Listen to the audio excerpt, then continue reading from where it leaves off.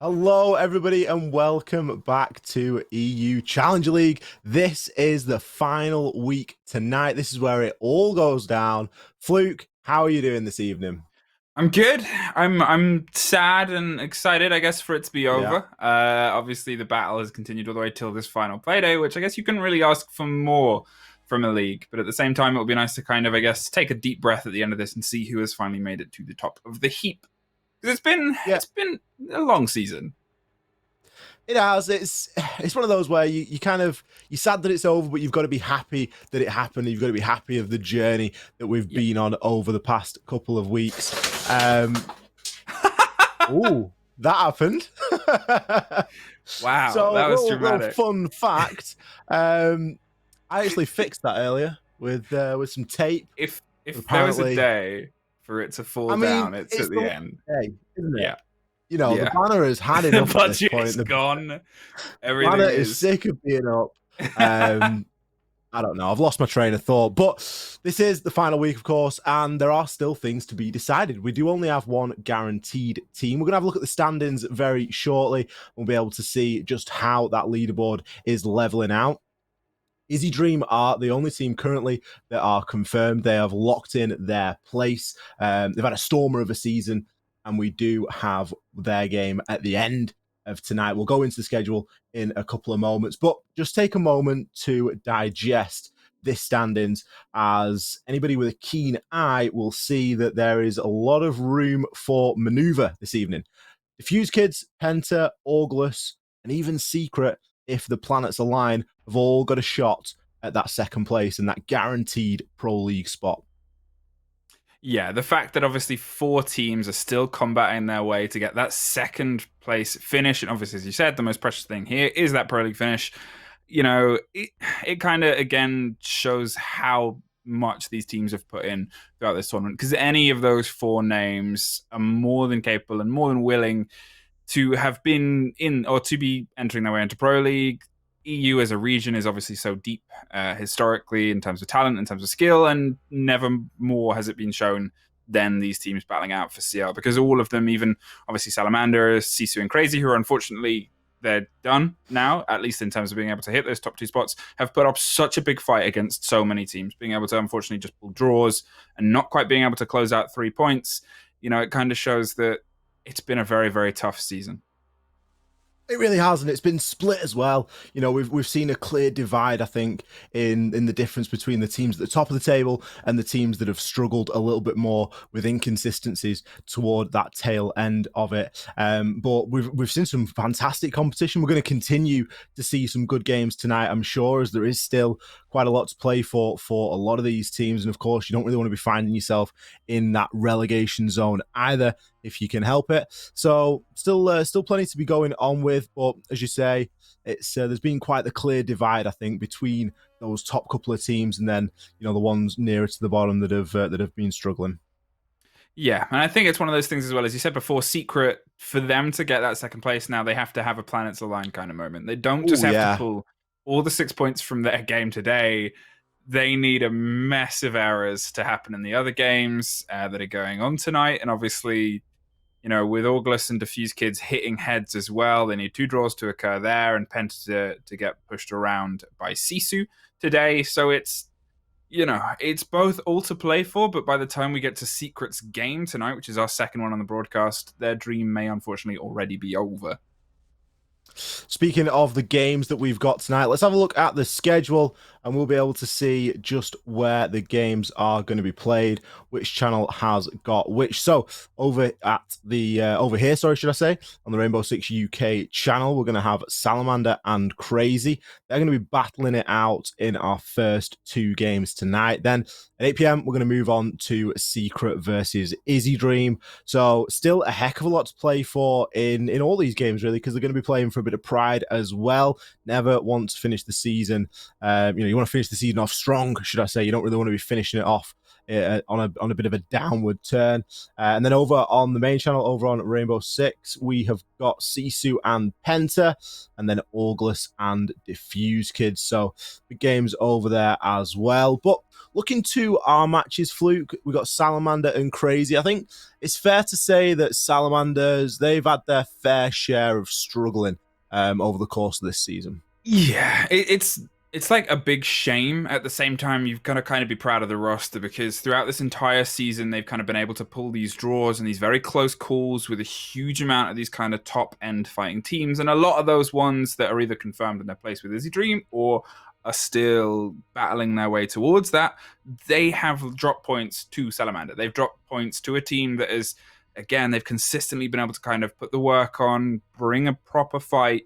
And a lot of other teams would have kind of broken down, because it's fair to say at the beginning of this season, they were the ones that a lot of people wrote them off. And yes, they may have finished in the position where a lot of people thought they may have or might have, but the road that they took here was one that they very, very easily could have been further up the table. Yeah, and it really comes down to the draws that they've seen, I think. They've seen 4 draws throughout the course of this Challenger League, and, they've drawn against teams like, Secret, not a bad team to get a draw against.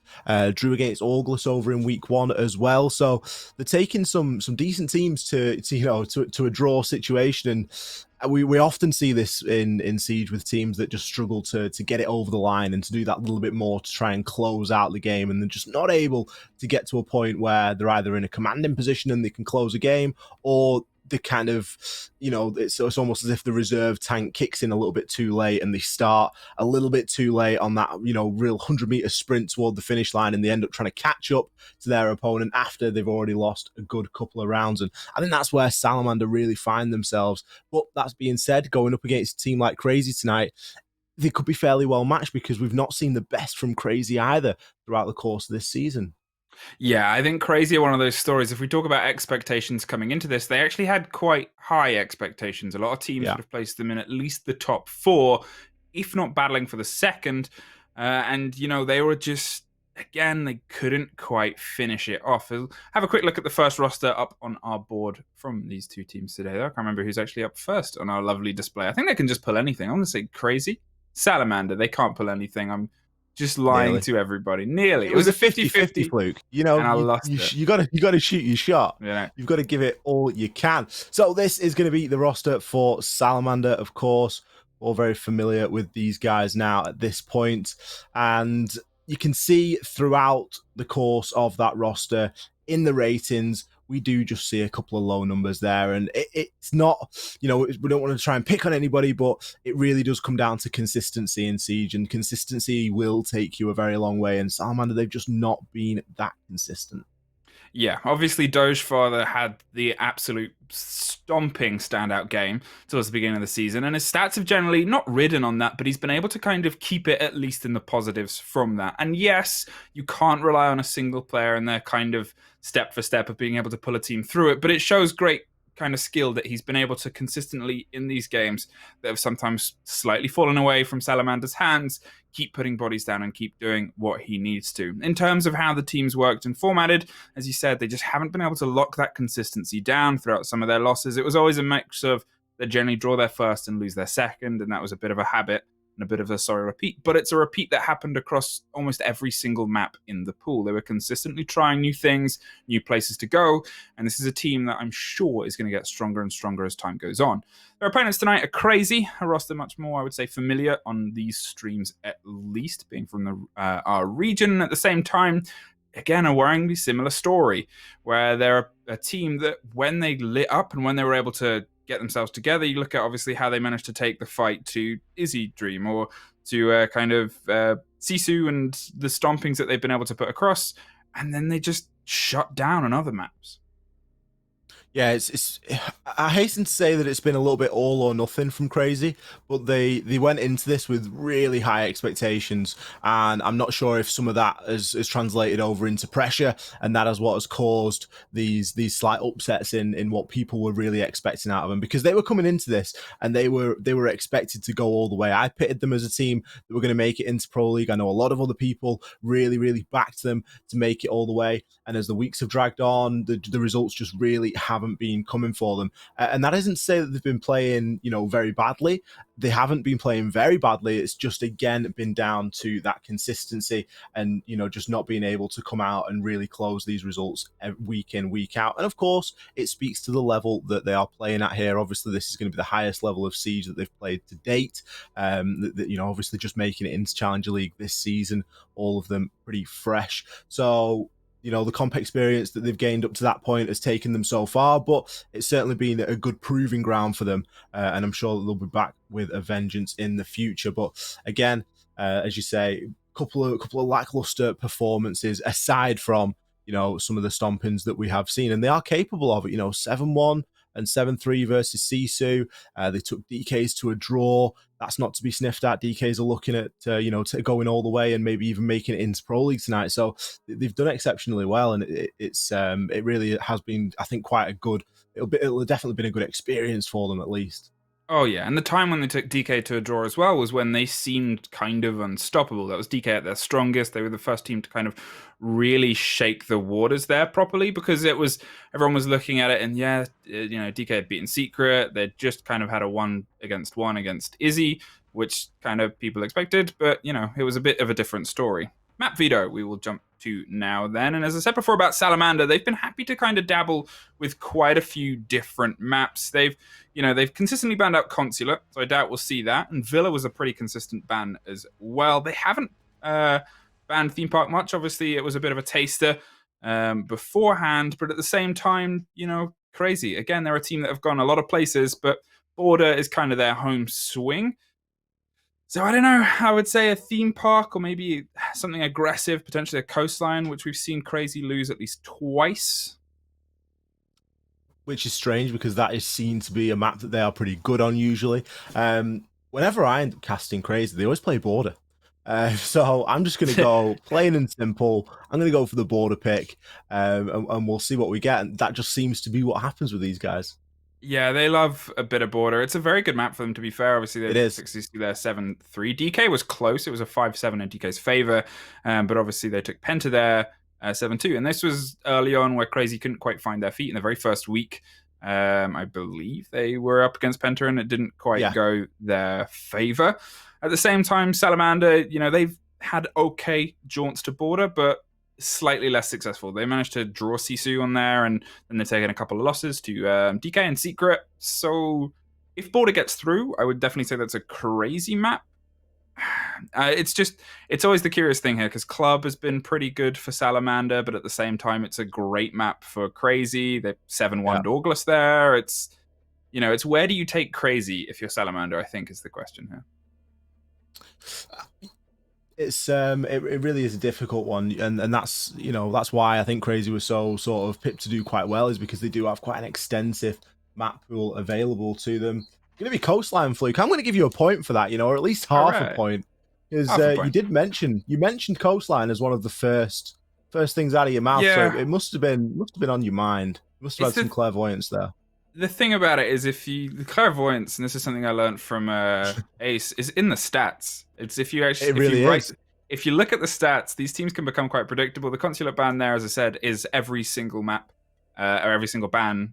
They have taken that out. They do not want to go to Consulate at all.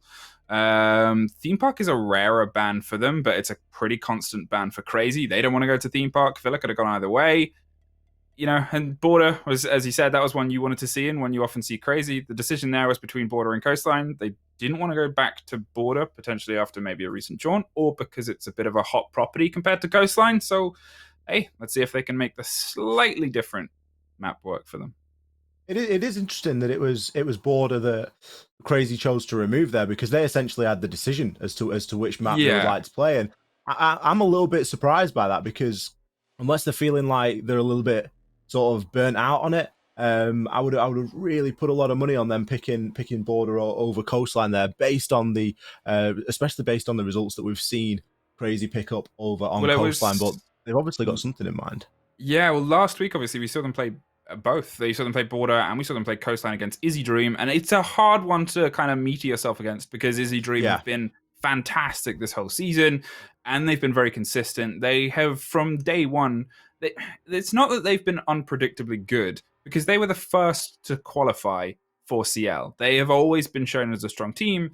But at the same time, a lot of people went, oh, they are actually very, very good. And they kind of demonstrated there as they took 7-4 on Coastline against Crazy and then took 7-1 on Border. So it could be a bit of a fresh wound where they're like, well, let's not go there. Maybe we've been cracked. Let's try Coastline because at least it was a bit more of a fight. Yeah, very possibly.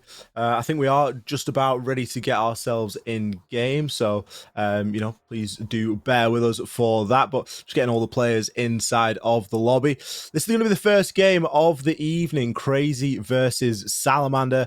We're going to head over to Ibiza now, head into Coastline. And let's see what these two teams have got for us this evening. Wow, this is going to be a bit of a curious matchup to see. For these two teams, the season is wrapped. It's not that they're not going to play, do not get me wrong. I expect firefights abound from every team that we have on our boards tonight because, as we said before, they're all very, very talented and experienced teams.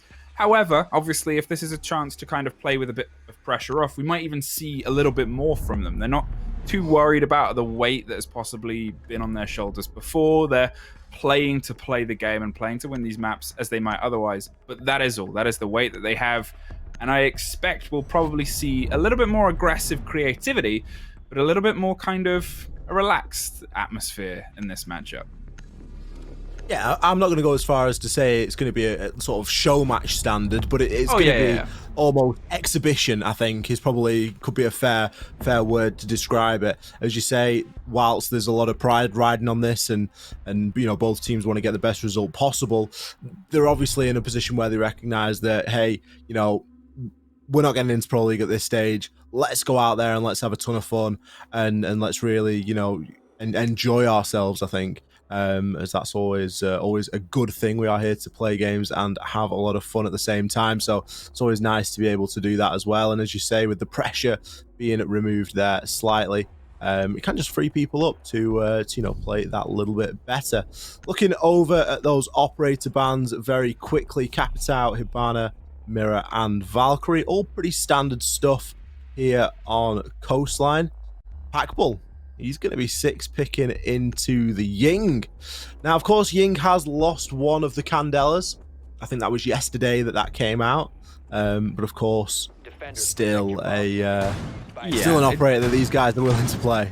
It's like the thing there. It's like, yeah, she's had something taken out of her arsenal, but at the same time, it's still a great LMG to kind of play on. It's still great Candelas to kind of roll through, and you can burn whatever you need to. Obviously, they have 4 smokes across the lineup there, with Madman bringing a couple on the gridlock as well. So I'm assuming they're going to try a little bit of a close quarters sneak in and plant here. Obviously, Coastline is one of those maps where it can get very aggressive and very creative quite quickly, as a lot of the other maps don't quite have that favor from the build structure itself. However, it's usually expected to try and take hookah as your first defense. So maybe they're expecting to do an aqua push and kind of just smoke in towards the default plant and dig in there. They can still mirror a similar thing towards where you see Doge Father in the top left and just try and take that corner. So potentially expect smokes to be abound in there.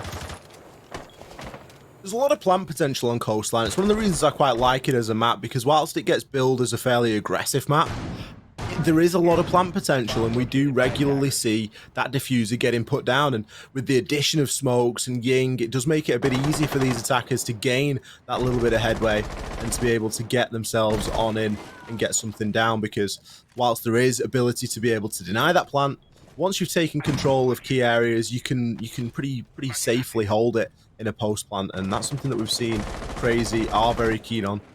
Usually they do try and get that diffuser down as much as possible, because it really does swing it into the defender's side to actually try and do something there. Candela is going in, and we're going to see our first victim to the Ying. Packbull, wasting no time, straight in through kitchen window. One candela was all it took. It was tried to be shot out on the floor, but unfortunately it could not be done, and that's kitchen control gained. Yeah, and again, well, if you want to see a demonstration of what she can do right now, there it is. That's kind of the 50-50 split of her role in the current shape that she's in, because the other is you can use her to burn through a lot of ADSs. When you're looking at potentially a Wamai and a Jaeger holding off an angle every single time, the more the merrier is generally the idea of being able to take those through before you start being able to, say, get rid of Maestro cams that are causing a bit more of a problem, or Goyo shields that are often paired up with anything that can stop the explosives. Wamai itself, there they go, and there it goes, as we see another great example of this. Swings onto the man who goes a little bit too wide and plays himself to a bit more of a safer center box in the office. More candelas are popping off, and he's partially blinded, but unfortunately seen by Packbull, who swings around, and now it's just a matter of cracking their way through, as Nathan has actually taken site control in the meantime. Looks as though Madman is going to start to try and get that diffuser down. Got themselves into blue bar, and it's now all down to the two remaining defenders. They've got live pings, they do have information. Pre-fire shots do rain out, but Nathan is there to pick the pieces up, and that's going to be a flawless round from Crazy. Start getting picked up there through the window on a bit of a rotation. Madman already getting that diffuser down, just hopping off to pick up that final kill. As we see the flawless round coming through, Ying at the forefront there.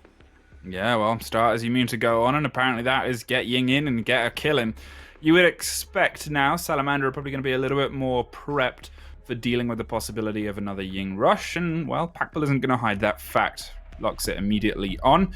At the same time, you can see they're taking a bit of time. There he is. There's the man with the moustache, Warden, to try and ward off any of those blinding charges. And obviously, Heads Up was the first victim, so potentially going to be playing the same place and hoping that they go for the same push. Or they could obviously throw him towards Office and try and lock down that room on with his glasses and his trusty potential MPX.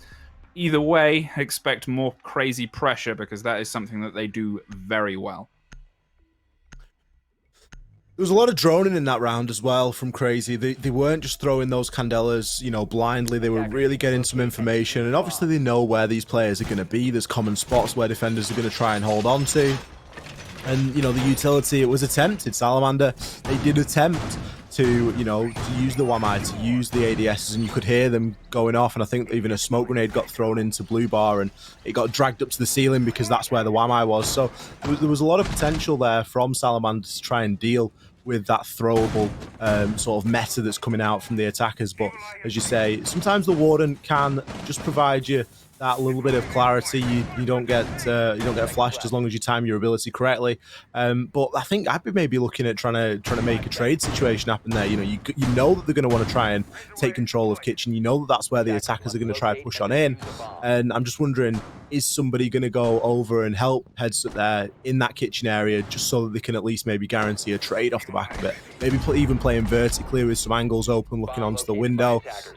Something like that that's just going to give him a little bit more support, because at the minute he's still out there in the cold, and sure, he's got the Warden ability, but are those glasses going to be enough? Is he going to be able to time it at the correct time? There's a lot of variables there. Looks like they're going to try and take control of Hookah above, make sure that they can potentially lock down Strike, who we did see playing around that area towards the tail end of the previous season. Packbull, in the meantime, wasting no time as he just flashes and swings on in. Takes care of Doge Father, who was obviously by himself the last time on this site, but it looks like Warden is here and able to try and at least offer some support. This is where they need him, just to make sure that Ying cannot, well, do that again. As you said, the balance of trades. Setting up in a position where if that happens, you can have a crossfire, whether you've got at least the man wearing his spectacles or just somebody else, as Wioza creeps around above and potentially tries to find an angle on Nathan, who's just playing behind the pillars. But in the meantime, Heads Up finds Packbull. The Ying is gone, the Candelas are pointless, and they're at least off the board for now, but it's still a 4-2 split, and Madman, well, he's just put the diffuser down. Heads Up there, the ability worked perfectly, but he needed to be there at the start of the round. He'd already lost Doge Father at that point, and the diffuser having already been planted, it was a very tough spot for him to be in. Madman there just being able to get it down in and amongst the smoke.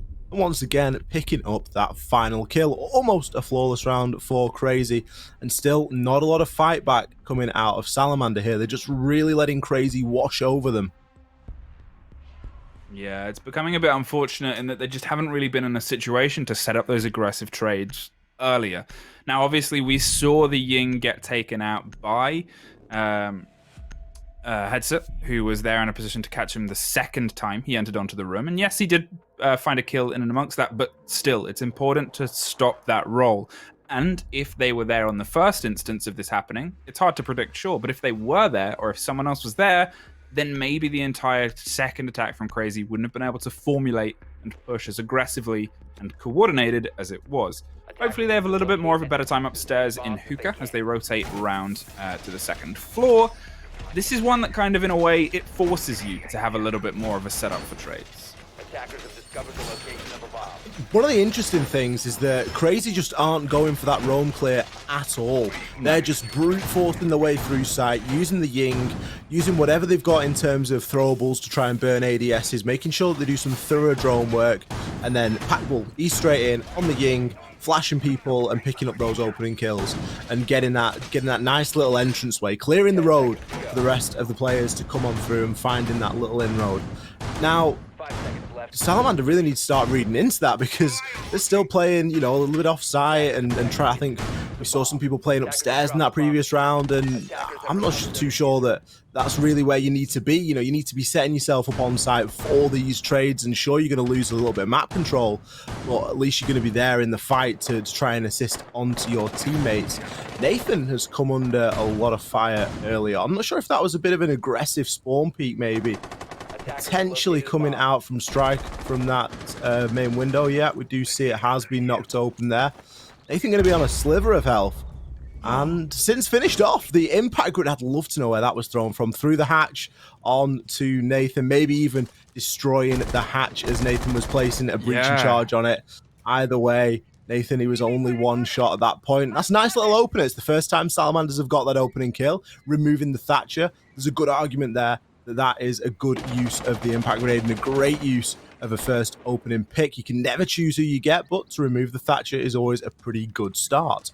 Yeah, Strike kind of playing by himself there, waited for the audio cue underneath the hatch, and then as soon as he heard it, let loose. Maybe didn't expect to get the full kill there, maybe didn't know how much damage, and obviously there's no way, as you said, to predict that that was the Thatcher, and that was then again the Thatcher on the rooftop, but definitely a big swing in their favor. Dats, in the meantime, is looking to try and careen his way through into the site, worried about the damage coming through the drone hole, looking for the feetsies with the man behind the bar, but no feetsies to be found as Dogefather just pulls a little bit further away, suffering only scratches. You can see Weoza is trying to rotate underneath and push up Cool Vibes stairs as they're looking to get control of luggage as well. Striker's trying to come in the back of Dats. You may not know that the man is trying to apply the pressure there, or maybe a little bit more concerned about the cover.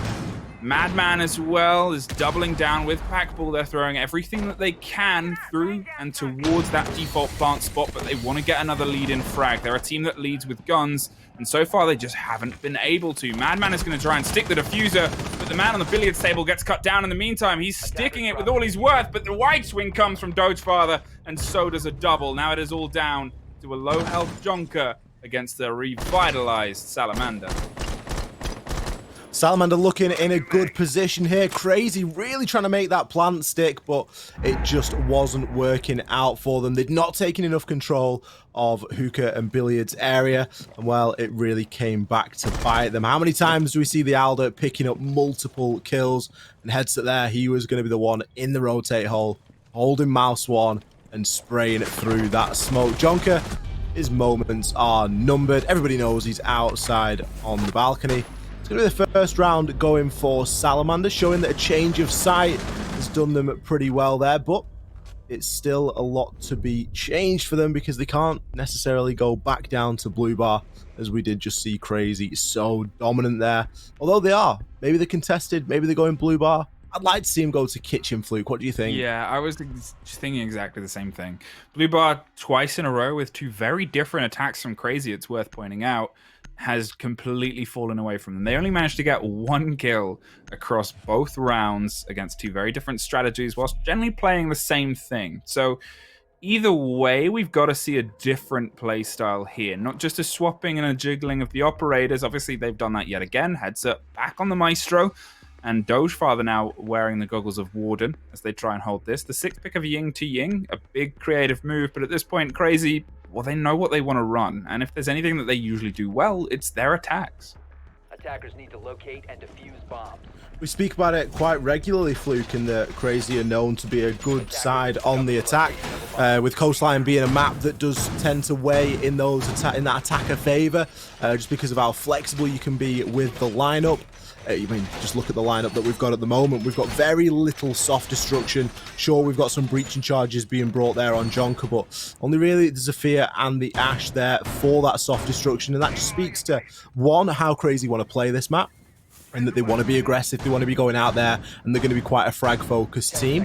And then on the other hand, it kind of says, well, you know, you don't really need to play all too much soft destruction or all too much hard destruction here on Coastline. That then opens things up for the attackers, and we do tend to see them being able to take decent splits at the half.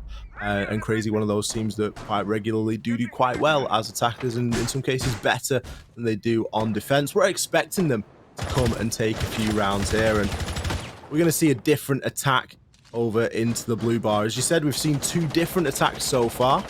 Again, quite a spread out defense here from Salamanders. We've still got Headset playing inside of that kitchen area. Looks as though we're just trying to find picks at the moment. Packbull, he's been deadly so far on the Ying. We all know just how powerful Ying is at the moment, and as if by magic, he's going to find the opening kill there onto Rep. I'm not sure if that was the player that he was wiggle peeking on into inside of blue bar, but it was a very skinny angle, and Rep's obviously just creeped a little bit too far there. Yeah, 3rd swing in against this blue bar, and 3rd different position for Packbull to be trying to apply this initial pressure. He's by himself this time round. The last time they were swinging on towards this westerly side, and especially the north, they generally had at least 3 more players back him up. So if he isn't succumbing to an amount of pressure here from either Strike or Dogefather, well, he's free to do this. Rotate, find a 2nd place as the rest of his team careens their way across the map via drones, via guns, and, well, there they are. They've cleaned across the top. Weoza is able to at least take care of Madman and shut something back into their favor, but there's still a lot more left to do. And as we said, we've seen 2 different attacks from Crazy, and this is the 3rd different blue push that we've seen from them. A lot of vertical pressure coming out here, and that's never a bad thing. There are a lot of vertical angles to be opened up here on Coastline. You can see Nathan there just forcing Strike to move downstairs in office. Dogefather, he's going to be feeling pretty pressured as well. He doesn't really want to move all too far from that corner. There's going to be a lot of angles in onto him, especially with that floor being open inside of Hooker, looking directly down onto site. Now he needs to be forced into a rotation. Strike, he's able to find one onto Nathan, and that really shouldn't be happening. The Candela's coming in, but they're coming in a little bit too late. Packbull with the swing in, that's going to be diffuser down on the ground. Strike playing that so well. Is he going to anticipate in prone? Yes, that is able to pick up those pieces, but they are a lot of pieces to be picked up at this stage. Facing the 2 versus 3. Sure, they've managed to recover the diffuser, but there is so little time remaining. We've just not seen that same level of aggression this round from Crazy. Dats is looking to push his way on in, but he knows that someone's out in the courtyard. Live ping is coming out. Pre-fire shots, but he isn't able to find the man. Dips back out now. Jonker seeing pressure.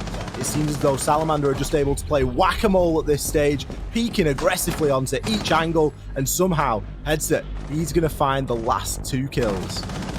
2 for 2, and I think you said it best when you said this is a different Crazy. They're nowhere near as aggressive as they were on the first 2 rounds, and I think it's kind of, well, it's suffering them. They haven't quite been able to lock off those entry frags the same way they had before, where they were not only able to get the opening kill, as Packbull has got 3 times out of the 4 rounds we've seen, but they then don't capitalize upon it, and it allows Salamander, who previously were being taken a lot by surprise, to kind of recoup. find out where everything's going on and lock themselves down, and then eventually get in these situations where they're able to pull the first kill or pull themselves in these kind of 1 versus 1 situations where as soon as Crazy are on a bit of a backswing, well, there's not much they can really do there. And we're seeing the response here from Crazy.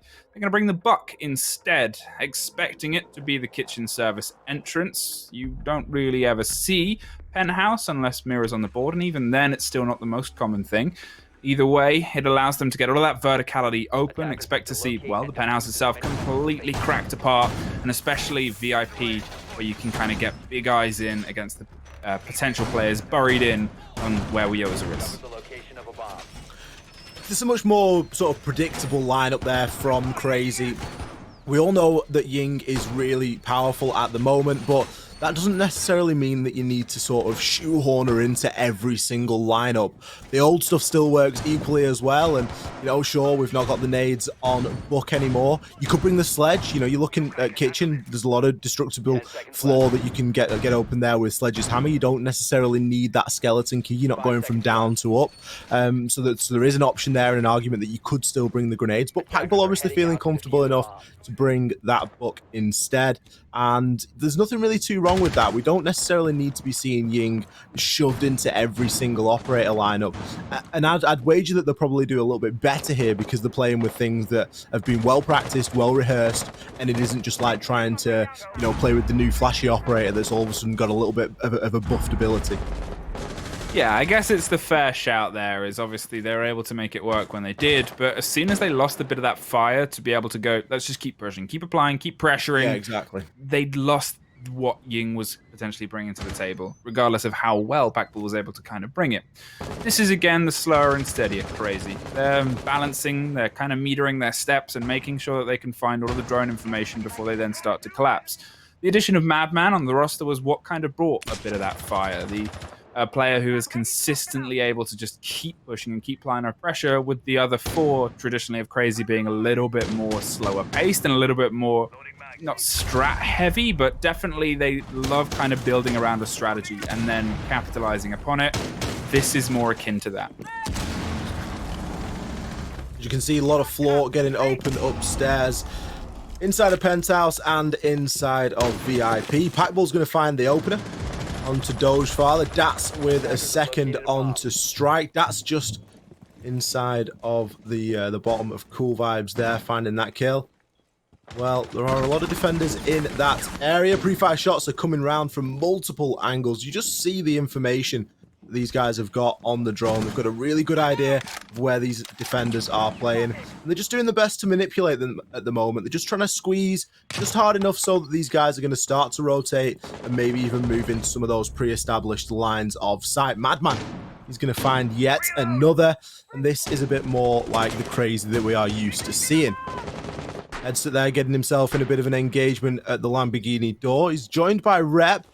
Well, that means that the site is all but clear. There are going to be yokai drones available on the site, but we do have Jonker. The diffuser is going to be attempted to be planted right on the threshold of the door there.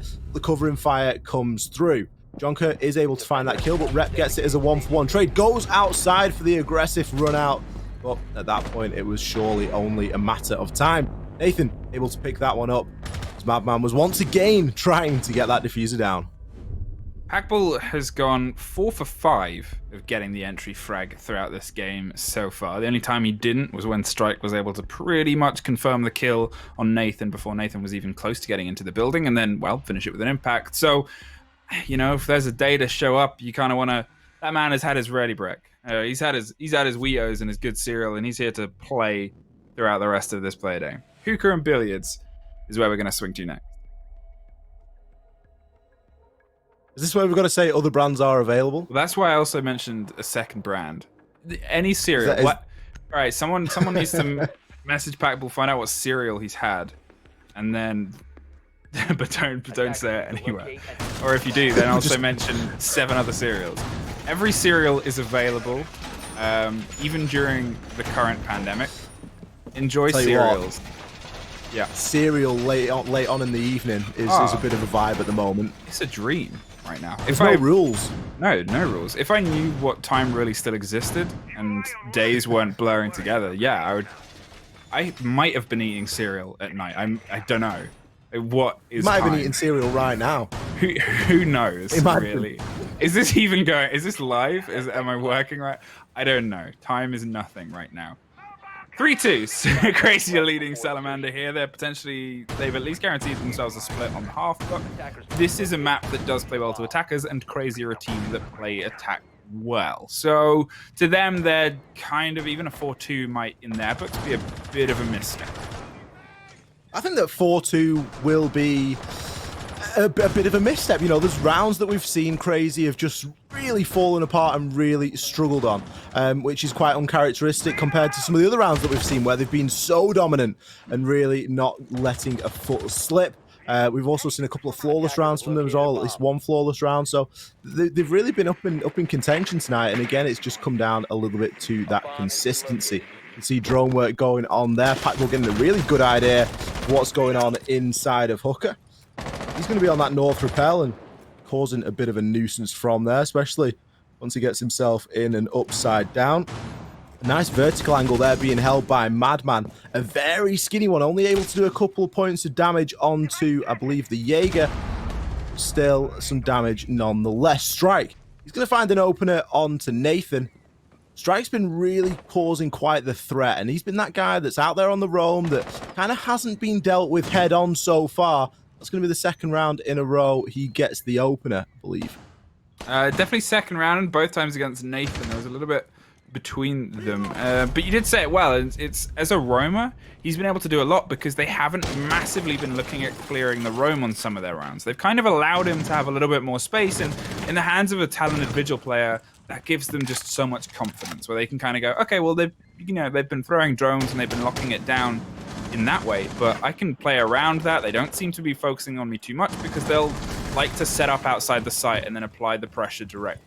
These past two rounds, it's been a little bit different. They've been, as we said before, back to more traditional Crazy plays where they like to kind of prod and push and find map control to then get a pincer to then move on to the next section. And here it seems again more of that. The Buck is able to start cracking open on the second attempt the hatches from underneath and try and dig out all the people in the default. You look back to the last time they were on this site, at this point they had put at least 4 bodies into Aqua and they'd all been taken by just someone coming around the back. This time they haven't put anyone in there yet. They're doing all of their setup, all of their pre-work before they try to collapse against the remaining bodies. And again, this is more akin to the Crazy that we're used to seeing. They're no stranger to getting that diffuser down in the final couple of seconds, and they do often spend a good deal of time setting up for that, but it does leave a very slim margin for error. Madman is able to find a nice kill there, leveling it out to a 4 versus 2. Toxic Babe's in position to try and deny, but it will not even come to that. Packbull and John can find the last 2. Very well executed collapse onto site. Well, now we're going to have, obviously, the turn of the half. As we said before, they're a very good attack team. It doesn't mean they're not a great defense team, but it is what they've said is their preferred method of play. When they kind of stepped off the gas a little bit, everything started to fall back into place. They obviously took care of the Ying and got her out of there. That's a worrying combination. As we talk of her, Lion appears alongside. It seems to be the one map where it's really appropriate to bring Lion. Yeah. It's shorter space, there's shorter room for error. If you can apply that direct pressure quickly, to be fair, as we saw Ying herself do in the first 2 rounds where they used her as that entry, you combine that with a Lion and, if you don't get the confirmed kill out of that, then something has really gone wrong, or that defender has maybe had the luckiest spray of their life. Yeah, it's a combination that you really don't want to be looking to go up against, if I'm being totally honest with you. But there's ways and means of trying to deal with it.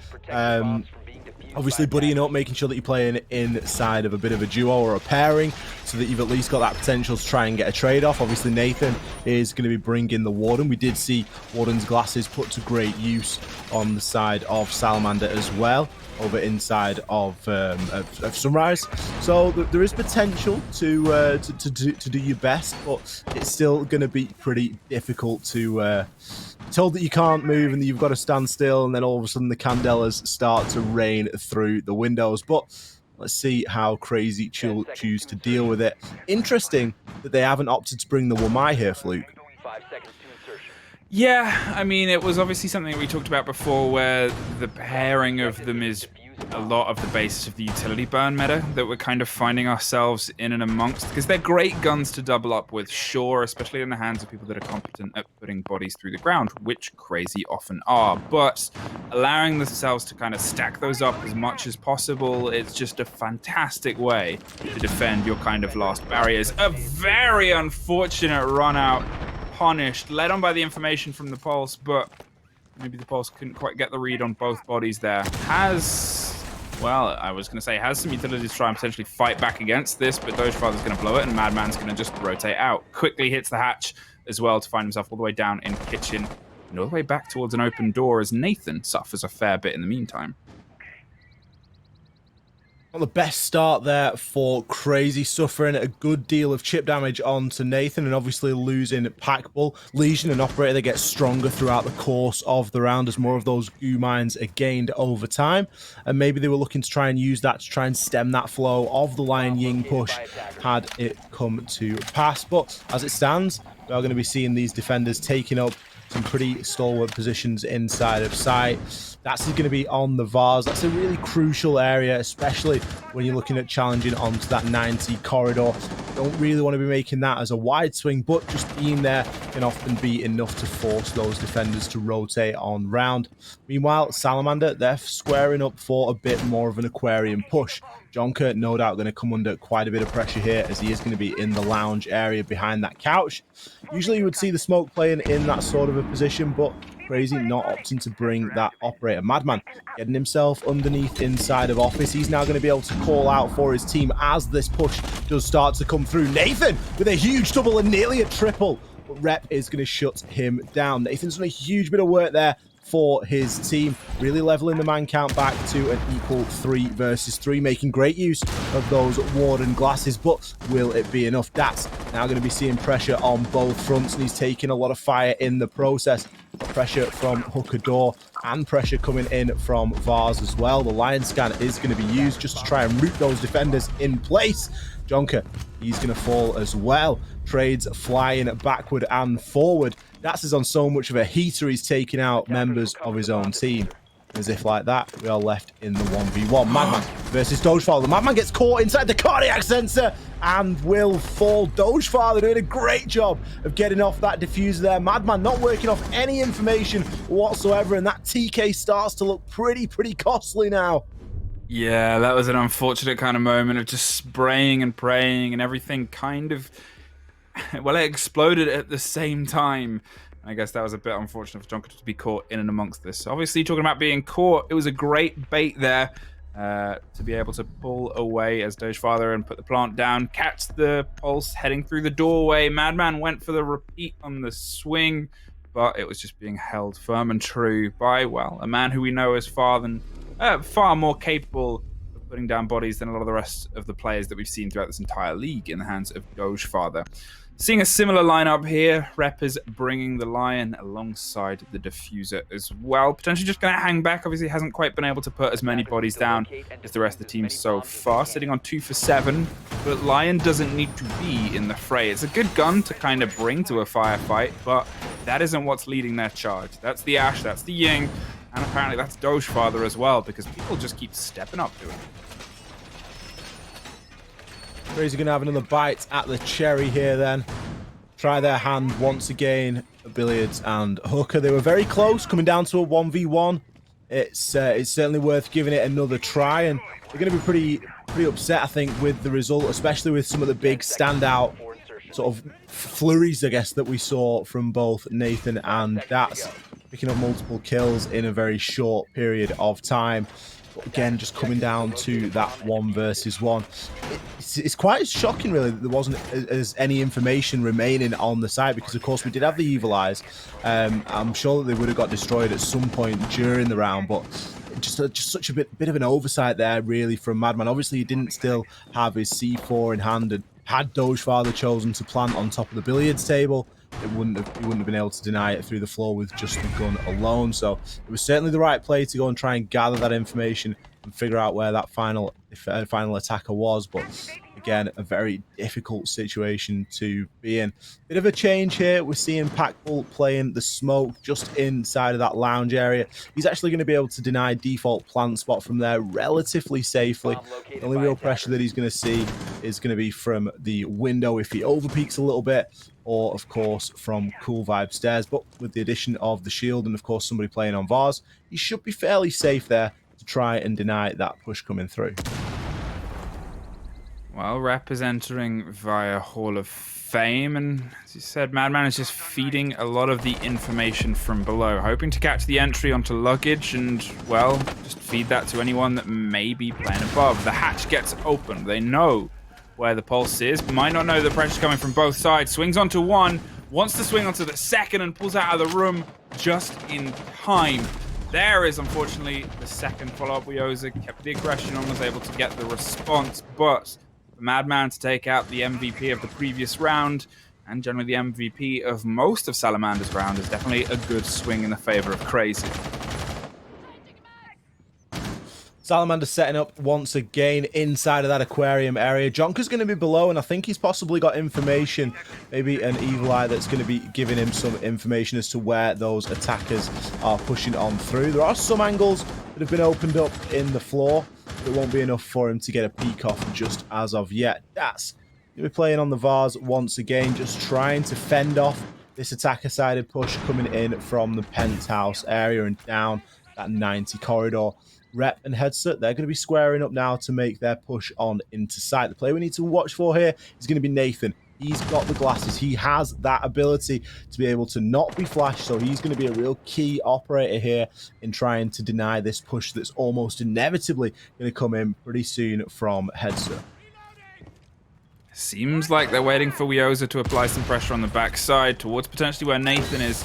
They have a bit more freedom, and Packbull reads it well. Pops the smoke canister close, and pops the second one far. And with only 15 seconds left on the board, if they're going to act, they've got to act now. The glasses go on, the candelas come out, and there's the E1D. The man is inside the room, but they can't quite confirm the kill on him. Even swings with a shotgun from range, but the rest of the team have been able to do enough as Crazy secure themselves the 5th round. Keep 2-round buffer.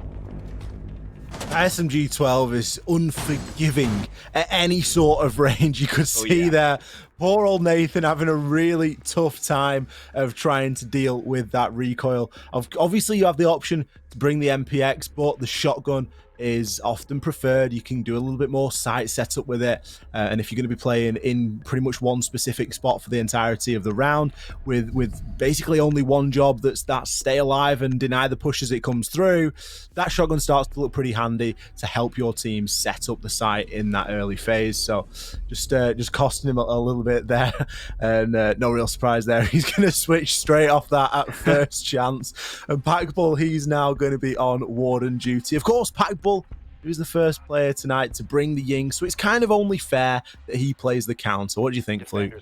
Yeah, I mean, you know, if you've got a master and operator, it's good that you try and bring at least the counter to it, so you can kind of say, well, no, I'm the Ying, and this is how you stop it. And to be fair, obviously, Headset was the first victim of the Ying at the hands of Packbull at the very beginning of the game, so this could be a little bit of a redemption story. If they can take them down whilst they are holding the glasses of Warden, that's extra points in my book. Either way, I'm curious how we're going to see that march up, because the one thing that they seem to be doing, Salamander, is a very big and a very extensive roam clear. Obviously, they ended up dedicating, I believe, 4 players to take care of Madman, and you know, that's a very different style to how we've obviously seen Crazy play generally, but it's a big sink of utility, it's a big sink of information to do that and then have to double down, reconvene, and get themselves set up for the other push. As we saw them doing, it fell down to less than 20 seconds left to actually mark and execute. And even then, that was your operators just arriving in the right place on the hookah balcony in time. So I kind of hope for a little bit more oomph in the hands of the players of Salamander. There's certainly potential for a little bit more oomph, Fluke. I think you're quite right. The extended roam clear, whilst it's good and you know that you're not going to get flanked on, that's not really the style that Crazy have been showing us this evening. They've not been going for those flanks. They know that that's how Salamander are looking to attack, and they're really sort of letting them play into that. it does take up quite a great deal of time, and you know these defenders often get quite powerful in the later part of the round. We saw Packball able to deny the push coming through Aquarium with those Toxic Babe canisters pretty much for the entirety of the push of the time, sorry, that the push was actually coming on through. So really got to start baiting that utility out a little bit sooner if you're going to see any sort of result with it. Packball's playing in the same spot that we saw Dogefather playing the smoking earlier, and he's pretty out there on his own at the moment. The majority of Crazy are over on this east side, whether that's downstairs or up. It seems as though all of them have rotated downstairs now. But Packball solo inside of B there, and had Salamanders there read into that. I mean, they're still reading into it now. If they make the right push here, they could see some results. Sure, we do have the Warden glasses, but there's potential to get a bit more of a vertical angle onto him. Wioza and Jonka have been in a stare down on the opposite staircase for at least a minute at this point. They're waiting for the first one to either rotate up or rotate down, and well, it looks like Jonka's at least pulled a little bit further away, but their guns were firmly trained and they know where each other are, and all that's done is kind of eat up each other's attention. An Ash to stop moving and a Jaeger to stop moving is a rare sight indeed when all this pressure is coming against Packball, as you said.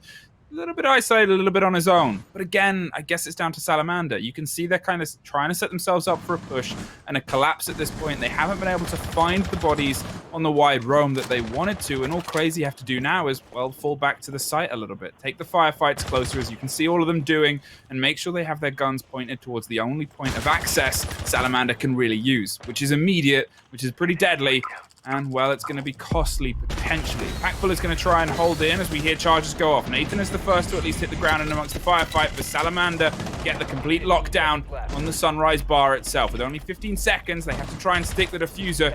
As the bodies of Crazy try to swing on the opposite side, the C4 is lost in amongst the smoke. There's at least one body put on the other way, but with the diffuser down, Salamander strike when the iron was hot. Down to the final couple of seconds there, but Salamander making it work and reading into the fact that sight was left a little bit light there by Crazy. Crazy obviously hoping that Salamander were going to go for that extended roam and to really try and play into it, waste a lot of time. Now, the wasting time they did, but they weren't able to pick up any kills. We didn't actually see much of a firefight to speak of until that final 30 or so seconds. Salamander there doing, setting up for quite a good execute, and Crazy really just unable to respond, not in a position to react quick enough to the push as it was coming on through. Crazy still in the lead, however, only a one-round buffer for now, and I think this is framing up to be a little bit closer than those first couple of rounds suggested, Fluke. Oh, yeah, definitely. We've kind of said and seen from these teams, they're both very, very good at responding to opponents and kind of learning how to play the game, and it's a continued back and forth here. Salamander, the kings of draws throughout this season, able to pull them from some pretty big names. It was always in their first game as well when they'd kind of come into it with a lot of fresh ideas and fresh strategies. And yes, they're one step behind, but as we saw there, when they need to turn the pressure on, it's still more than capable and more than able within their kind of setups and within how they like to take control. Yes, it is often high risk, and obviously if the entry there had swung away from them, or if there was one extra gun in a location, they might not have been able to lock down the quick pace into Sunrise. And then you've got the worry of, well, how do we get the diffuser down? We've got to throw more bodies and just kind of hope and throw more utility. If the C4 had gotten off in and amongst the smoke, it's a lot of ifs, that kind of play, and they don't give themselves much room for a bust to respond to that. At least that time, it kind of swung in their favor. Going to be heading over to Kitchen now as Crazy look to try and advance and get themselves onto that match point and get themselves into the second game of the evening. Madman playing super aggressively there. He's had a pretty shaky couple of rounds back to back here. We saw him do some great things in the early two. Looking at great things. That's going to find one onto strike, and he's thirsting after another. More bodies push on through pool entrance. He's going to be stunned there as the Lion Scan comes out. Rep going to hop up over and pick that kill up. Great game sense there from Rep. That's just getting caught a little bit too short inside of Sunrise. He did take somebody with him, so it was a fairly equal exchange, but that means that a little bit more map control goes over to the hands of Salamander, and they're going to be making good use of it. We've got 3 members all posturing up over inside of that Sunrise and Blue Bar area. It's Packbull. He's playing super aggro on that service entrance, shotgun in hand. Yeah, and obviously they have the Maestro cam above, but yet again, only Packbull on site. They're really throwing themselves wide, and well, I guess this is how Crazy want to play it. Dogefather tried to get the response there on Junker. You could see him running out underneath the awnings, but couldn't quite find him in time as, well, they hit it and ran all the way back in. In the meantime, we're back to slower pace. Nathan may be unaware of the man that's just entered to his left, and well, remains unaware as they just rotate all the way around and start to try and apply some pressure towards VIP. Nathan misses the swing on the second window as well. Wio's has kind of slipped by, maybe much safer than he is, as Nathan is now holding the angle. Jonker gets dropped. That's a little bit of a mistake in the hands of the alibi. Certainly is, just over peaking there and obviously baiting out his teammate. We see the C4 ripped in the hands of Packbull. He's looking for blood on that first floor, but Nathan, he's going to be the one that finds it, leveling things out. E1D is going to come through, and the Ying as the push as well. Madman just had a bit too much to deal with. Ooh, a nice wallbang potential there into the service entrance. Nathan last alive inside a luggage. Popular angle to be holding, but maybe not the best weapon for it. The IMX4 Storm isn't the best at these sort of long ranges. Dogefather, he's going to be afforded the time and space to be recovered, but live pings are giving Nathan all the information that he needs. He knows the diffuser's down on the ground. Swings! Can't even find the first. Headset shuts him down. No Candela required. 5-5. And we said it was going to be a close one, and well, Salamander are able to live up to that so far. They've brought themselves back to level pegging. They did manage that once earlier on in the game to bring it back to a 2-2, but since then, it's generally looked like Crazy have been a little bit more of a force to be reckoned with. Here, though, their defense, they're kind of leaving a lot open, a lot up to chance, and, well, Salamander's drone work, they're clearing. It's slow, sure, and it's a bit of a risky push at the end, but it's working very well against Crazy that just seems to be giving a little bit too much space and a little bit too much string to a team that is so far fantastic at pulling on it. Hookah is where we're going to head on to next. Obviously, this was the only defense win we've seen in the hands of Crazy so far. So I guess in their books, they're looking at just being able to solidify at least a point before this game completely runs through their fingers. Defenders, protect your bombs from being defused by attackers. I mean, it wouldn't be out of character for Salamander to take this to a draw, would it? Really? Oh, Let's no. be honest. They're the SSG of this region. Well, that's it. And they often get, at a glance, you often sort of look at it and go, yep, SSG, and then you realise it's SGG. Yep. But, of course, SSG very famous for the draws inside of Pro League as well, at least in previous iterations of the Pro League. And I think Salamander kind of following not only in a similar name, but at least in their footsteps in the draw department as well. It really wouldn't surprise me to see this one go to a draw. I think if Crazy win here, it's like you say, it's the only defense they've won so far.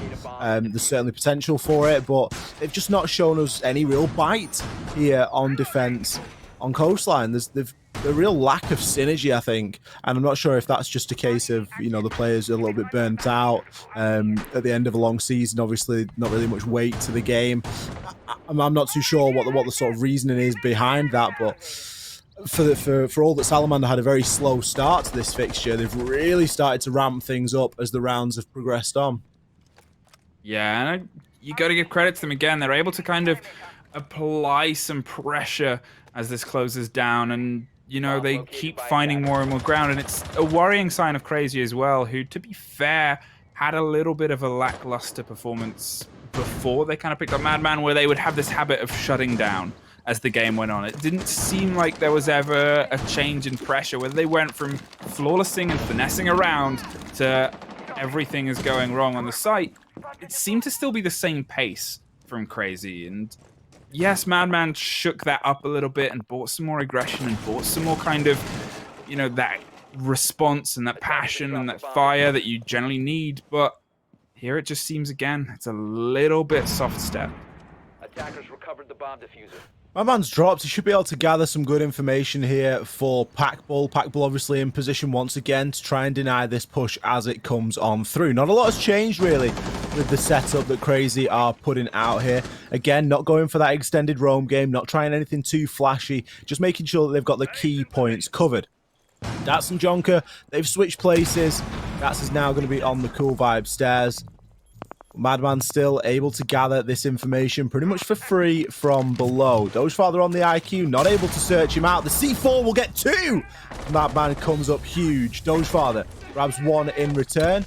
We do hear Toxic Bay, smoke canisters going off in the distance. The Ying push is successful as Headset takes out Packbull, but will be felled by Nathan. Those goggles coming in clutch. Well, a 3 versus 2. There's 50 seconds on the board, though. So Dogefather and Strike, 2 pretty phenomenal players, have the time to try and pull things back together. A few bullets are peppered their way, and Nathan is just not going to try and take that firefight just yet. They're more concerned at making sure they lock down at least the intel on one of them before they can swing willy-nilly, because swinging that way hasn't really worked in their favor. Madman finds Strike on the spring of the door. Jonker gets revenge on Nathan, or suffering the team kill earlier on in the game, and puts it in a 1 versus 1. The pings are coming in. Dogefather has less than a sliver of health. He's just going to try and work the magic that he was able to the first time round on Hookah in another 1 versus 1. Jonker sees the sliver and sees an opportunity to push Crazy onto the map point. That was almost like, where have we seen this picture before? Yeah. Crazy Sufferer TK. It goes to 1v1. And Dogefather's the one. Where have we seen this picture before? Thankfully for Crazy, they were able to close it out that time. Dogefather not having as much luck. He didn't have as many hit points to play with this time, or any information really to work with. And I think time was running very short for him as well. It's going to at least guarantee the draw for Crazy. It's going to put them on a match point, but now they've got to do something that they've been unable to do so far this evening. That's to win on defense in somewhere that isn't Hooker and Billiards. They're going down to Kitchen. Last time they were in Kitchen, I think it was a 1 versus 2. Nathan left last alive upstairs, tried to make the rotation back on into sight in the dying few seconds, and just struggled and got cut down. Once again, the Lion Ying combination coming out from Salamander was really effective at clearing out a lot of those roaming defenders. Crazy are going to have to do something here, because if they don't, I see this one going to go into a draw. Yeah, and to be fair, I mean, you got to give credit to obviously how they're playing, but Salamander know how they want to take this, and that is using those flashes in the pockets of Bioza and Rep to burn through and then allow themselves a place to smoke in and plant. They seem to enjoy the chaos of smokes, and it does kind of make you question, well, Crazy, why haven't they looked at Wulmai as a possibility here to just bring a little bit more of a stem? Because there seems to be a very heavy reliance from Salamander's part on that dying 20-second smoke rush. And just anything to try and shake that final 20 seconds could be something that could have pushed themselves to a win, or, you know, otherwise a couple more round victories as time has gone on.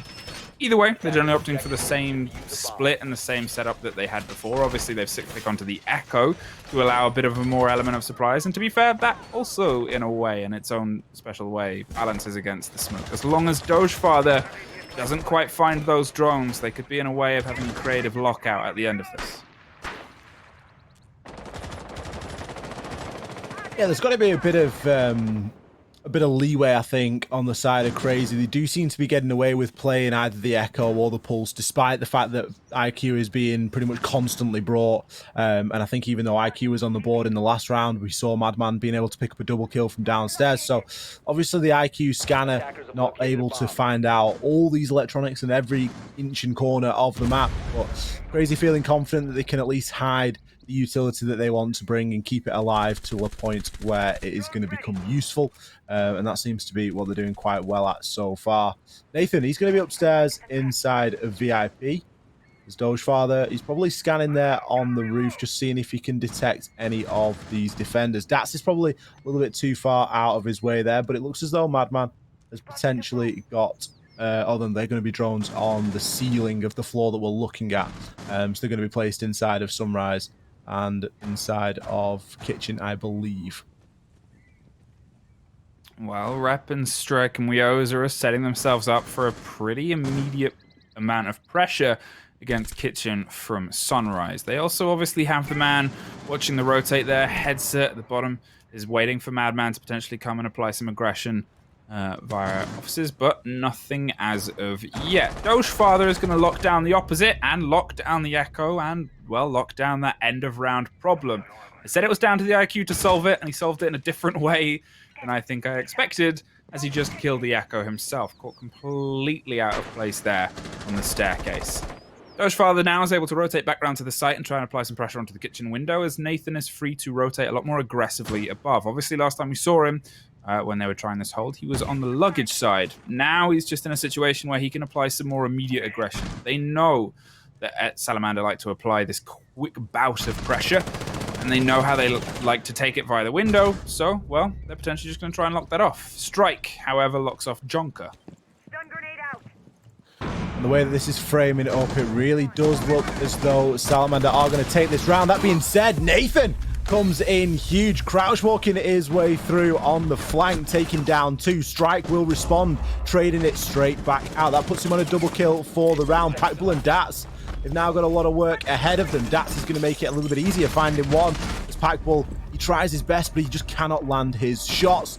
Dats meanwhile trades out onto Strike. We're now left in a 1 versus 1. This is for the game, and crazy, they're going to take it by the skin of their teeth. That's winning the 1v1 once again. Dogefather last alive on the side of Salamander, but again, not able to close things out. Crazy are going to take it 7-5.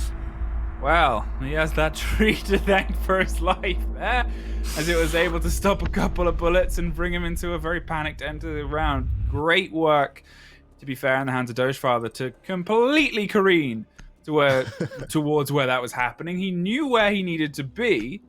Unfortunately, there was just a little bit of foliage in the way, and it was enough of a bullet sunk hole to be able to stop anything that could have killed the man behind it. Dogefather has got to be wondering what's up with his luck tonight. He's won 1 out of 3 1v1s, which isn't bad, but you know, the last one is as important as that. The difference between getting the draw and not. Obviously, you're going to want to try and hit it. But that being said, fantastic effort from Salamander.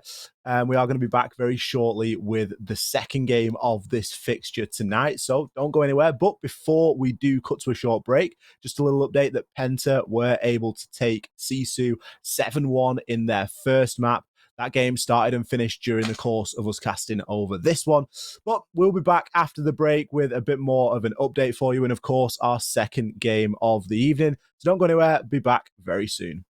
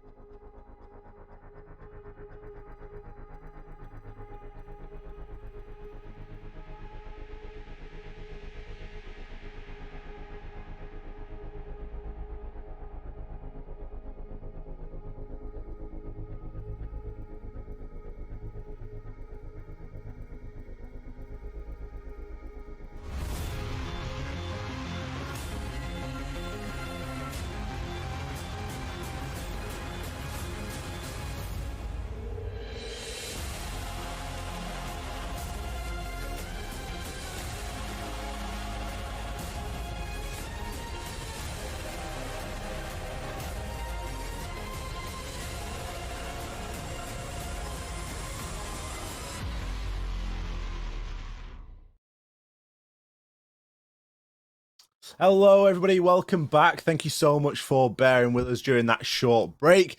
We are, of course, back for more Challenger League action. Fluke, that first game, it was tantalizingly close for a draw for Salamander. It's one of those where the result will never really reflect just how close that could have been. Yeah, I think it's one of the things about Salamander as well is they always generally a lot of their pressure comes on that first map. They bring a lot to it, and there it was, 7-5, as you said, uh, three of the rounds, and just three of them were 1v1s in the hands of Dogefather. And obviously, if the other two had gone the same way as the first, well, it would have been a Salamander victory we were looking at. So, it coming down to the wire is an unfortunate part of Salamander's history this season. They've one more chance to try and find a bit more points and find a bit more blood and potentially climb above Sisu, as you said before the break, have lost their first showdown against Penta. They have. That was over on the Rainbow Six channel, the main channel. So I think the next game there will be kicking off pretty shortly. But the game that we are going to be looking at now is, of course, Salamander and Crazy once again. We obviously play the one home, the one away fixture. I think that with the way that these two teams have been playing tonight, Fluke, they're pretty equally matched. We've seen a fair share of, flurries of greatness from either team, but that along with that, a fair share of mistakes as well. And, some real sort of uncharacteristic play, I think, coming out maybe from both sides from what we've expected to see off them throughout the season, particularly from Crazy, I think. Yeah, and I think that's the thing about it is obviously the opening rounds from Crazy, they were very quick and very aggressive with the Ying in pocket. Curious whether we see a Ying ban because both teams seem to run and both teams seem to, not mixed results, but when they were aggressive with her and when they kind of had a lot of it going at the same time, obviously it was two different edges of it. Packball led with it, and in the hands of Headset, it was, was it Headset? No, it was Rep. It was a much slower play. They waited for the kind of end and waited for the throw. Either way, she was effective for both teams. So, I guess it's just seeing whether Crazy, who did better without her, feel like it's worth just removing entirely. Yeah, quite possibly. I think when we saw Crazy drop the Ying and we saw them stop trying to just, really shoehorn it in when those, aggressive rounds really weren't coming to them, they did start to play a little bit better on the attack and we could see a little bit more structure and a bit more of, the style that we're used to seeing from them. And again, I'll go back to what I said during the broadcast, and that's that sometimes it's not always easy to sort of shoehorn a new operator or maybe a reworked operator into an existing lineup because you are then going to be fundamentally missing things that you've been working with for some time. So, but we certainly saw Salamander, getting the better, I think, out of the Lion Ying combination over on Coastline. Obviously, it's unlikely really that we see the Lion Ying combo again, as we only really see Lion brought on Coastline typically, although anything is possible. Fluke, we don't make any rules here. If you want to bring Lion onto any other map, feel more than welcome. But judging off the statistics, we do tend to see Lion picked a bit more on Coast, so that's where we do see that little bit more of an aggressive nature and aggressive fights happen. But I think that moving forward, it could be a bit of a move, I think, from either team really to maybe ban that Ying out. Yeah, I mean, as you said, it's one of those tough kind of things where if an operator is suddenly available, if you haven't been scrimming with them, if you haven't been prepping with them, it's this kind of moment of, okay, well, do we bring it because it's an effective tool? Do we bring it just because? Or do we just kind of go, okay, well, I don't care. They're going to sit on the bench. It's like the mirror effect, where mirror is so frequently banned throughout EU as a region, especially on a map like Coastline, as we just saw, where when she's allowed, teams are so not used to playing with her because they don't in scrims, because they formulate, okay, well, she's going to be banned, so I don't need to think about it. They just don't bring her. They don't play her. They leave that entire meta that she can open up in terms of sightlines and in terms of how revolutionary she could have been to the game and how she still often is on a lot of sites to, oh, well, she's not here. Let's just not think about it. Let's play our game, play our strategies, and we'll win via that instead.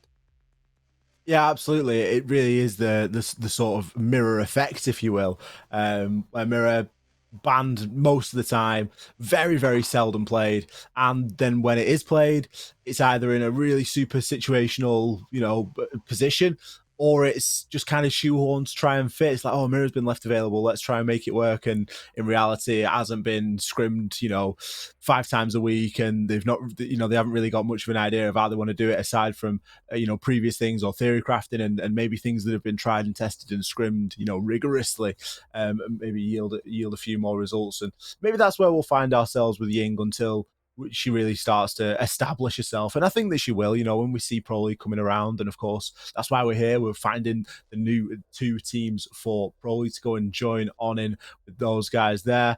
I think that's when we'll really start to see where Ying sort of falls. Is she going to be the sort of new Mirror, or is she going to be more of, an operator that is, fundamental to lineups like you would say maybe a Buck or a Sledge would be? Well, that's it. And obviously, Buck is a fun one to mention as well, due to his recent change in, I'd say, frequency, I think is the fairest comment here. He went from being a pretty much consistent role in any roster with the capabilities of verticality combined with those frag grenades to, well, now he's in a weird way a little bit more of a specialist pick. Obviously, we saw him run a couple of times from Crazy in the previous game, but as I said, the play rate of him since losing his frag grenades and since having a bit of a shift there is kind of completely dropped off. He's fallen to a little bit more of a specialist role where you think, well, we still need frag grenades, so I guess we can bring Sledge and we can bring, this kind of alias and this kind of face to the firefight instead.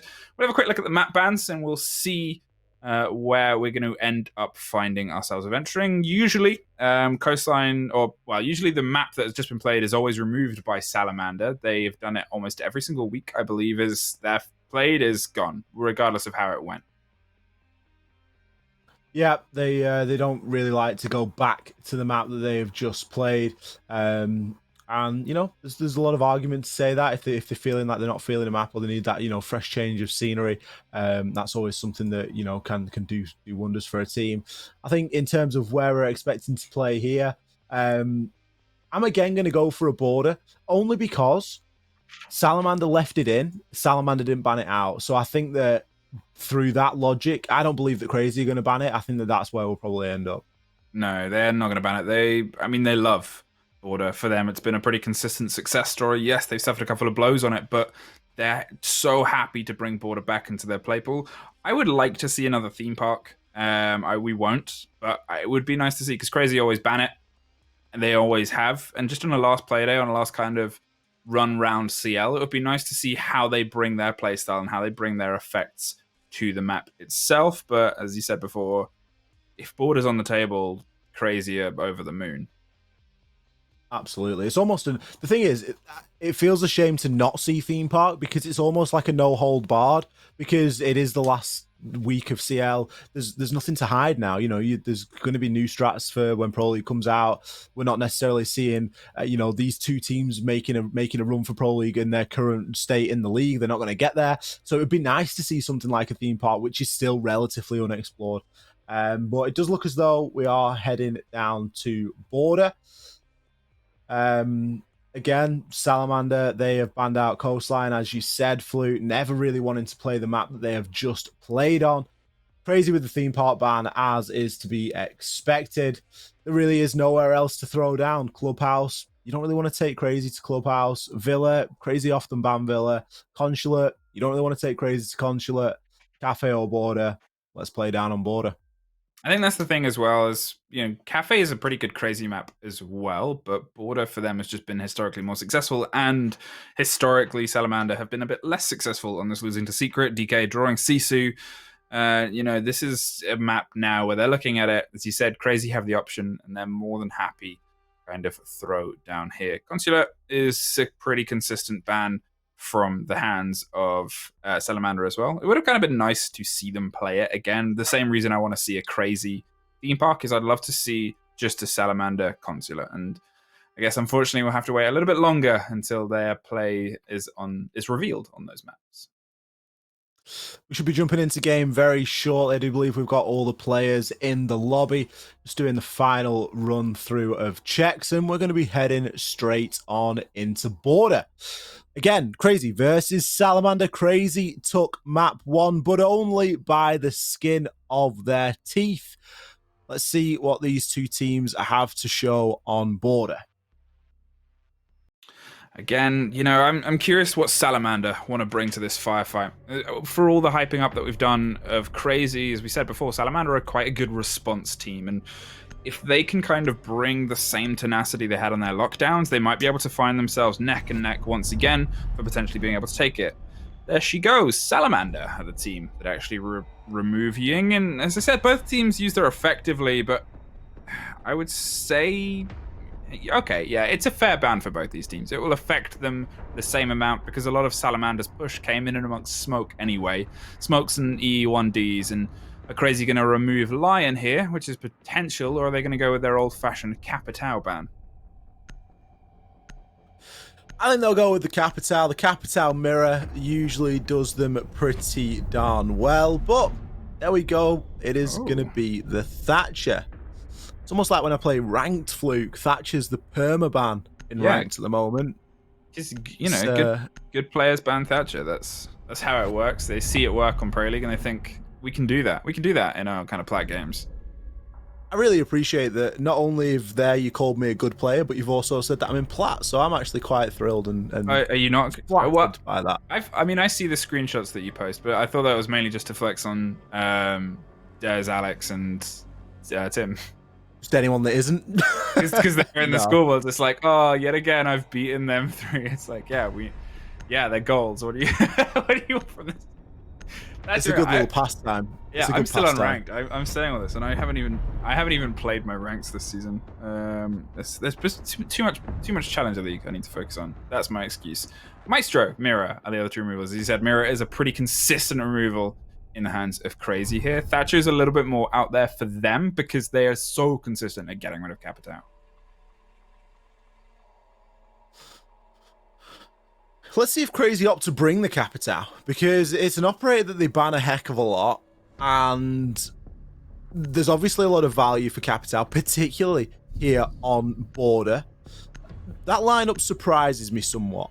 I'm seeing Madman on the Finker, and don't forget, before Madman came along to Crazy, and he's going to do something really obvious here and go to the sledge, but before Madman came on to Crazy were always that side that were very, very straight down the line. There was a strategy, and they stuck to the strategy, and that was that. And I feel like Madman's brought that outside eye, outside look, bit of a different impression, bit of a different opinion, and it's kind of freed them up a little bit. And I genuinely wouldn't have been surprised there to see him bring that Finker, because we do occasionally see Finker being brought in sort of this level of competitive game. The LMG, the Finker boost that you get off the back of it, it really can be something deadly to deal with.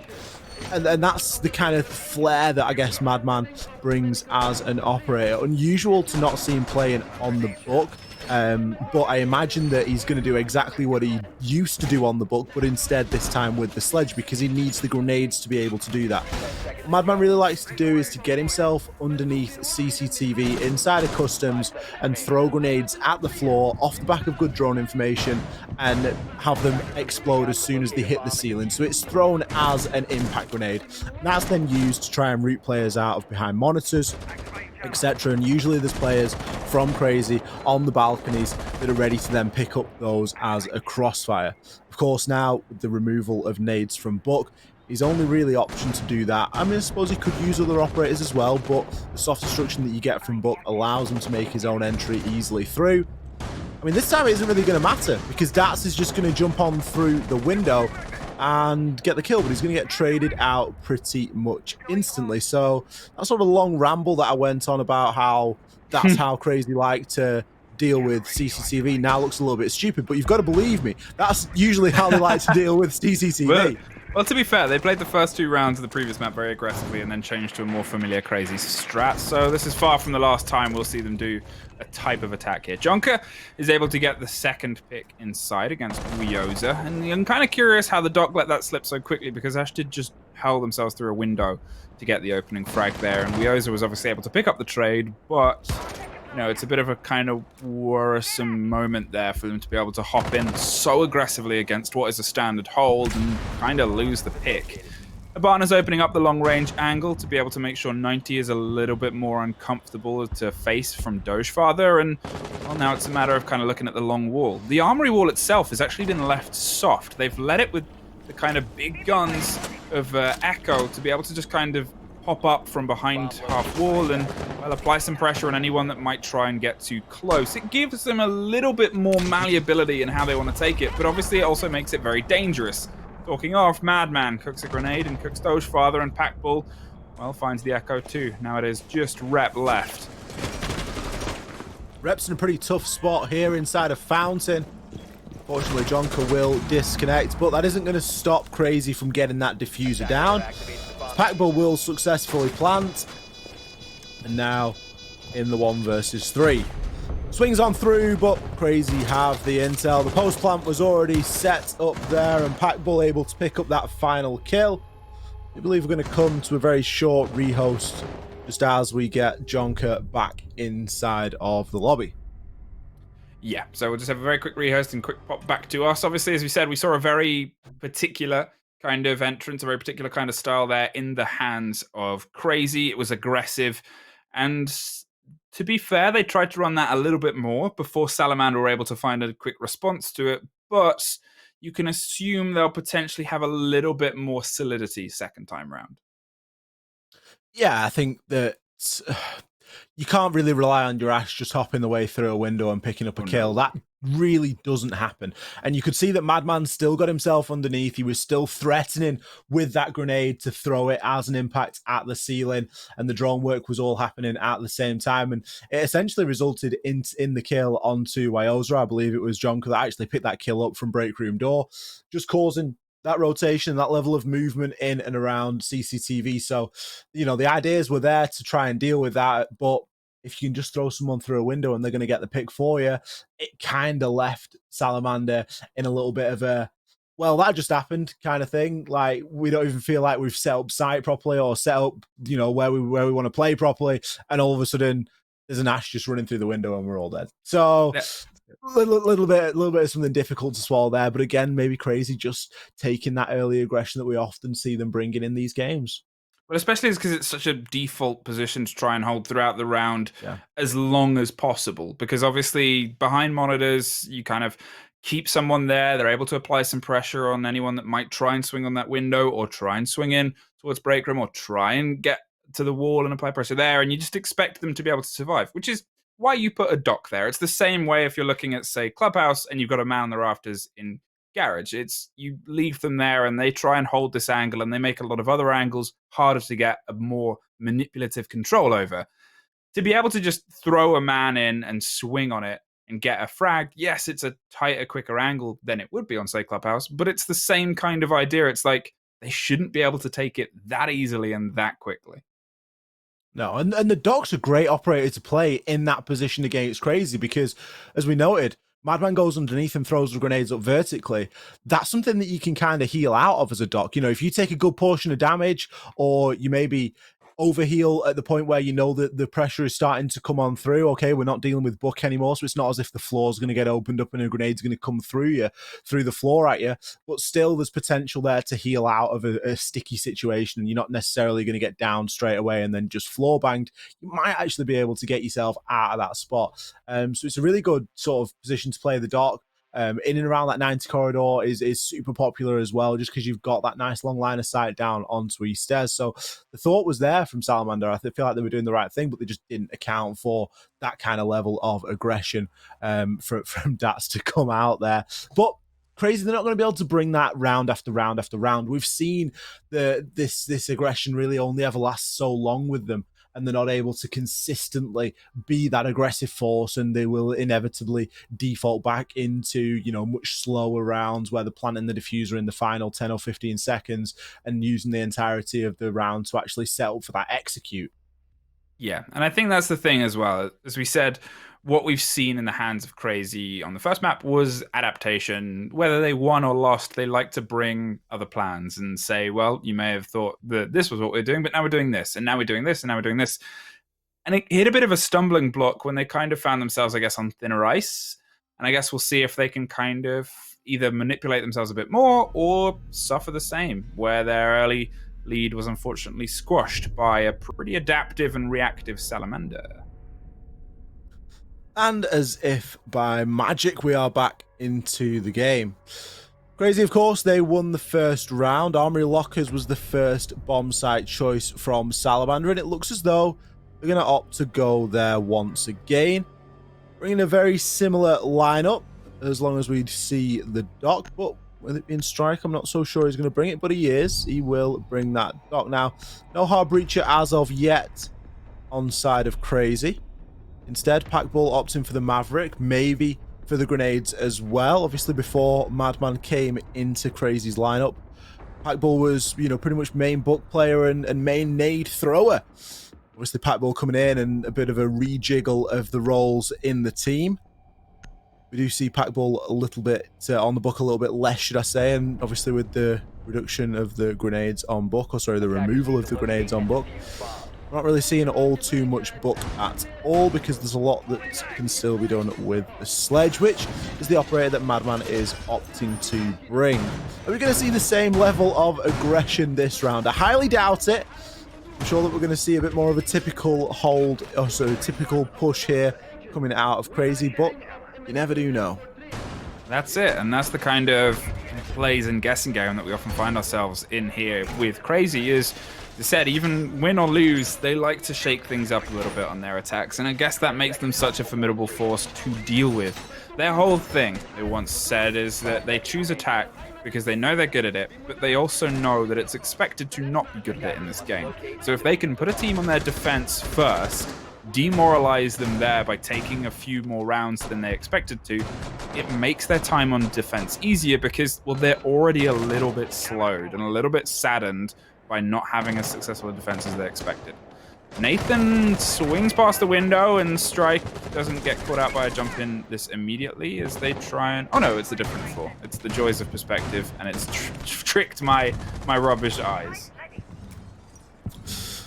Nathan's going to be at that main door as the Nomad going to be want to try and block off any roamers downstairs from pestering onto Madman, as he just goes about his business trying to nade out players inside of CCTV. Nice angles being held there by Strike. He's got a really long angle over toward the east stairs. Jonker's going to be droning that out now, but I'm not sure if Jonker knows that that is going to be the grand plan. Madman getting himself up onto the balcony as well. Much slower push this time from Crazy, really trying to deal with these two players inside of CCTV. Is Dats on the rappel there? I think Dats is on the rappel inside of that main lobby area. It's a super risky spot to play, and sure, he's a little bit supported by Packball and Jonker, but even then, all he is really doing here is holding the rotation, and if Rep swings around, could very well find that kill. Madman is going to open the account, finding the first one. Rep trading things straight back out onto Packball.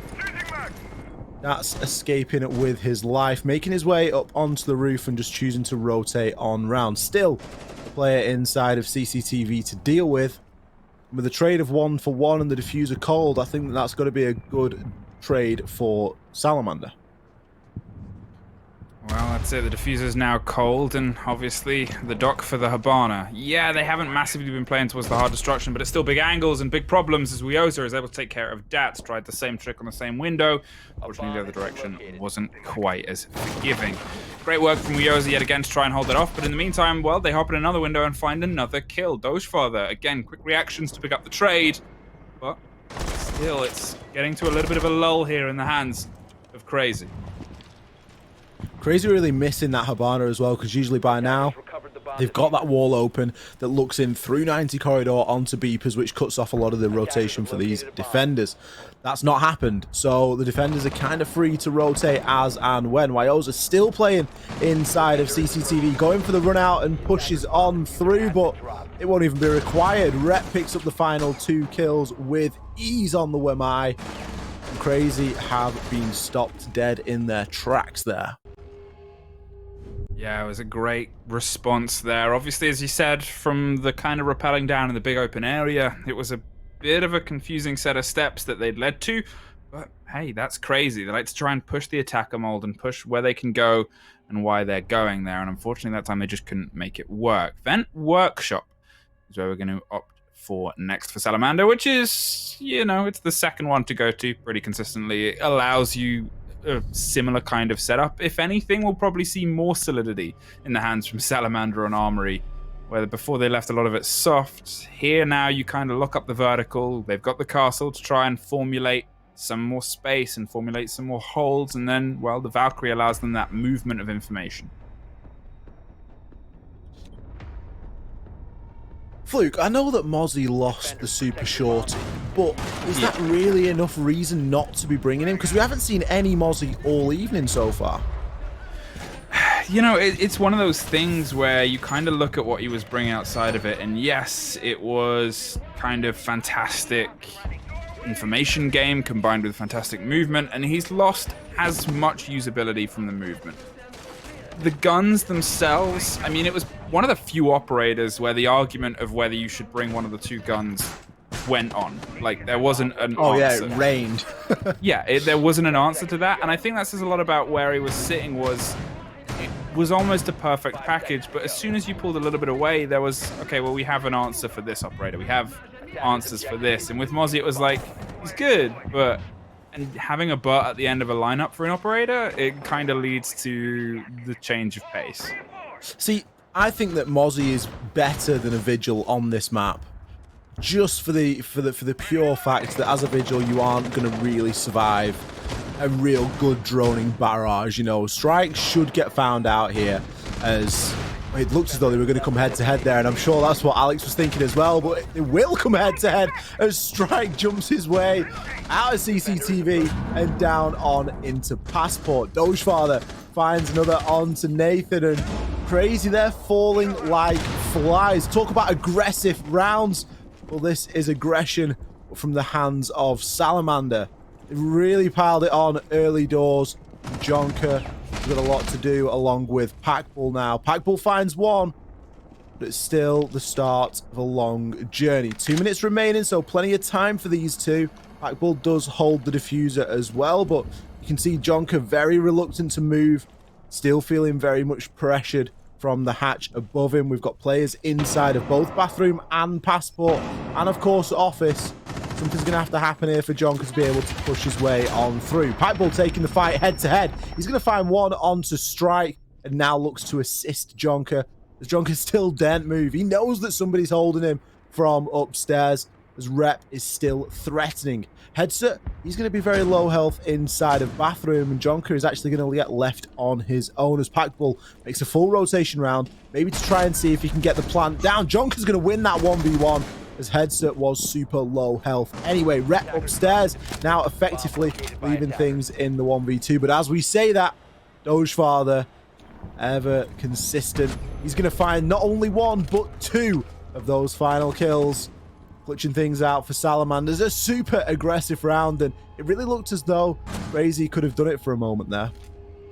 Yeah, I mean, that was just a situation where, you know, suddenly Packbull and Jonker are making this seem feasible, and that was with Jonker just stuck under a hatch. He knew somebody was above him, knew if he moved an inch too wide, he would just be an easy pickoff for a castle where he wasn't quite sure of where he was around that hatch. And you got to give credit, obviously, to Packbull to be able to keep applying pressure. He was living dangerously for sure, bouncing flashes and swinging wide, and to his favor, it didn't seem like Salamander wanted to swing. They'd got the message. They were 5-2. They said, just sit and hold. We also got caught out rotating back. But it wasn't until they'd managed to bring it back to a 3-2 that they went, oh, we need to rotate. We need to move back. Castle moved off to the top great hold above. And then, well, Dogefather does what Dogefather does and locked down a double on that doorway. 2-1. Salamander, for the first time today, have been able to put the momentum and themselves in the lead. It's a pretty good swing these past 2 rounds, and I'd like to think that Crazy are going to have a bit more of a response to the opening aggression they've suffered in Ven.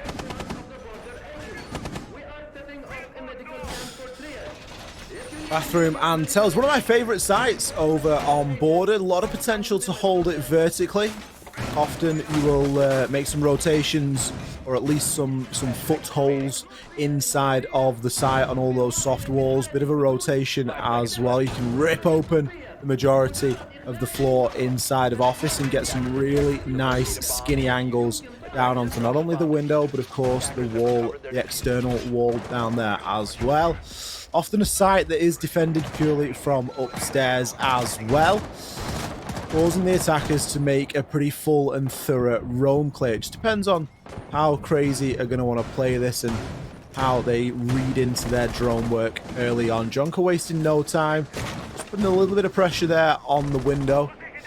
Often if you see that the site is completely vacated, you can try and sneak a bit of a plan down, but usually you will come unstuck. Those angles vertically are super powerful indeed. Putting themselves off now and just hearing the rain of explosives popping pretty much everywhere around Headset, but he lives for at least for now. In fact, the first one to suffer the explosive over the top strike gets Packball with the C4, and that is yet again the diffuser cold, and that is a big unfortunate blow to suffer in the hands of Crazy, who now have to try and reinvigorate themselves to be able to start to put some pressure against the bodies inside. Nathan looking at 90, and he's going to set the Nomad charge on the door so nobody can get that quick swing, as they seem to be suffering from the hands of Salamander for now. But last time Salamander, as we said, they got the lead and then they took all the pressure off the pedal. They were able to kind of sit back and say, well, now we just have to wait. And it looks like they're going to try a similar thing here. They're still buried in the corners they were at the very beginning of the round. They've got their crossfires up. There is a rotation to underneath. We just saw a man drop down to try and apply some reverse vertical. Either way, it's falling a little bit further out of Crazy's hands. They need to find one of these two bodies on, and Jonker's trying to capitalize on the opposite side. This is what happens when you don't bring the Hibana to try and attack onto this site, because you need that triple wall to be open in some capacity over inside of offices. Wyoza is going to grab one and a second on a bit of a tear now, as this is looking to be a flawless round from Salamander. They never really had any entrance into the site or into offices. Nathan's going to find one, but at this point it's likely to be impactless. Players are going to be dropping a plenty. The hatch drop comes through from Stripe, but with the diffuser still cold on the ground, Nathan, whilst he's done well to get 2 kills, he's still got a long way to go. Information on him as well, and it's going to be all that Salamander need. Wyoza picks up his 3rd kill of the round. Information on the bulletproof, giving him everything that he needed to pick up that final kill. Well, 3-1, and the gap slightly widens in the favor of Salamander. We said they were going to probably have a bit of a response, but I don't even think Crazy expected this much. It's been a fantastic return to form here. And, well, let's see if, I guess, in their books they can make this slightly wider. They've done a 3-site rotation. Now, they've been able to take Armory Vent and Bathroom pretty well successively, and they're back towards the first point that they held, and it was the first point that went against them in the very first round as well. Obviously, a very good take in the hands of Crazy. A little bit of a peppery, fiery aggression as they jumped in the window and wide swung on the man behind monitors. But if they don't try and find something that works again, well, they could find this quickly slipping out of their favor. The introduction of the Goyo here from Salamander. Strike obviously feeling like the Vigil just isn't paying dividends for him. It's always an interesting one, the Goyo, because there was such an uproar when Goyo got introduced, and I think there's still sort of murmurs that some things maybe need to be looked at now, but he's not somebody that we see brought all the time, and it really is an operator that you kind of play it at your own peril. You know, there's a very good chance that you're going to end up doing a lot of damage to yourself or to one of your teammates with those shields.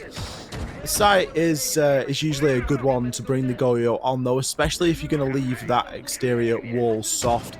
It'll just give you a little bit of something to peek off, and of course something to blow up in those dying seconds. And a lot of these rounds really have been coming down to those dying seconds, particularly on Coastline, maybe a little bit less so here on Border, but teams not afraid to make use of every last second. Interestingly, this round we're not seeing monitors or CCTV being held at all, as Wyoza still not really wanting to make his way on Instat, usually playing it as a bit of a duo with Strike. Instead, Salamander, they've diverted all of their attention over toward offices, which I'm not too sure how that's going to go for them, because if Crazy get a read that CCTV is clear, which it looks as though that's what Packball's doing right now, they could see some early map control there.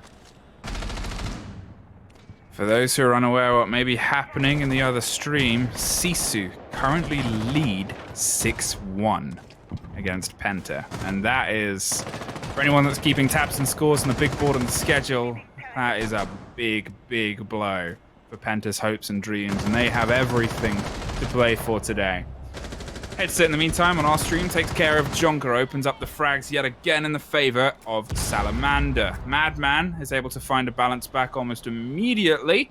And to be fair, though, losing the IQ is a pretty big blow for a team that, I guess, it likes to run it, likes to keep it in a bit of control. And Jonker obviously has been an operator who, even towards the dying throws of rounds where they might be able to pull it back, one of the last two still standing. Pre-fires against the metal staircase, and 3 grenade throws. No, is actually pushed back and is wise enough to pull the grenade pin.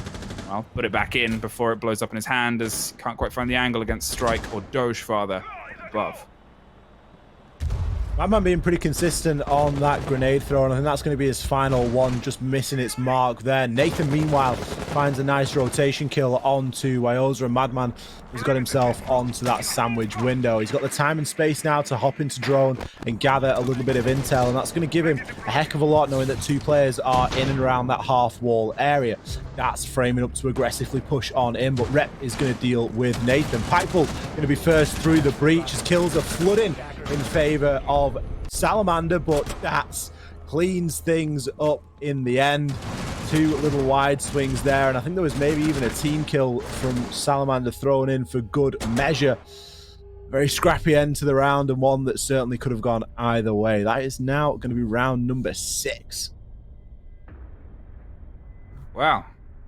2-3 as it bounces back a little bit towards Crazy's favor. They're looking at a potential 3-3 split, which, again, to be fair to them, that is not a great look either way. Obviously, Salamander have been playing pretty well. They've combined aggression with being able to get those early picks and a patience that has been rewarded often. Unfortunately, that time round, it just seemed like Crazy had that step back. And I guess it harks back to us talking about Madman, who was that change for the team, because previously there was really no one that had that, I guess, energy to get those quick responses, the aggressive rotation mid-round to try and find something back. And here he is, yet again, kind of clawing them back in those moments. Not to downplay what the rest of the team have been able to accomplish. Obviously, we've seen Packball do some fantastic stuff. Junker has been pretty consistent throughout this in being in good positions and being alive. Nathan obviously leading the frags, but just having a player who can get those impact frags at the moments you need to can completely shape around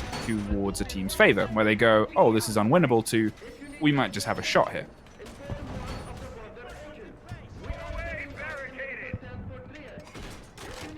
Very potentially, I think Salamanders are going to be feeling like they have got a bit of a shot here. You know, that they're not losing these rounds by a country mile. Again, that round previously could have gone either way very quickly, very easily.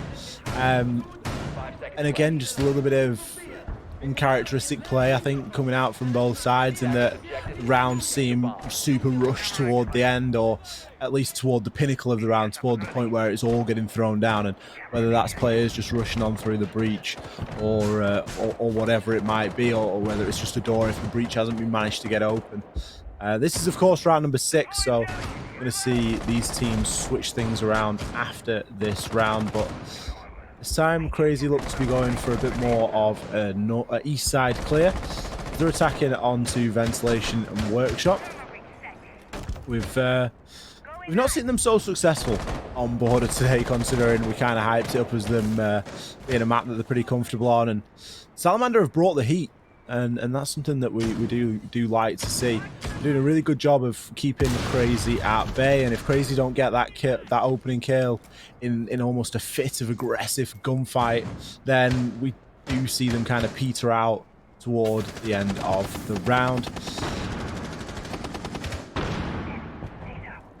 Still taking a lot of time to get themselves in position here and not wanting to commit to anything all too early. A lot of drone work going on.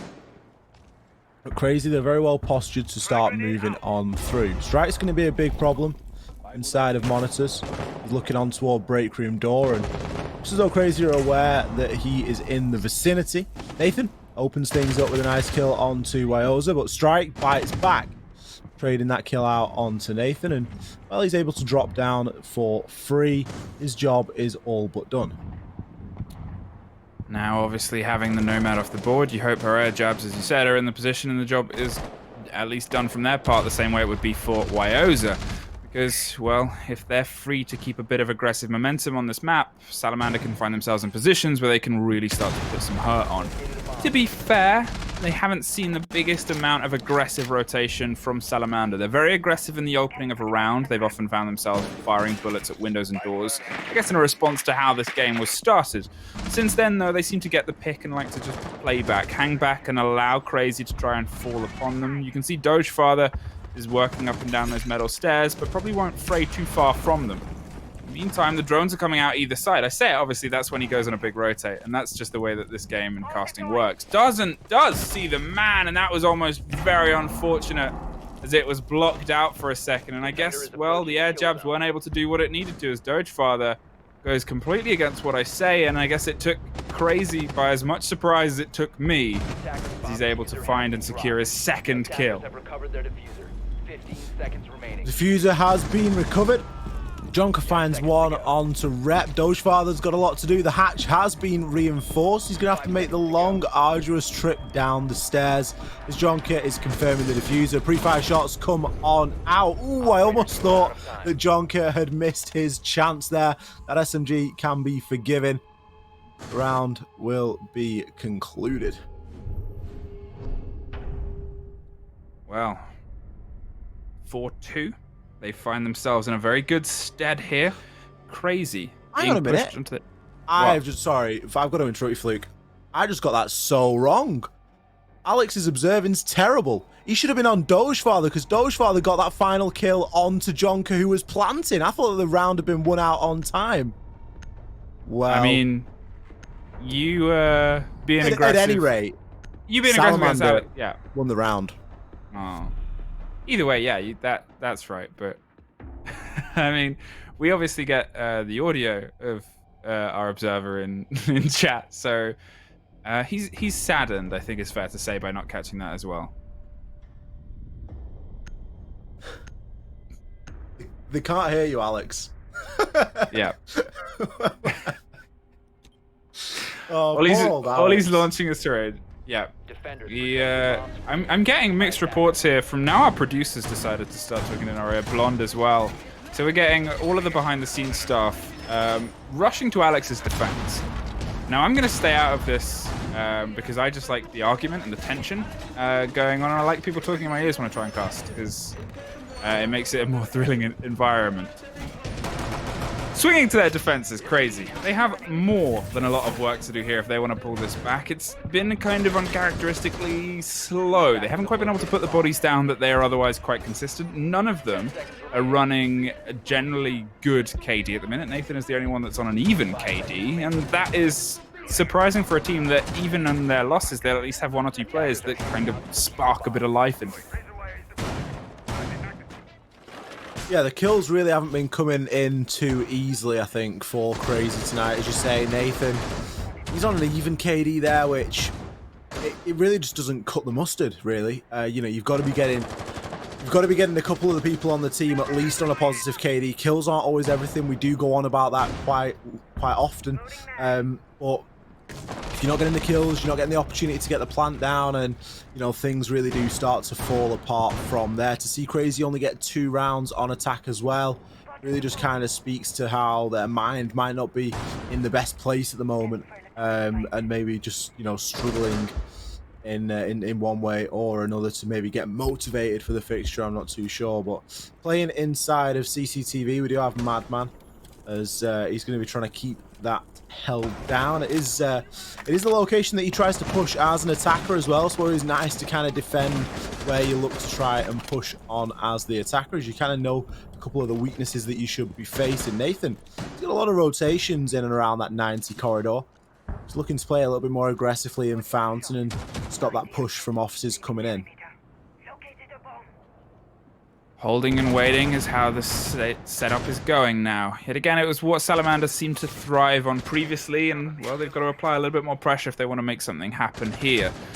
Obviously, losing your entry and losing Wioza isn't a great start in anyone's book, but it seems like they still want to hit their step 2, get control of triple wall and get Nathan out of Canadian. Strike is rotating now to offer some support as the Maverick and see if they can use some of that hard destruction, but in the meantime, a quick trade comes out. They do the old throw the man in the window, drop Nathan, but Junker's there to pick up the trade, just holding from inside archives. More bullets even peppering and spraying over his shoulder. Sandwich window isn't under pressure, it's actually AC, as they try and catch out Junker and make sure that he can't swing on anyone else that might try and enter. As you can see, Dats and Packball both generally looking to rotate a little bit more confidently and comfortably to the side, as Junker actually goes for a big rotate, drops through the hatch, and heads back to metal stairs.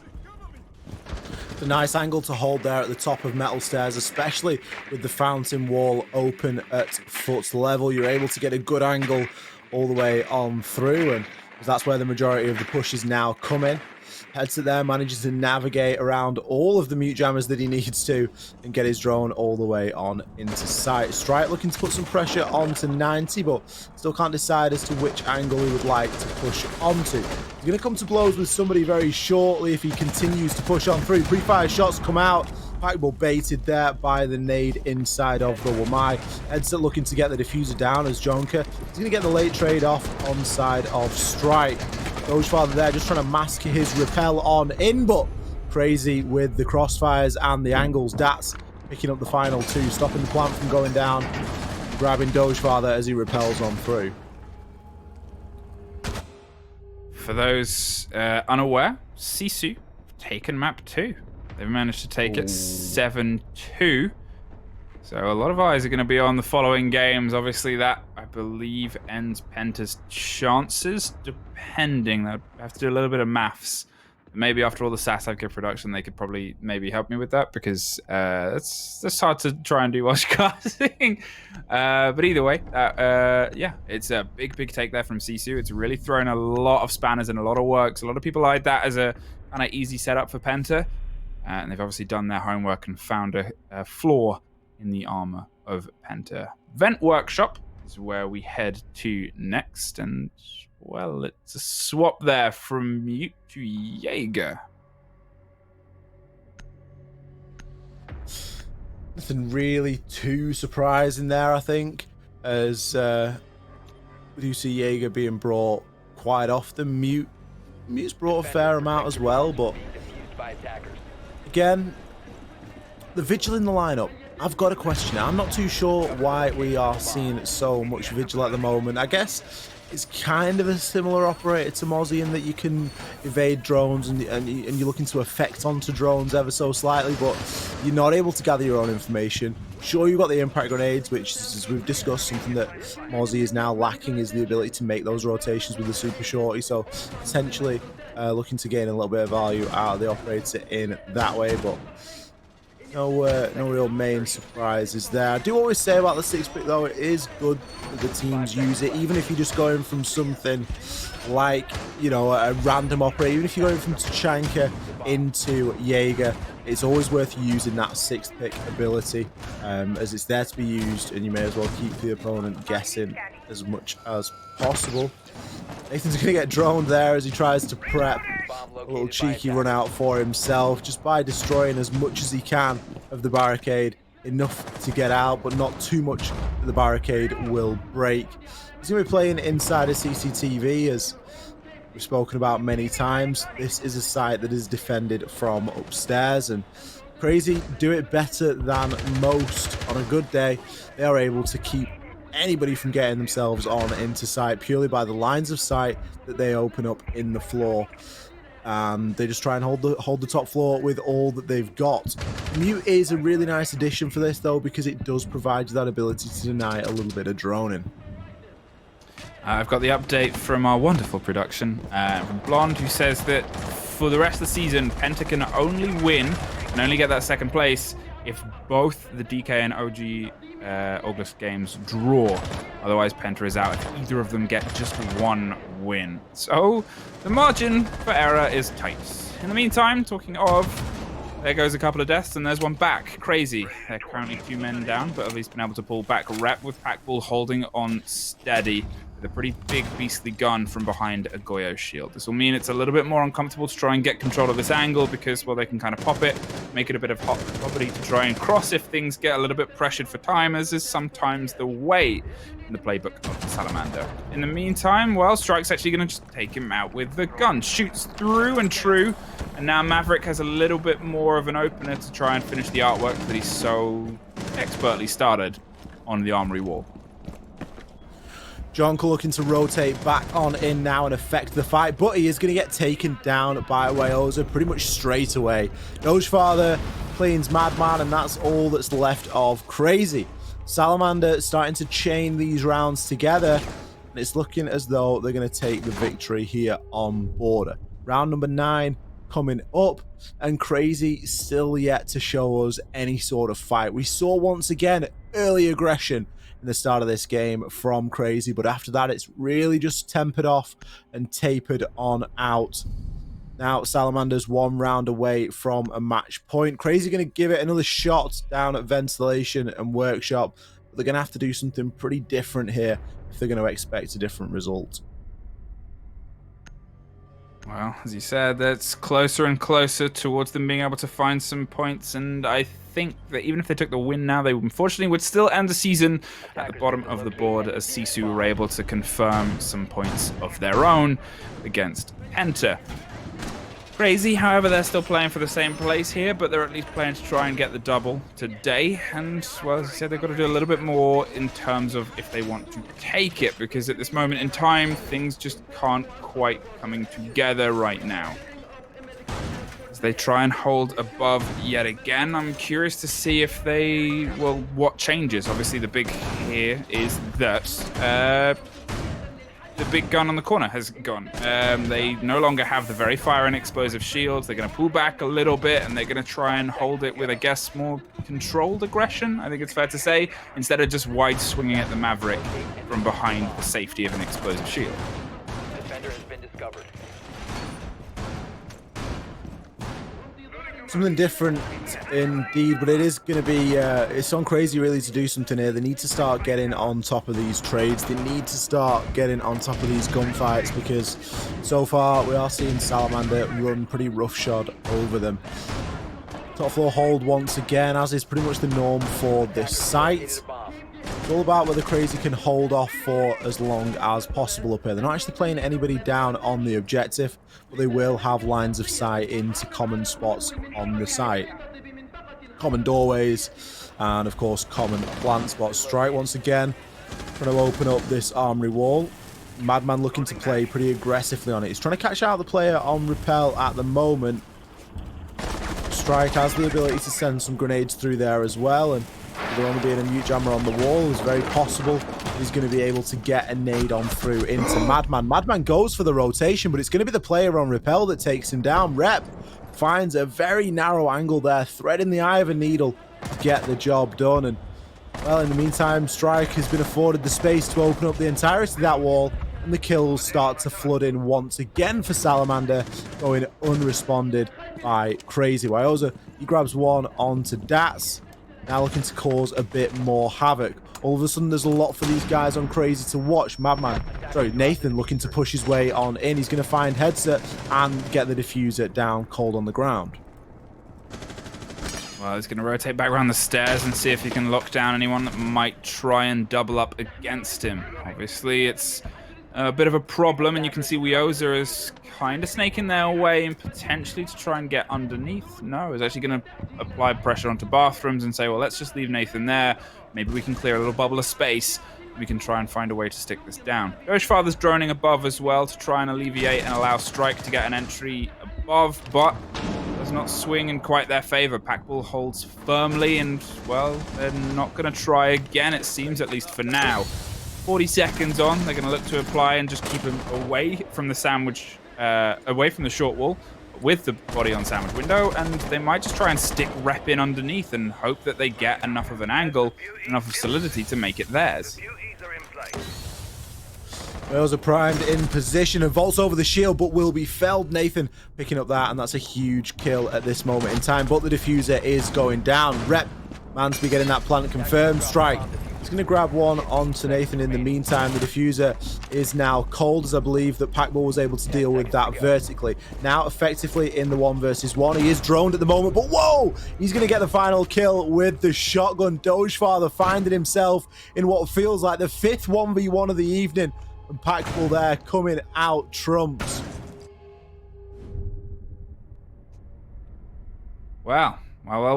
It's not quite over, apparently, but you got to realize that we were in a 5-5 last time, and then it went 2 rounds to one of the team's favor. So, you know, it's still one of those games where it's just completely unpredictable. I like how, obviously, on the other stream, they've had, 2 successions of 7-1 and 7-4, or however it ended up playing out, roughly around those scores. And here, it looks like we're going to go the distance both times against these 2 teams. And you'd kind of be at a loss to know who was really fighting for the position for Pro League and who was just fighting to win, because, as I said at the very beginning of this, neither of these teams want this to slip. No, neither team really do want it to slip, and you can see that by the way that it's going to, you know, max rounds almost every single game. I'm sure that we're going to see most of the available rounds here on border. I don't imagine that Salamander are going to grab the next 2, and I don't think that Crazy are going to get 3 on the bounce. I do believe it's going to be back and forth, and we might even see the draw here. And that was kind of the same story over on Coastline as well. You know, both teams very equally matched, and neither one showing that they were miles better than the other. Essentially, just coming down into multiple 1v1 engagements, which is what seems to be the story of the evening so far. And well, Dogefather, he's usually one of the ones that's in and amongst that 1 versus 1. And at the minute, his numbers, unfortunately for him, aren't looking too great. I think he might be on 2 for 3 or something like that, but always a tough position to be put in as the last alive, with your team's sort of hopes and dreams resting on your back. But that was a much needed round for Crazy. They've struggled really throughout the course of this game on board. They've had a couple of rounds on attack, and they're now starting to chain a couple of rounds here on the defense, but there really is still a heck of a long way to go. Well, Strike is trying to apply some immediate pressure here against the armory wall yet again. Obviously, it's slightly different costs, as this is the building that they need to get into. Packball is playing a little bit closer in the corner with Madman doubled up on the Echo. And for Madman, at least from the previous rounds, it's uncharacteristically passive. He's still swinging onto 90 and peppering bullets down, but he's not aggravating and trying to aggressively peek the Maverick holes as he was before, kind of allowing himself, I guess, a little bit more leniency for things to go wrong and to keep those Echo drones alive. We've seen on this map especially, Echo can completely lock down, and haunts of team reciprocity are the kind of ones that will always bounce around everybody's heads, at least recently, but keep the Echo away from the danger and keep him alive is definitely a good game to play, especially on this site. Looking to apply this pressure from 90 as well, as they might not know that there is a man directly trying to potentially face it off there and waiting for someone to get a little bit too callous and a little bit too overzealous, as Nathan is behind the shield and ready to pop up at a moment's notice. Jonker buried in Fountain, and Dats underneath allows some rotation, but in the meantime, well, there's Dogefather running around, oh no, going up towards Sandwich Window and getting the opener against Packball. That's going to be the opener that Salamander needs to try and take control of this site. Sure, the Yokai drones are still going to be banging up ahead, but Headset, that isn't going to bother him until Nathan comes along and manages to close things out with the MP5. Kills trading in either direction as we enter a 3 versus 3. The diffuser once again has been recovered, but Madman still on the Yokai drone, ready to deny this plant as it goes down. Nathan just on the other side of the reinforced wall. He's going to be able to call out for Madman as to when to jump into his Yokai drone. Strike really doing his best to try and bait out this swing from Nathan, but the swing won't come. Rep needs to be getting a handle on those Yokai drones as the IQ. That is his sole purpose at this point, to try and get rid of those drones. You can even get rid of them vertically from all the way downstairs. As it stands, Nathan now looking to push up metal. Strike once again going for that diffuser plant, and once again he will be denied. There is a IQ inside of the site. That's going to cost dearly. Madman's going to jump out and get caught out on a Claymore. Nathan gets the triple. The diffuser is now cold. Dogefather going for the recovery. and looking to try and get this plant down. Now there are no drones there to deny, and Nathan is left to push on through. He is going to have enough time, but yet again, another close round. Well, crazy. Again, we're on a 5-5. Again, we're in a situation where neither of these teams wants this to end, and, well, hey, let's see who's able to pull this out at the very final hurdles. It's been a little bit better, obviously, these past 2 rounds in the hands of Crazy. They're able to take 2 in a row as well and make sure that they haven't quite let this entirely slip through their hands. But again, the same thing was seen on the previous map, where it was Salamander that were pulling back the 2 rounds. Bathroom and Tellers is where we're going to hit next. It's not been a sight we've seen in the hands of Crazy as of yet because of how things didn't quite go their way on their first time around in Vent. But, well, if they can try and find some of this passion, some of this aggression that's led them to 2 successful runs in a row, well, let's see how this keeps on going. Neither one of these teams wanting to give up just yet. Crazy coming with a little bit of fight back there, leveling things out at 5 apiece. As you say, Bathroom Tellers, we haven't seen it just yet from Crazy, but I'm sure that it's going to be very similar to how we usually see it played, which is top floor control, then looking to try and keep control of office area, maybe extending over into armory, depending on how brave you are feeling, but Salamander needs to take that top floor control if they're going to see some success here. But either team could advance here onto the match point. And of course, then we do have the option of a draw, which Salamander are fairly well known for.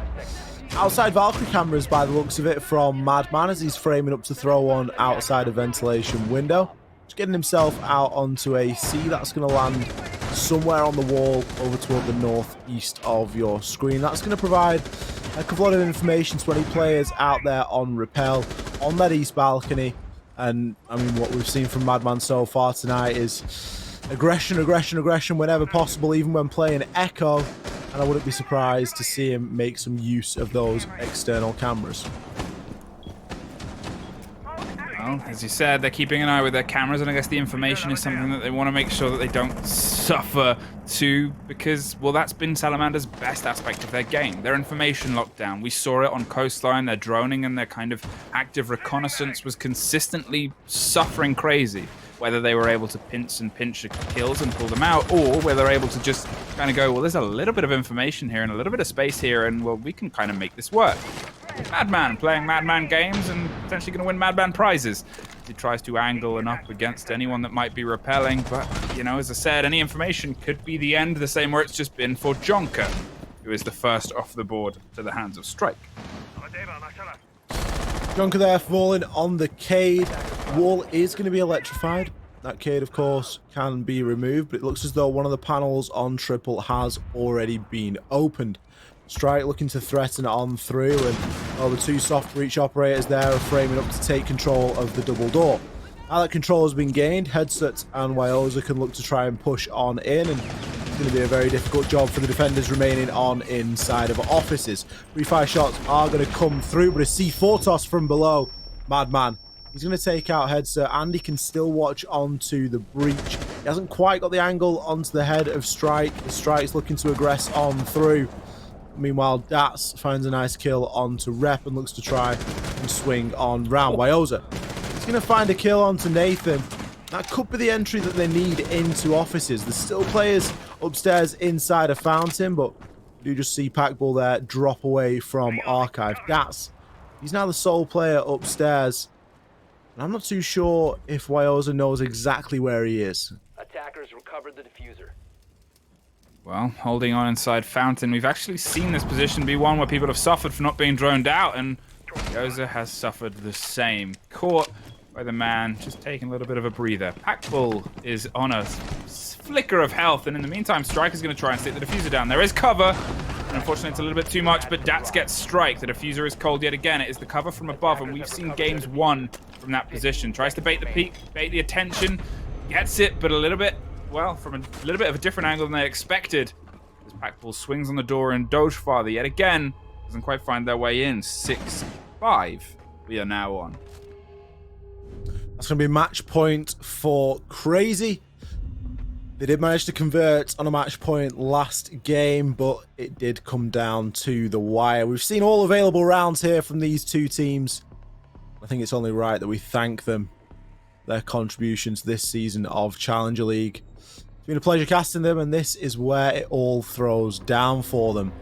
Potential here for Crazy to take this round and to take, I guess, the series as a 2-0. And of course, potential for Salamander to do Salamander things and close it all out on a draw, which I think, in my opinion, would perhaps be a little bit more fitting.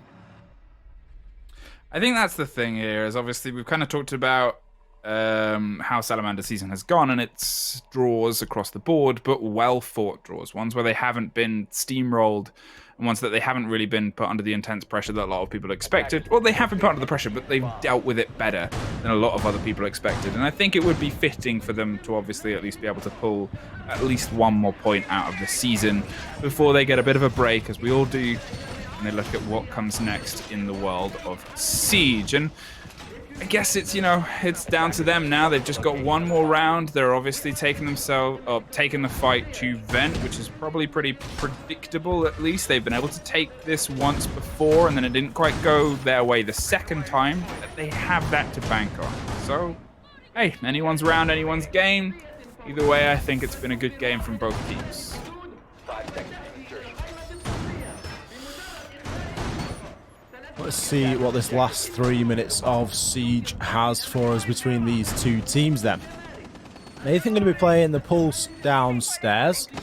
Looks as though Crazy are doubling down on that information game, as we've got Dats on the Valkyrie as well. This time Madman switching things over onto the Mute. Very fluid operator selection on this lineup at the moment.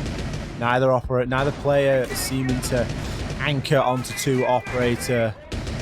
Aside from, of course, Jonker. He's the stalwart Jaeger main, and I think he will like to remain so, but most of the others do tend to flex as and when they need. Drone work going on up ahead, and control of customs has been gained. It looked for a moment as though Salamanders were going to go for a really direct approach into sight, but it seems as though they've thought better of it, as we're seeing players now get themselves up onto rappel and look to try and push on in. Madman once again playing just on the other side of that armory wall as Strike looks to try and get it open. Strike has been really successful tonight in getting this armory wall open pretty much for free. Just using that blowtorch, and then obviously some soft destruction to destroy the soft wall. That opens things up with a kill onto Headset. Now that could make opening the wall a little bit more difficult, as Wales is going to have to now rotate on round. Nathan's been downed and finished off by a grenade. I don't even see where Dogefather is. It looks as though he's downstairs, perhaps thrown up main metal stairs, or maybe even down the hatch. But as it stands, Nathan, he has fallen. So if there was a C4 on the table with him, it is no longer. Wow, Crazy. They're still trying to keep themselves solidified and locked down, and the pressure is not slowing. The verticality is obviously the big problem that has to be dealt with here from the hands of Salamander, but that's very creative, but they haven't quite been able to find something through this Maverick. I assume that they can pass through these slightly muddled textures that seem to be plaguing the center box of that. In the meantime, they're just going to wait. Hope someone swings around, and with no frag grenades in pocket, they don't unfortunately have anything that can just try and burn that way through. Weoz is applying some pressure underneath as they go for a very big rotate, and the smoke canister is almost the cost there as they look to throw it, but it's actually the foot that gives them away.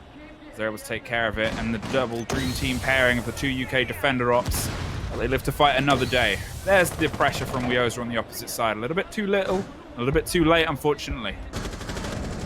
Rep's actually going to be getting the diffuser down. Dogefather finds one onto Jonker, and the kills are flooding for Salamander.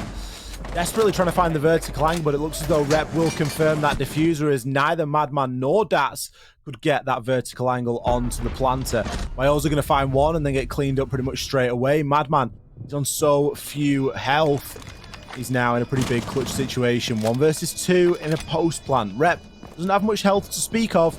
Madman has even less. He's going to drop on into sight, and I think a little warning shot there to kind of alerted them to his presence. He pushes his way on through customs. The beep of the metal detector is almost certainly going to give him away, and it's only really a matter of time until he walks into this established crossfire. Dogefather is going to pick up the final kill of the evening as Madman will fall. SSG are going to take the round, and that is going to result in a draw. Yeah, and I think again, it's in a way it's nice for Salamander to get one more point on the board. It's the end of a season that has unfortunately been played with it. I'm only saying it's nice because they deserve to get something out of today. They've played a very, very good game, but to kind of leave a mark at the end of a season, leave it on a bit of a positive and say, we're going to come back for whatever is in our way, and we're going to come back with a tenacity and an aggression that I think is going to see that team grow a lot. Also, kudos obviously to Crazy, who bought a big game today as well. Yeah, definitely. And I think it speaks to how sort of hard fought the fixtures were. I agree. Salamander definitely deserved some points off the back of the way that they played today. Coastline being such a close game really could have gone to a draw as well. And there's got to be a couple questions asked across the board from both those teams as to what's next for them. I guess really close fought games between them both here this evening. And I'd like to see them both return into Challenge League in some capacity. Obviously, this is a sort of a learning platform and somewhere to grow and to flourish as a team, and that both teams have done that fairly well over the course of the season. And it's on about now trying to build on that and figure out what the next sort of step is. So GG's to both those teams, and it's a tough one because it really could have gone either way. I could definitely see those games being replayed and for Salamander to be taking one and then for the other one to still be a draw. There wasn't a great difference between them both this evening. Yeah, and obviously max rounds on both maps. Well, it was how we kind of expected it to go. We'll be back with an interview soon. I say back, we're not going anywhere. We will have an interview soon. We're not leaving just yet, and it will be with Packball, I believe, which Ollie will be taking, and I'm sure he's got a few questions, and it will be nice. So I'll throw it over to Ollie, and then he can throw it over to Pat. Hey, Packball, how you doing? Hey, doing good. Obviously, it could be better. We're not in a position to make Pro League right now, but at least we took some points away today. Yeah, I mean, how did you feel about the games this evening? Were you pretty surprised at the way that Salamander played, or was that kind of what you were expecting? Because they were both pretty long games as well. To be honest, I can't really say I expected. How do I say this? I don't really know how I expected them to play. This was a game that we kind of knew. To be honest, this game doesn't mean much, and we definitely, I would say, we prepped a lot less for this game than we did for others, just because. Not that this game didn't mean anything, it just meant a lot less than the others. So we didn't really have too much of an idea of how they were going to play coming into this. We just kind of came in and played how we wanted to play. I mean, that makes a lot of sense. Obviously, it's right toward the end of the season. The game didn't have any sort of significant impact on the standings, so I can understand the sort of the lack of prep in it compared to some of the earlier games necessarily. But it really just seemed like you were both quite well matched this evening. Both games going to max rounds. We saw a draw over on Border, which was pretty tantalising, and we could have quite easily seen a draw on Coastline as well. So would you say that you were fairly equally matched this evening, or do you think that if you'd have had a little bit more prep, it would have been a bit of a different story? I don't know. I can't really say about how it would have went if we maybe tried to counter them a lot more or whatever. Just all I can talk about is what happened tonight, and yeah, tonight we were definitely very well matched. I think their kind of play style of just super passive and constantly creating fake pressure on different sides of the map is something that worked really well against us tonight. But um, yeah, I don't think there's much else to say. It was just a very That's close fair match. enough. That's fair enough. I've got to ask you, what's your experience been of Challenge League? Because obviously you guys really grinded to get on in here, and are you kind of happy with how it's gone for you as a team? Um, to be honest, not really. We were definitely coming into CL expecting, or at least hoping, to land in one of the top four positions, if not the top two, which obviously hasn't happened. We're either fifth or sixth, depending on how secret play later. Um, so I think it's pretty fair to say that we're disappointed with our performance throughout the season. But apart from Madman, who's only got one season in CL, this is everybody's first season. So Mm. I guess we can't be too surprised if we were maybe a bit shocked by the level play. Yeah, definitely a bit of a different level of competition, I guess, than what you were used to. But that's going to be everything. That's all that I've got for you. I just want to say, thank you very much for all your contribution in this season of CL. It's been a pleasure watching you, and it's been a pleasure to commentate on you. Have you got anything you want to say to any of your fans? I just like to say thank you to everybody that like kept supporting us even through our like hard times, our rough patches. It means a lot to see people, even when we're losing, even when we're not taking home all the points we can from games, to see people still on Twitter and still in DMs and stuff supporting us and saying like congratulations on whatever we accomplished. So I'd just like to say thank you to everyone who supported us. Wonderful. Well, thank you very much for the interview, Pat Bull, and best of luck. All right, thank you. See you. Well, there we go. Well. It's always a pleasure talking to Pat Bull and the guys from Crazy. They're always generally in good spirits about how everything goes. And again, they're a team that started the season. They had a fair bit of pressure, and for them, this was their first time kind of competing at this level. Now, talking of teams that have a bit of history competing at this level, and teams from our region, we have obviously the formidable and consistent Team Secret. Battling their final map as well. And that'll be just after the break. We've obviously held your time for just enough, so we're not going to wait any longer, and we will take that break just now. See you soon.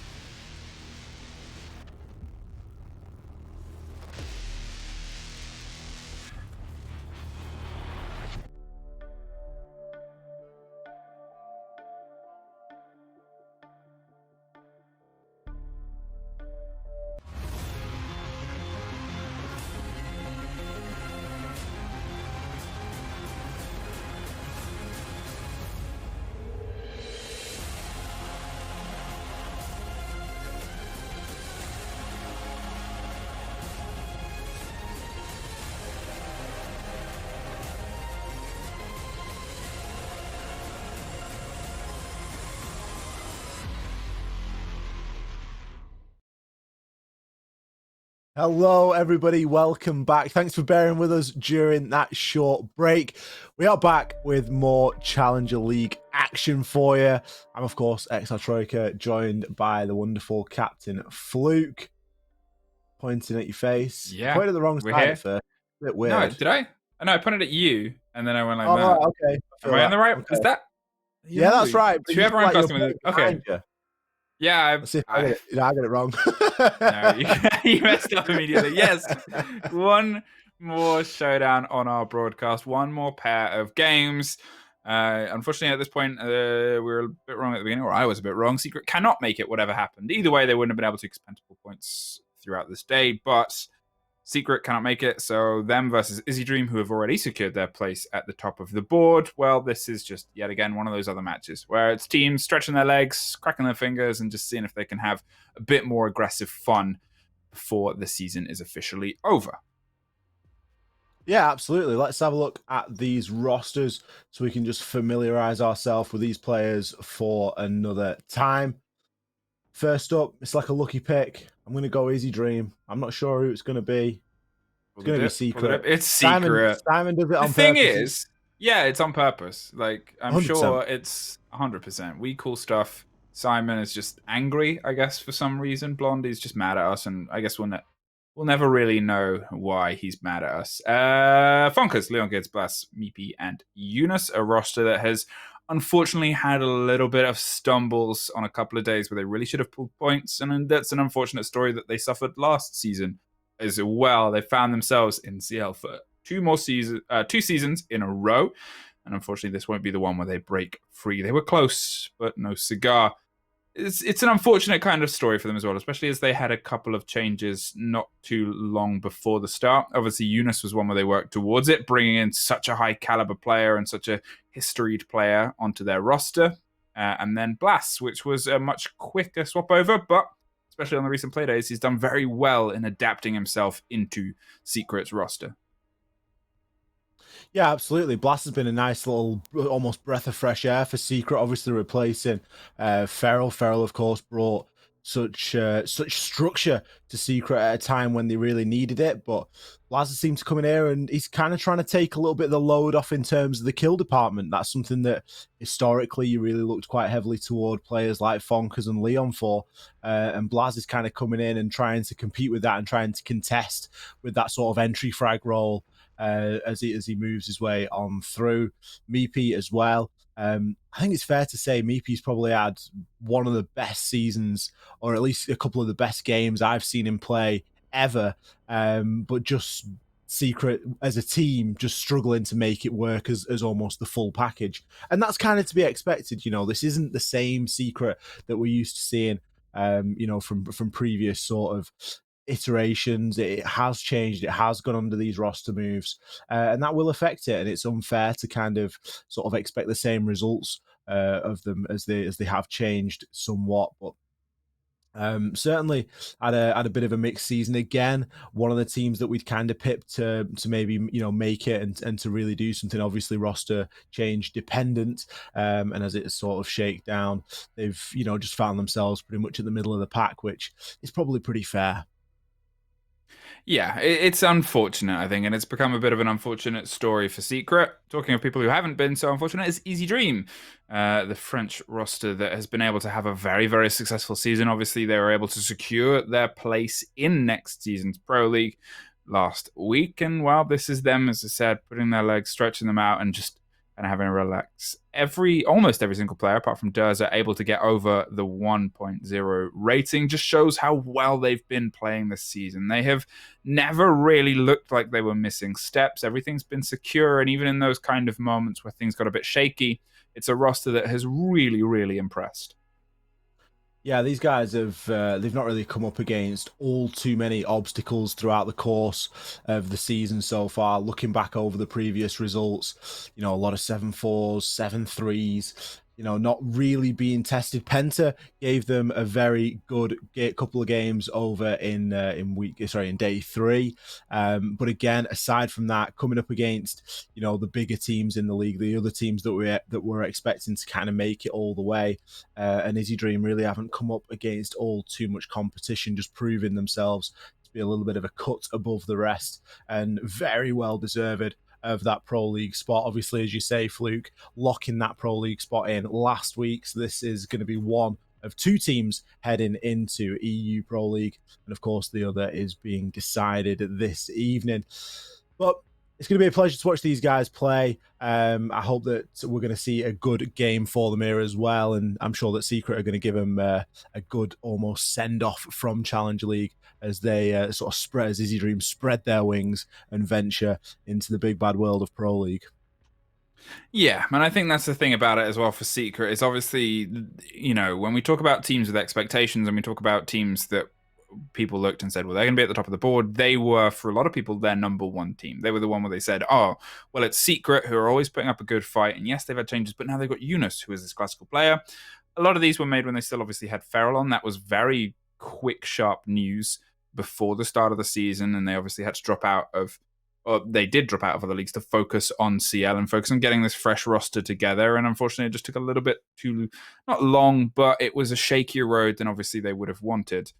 At the same time, obviously, it shows in the past few playdays that they have this possibility and capability of kind of having that spark, and they just need to, again, find a bit more solidity underneath them that they used to have, obviously, with the historic pairing of, you know, Alems and Meepy, the kind of that ground and that basis of information and tactics that was often, you know, it would allow a platform for these big frag players to jump up on and put these big numbers down. They're just slightly missing that. Map Veto, we will head to next as we jump over to the next, as we jump over to the Map Veto even. Consulate and Theme Park have been pretty consistent bans from the hands of Secret Club as well as often removed. And I guess it could really, I mean, it's the final Playday. It would be nice to see a Theme Park again. Secret, obviously, you know, it's one of those places. We saw them on Villa and Clubhouse in the last week. We still haven't really seen them. They could just hold on to it and keep it in their pocket, but otherwise, Consulate again. I would just like to see it. I think that's just personal curiosity more than anything. Just personal curiosity to see Consulate. You can just walk around it, Fluke. Just load into the game and just walk around it and go and shoot it all open. It's just loads of fun. I think I'd like to see something a little bit new. I'm kind of glad that we've not seen a Clubhouse yet this evening. Clubhouse does seem to be like a staple of every single sort of Siege casting broadcast ever. As is just such a popular map at the moment. I'm kind of glad that we haven't seen any club so far, and I think we'll probably remain that way. I think tonight these games are certainly a little bit more on the relaxed side of things, where players are just wanting to get in there, run and gun. And they're just not going to want to, you know, worry too much about playing such a heavy strat-based game. Theme Park, that's a map that Izy Dream ban out pretty much every single time. They're known to ban Villa, Clubhouse, Consulate. The only map that they haven't actually banned is Border. I think that's looking like a pretty good shout at the moment. Obviously dependent on whether Secret are happy to sort of throw down onto there. They ban Border a little bit, but it's certainly on the bottom end of the list of maps that they ban fairly frequently. In fact, it is their least frequently banned map. So just based off the stats, as you say, it's always good to sort of peek on into those. They do kind of give an indication as to the future. I think Border could be a good little shout here. And as if by magic, there she is. I didn't even notice that this was up. I was just talking. No, you're doing well. I didn't want to interrupt. You're doing well. You got a lot of the close bits there, and obviously you did call Border as one of the ones that we could end up in, and there it is. Clubhouse was the second alternate. Izy Dream opted to remove that. And I think it's fair. We've seen a huge amount of Clubhouse throughout this season, but you often do. It's kind of that old familiar. Now it's a staple. Everybody generally knows it. There's slight changes, but we can't really call them recent changes because the tall defenses of the basement have been done a fair bit now. They've, when you start to see it in your ranked games, then you know the Pro League strat's been filtered through. It's like the Devil Wears Prada, but it's Siege strats invented by coaches and analysts. And well, when you see it on the high street, you know that it's kind of made its way from the fashion shows. Border, however, it's another one of those. It's another kind of well-known map that we've obviously just seen once. Does that make it not cool then? As soon as it's gone from like that's Milan to the streets of Guildford. wherever. It's done. You've now, won it. are we not allowed to wear that anymore? I mean, you can, but It's just not cool. There's You're not cooler part of the things gang. out there. There's theme park out there. Let's see a bit of theme park. Just if anyone on these teams is listening, come on, let's do. I think it's been played once this CL. It might be twice. Either way, it's not many. I'm down for a bit of theme park. Yeah, I know it was. Yeah, it's Demo's first ever time seeing it. Last Playday as well. I think I've cast it like twice, and it's just an interesting one to see. I think it's always the curiosity of like, because teams are they're working on secret stuff. It's a quick removal for some teams. It's like a middling removal for others, and I think that's what gives me hope about it. I'm like, maybe. I think it was last Monday, which was actually played on Tuesday. Penta and Salamander theme park 7-4 Penta. But I think we need to see theme park coming into competitive Siege, because then it will, like you say, it will filter down. And there's a point where it's still cool. There's a point where the strats that are filtering down are still cool to be played. And then there's a point where it is that's just then how you play it. It's just, okay, this is how it was played in Pro League. These are now going to be the pioneers of bringing this into the game for everybody, and so that everybody can sort of try and work on these strats and to improve their own game on theme park. And then it filters all the way down, right down through the levels. And I think that's always really important, because it's nice to get a professional mind on how they want to play a map and how it should play out, because it always gives a more casual player base that opportunity to sort of peek into that and to steal things away and to especially pinch the relevant things. All I know how to do on theme park is to jump up onto that little half wall, that little like mezzanine, I think you maybe call it, on yellow, and I know exactly where cafe door is, and I just shoot a bullet hole through it and get a kill onto the door, and I just play a bullet hole. That's all I do. That's the only thing I can do. Wow, admitting you play bullet holes on stream is a bold admittance. Nowadays, it's the passion play. It's passion skins, passion plays. Well. Yeah. Wow. And so you can't even see it's a bullet hole. It just doesn't exist. It's just not there. It's just hidden. And I think that's the thing about it. Obviously, we've just had a couple of technical problems that we're just getting ironed out. We will be jumping into the game as soon as we can. It's again the joys of these very spread out broadcasts around the world. We thank you for your patience as we talk rubbish and get everything up to a standard where mainly the players are happy, because it doesn't really matter if broadcasters happy. As long as the players are happy, things are okay, I think, as far as we go. But obviously, as we kind of have a look over how this season has generally gone, and now that we know that it is border between these two teams, as I flick through my stats, we can see that this has been a very good map for Secret throughout this season. Obviously, they were able to take 3 out of 3 on their matches here. They took it against Crazy, Salamander, and Sisu. So the teams that let them take it, they took it. And in the same time, I guess that's going to be something that plays in the minds of Izy Dream, because it was their final choice of whether they wanted to come here or Clubhouse. Clubhouse has not been as good for Secret. They've lost it. Was it twice? They've lost it twice. Oh no, they've drawn it twice and lost it once. Lost it to Penta and drew against Salamander and against August last week.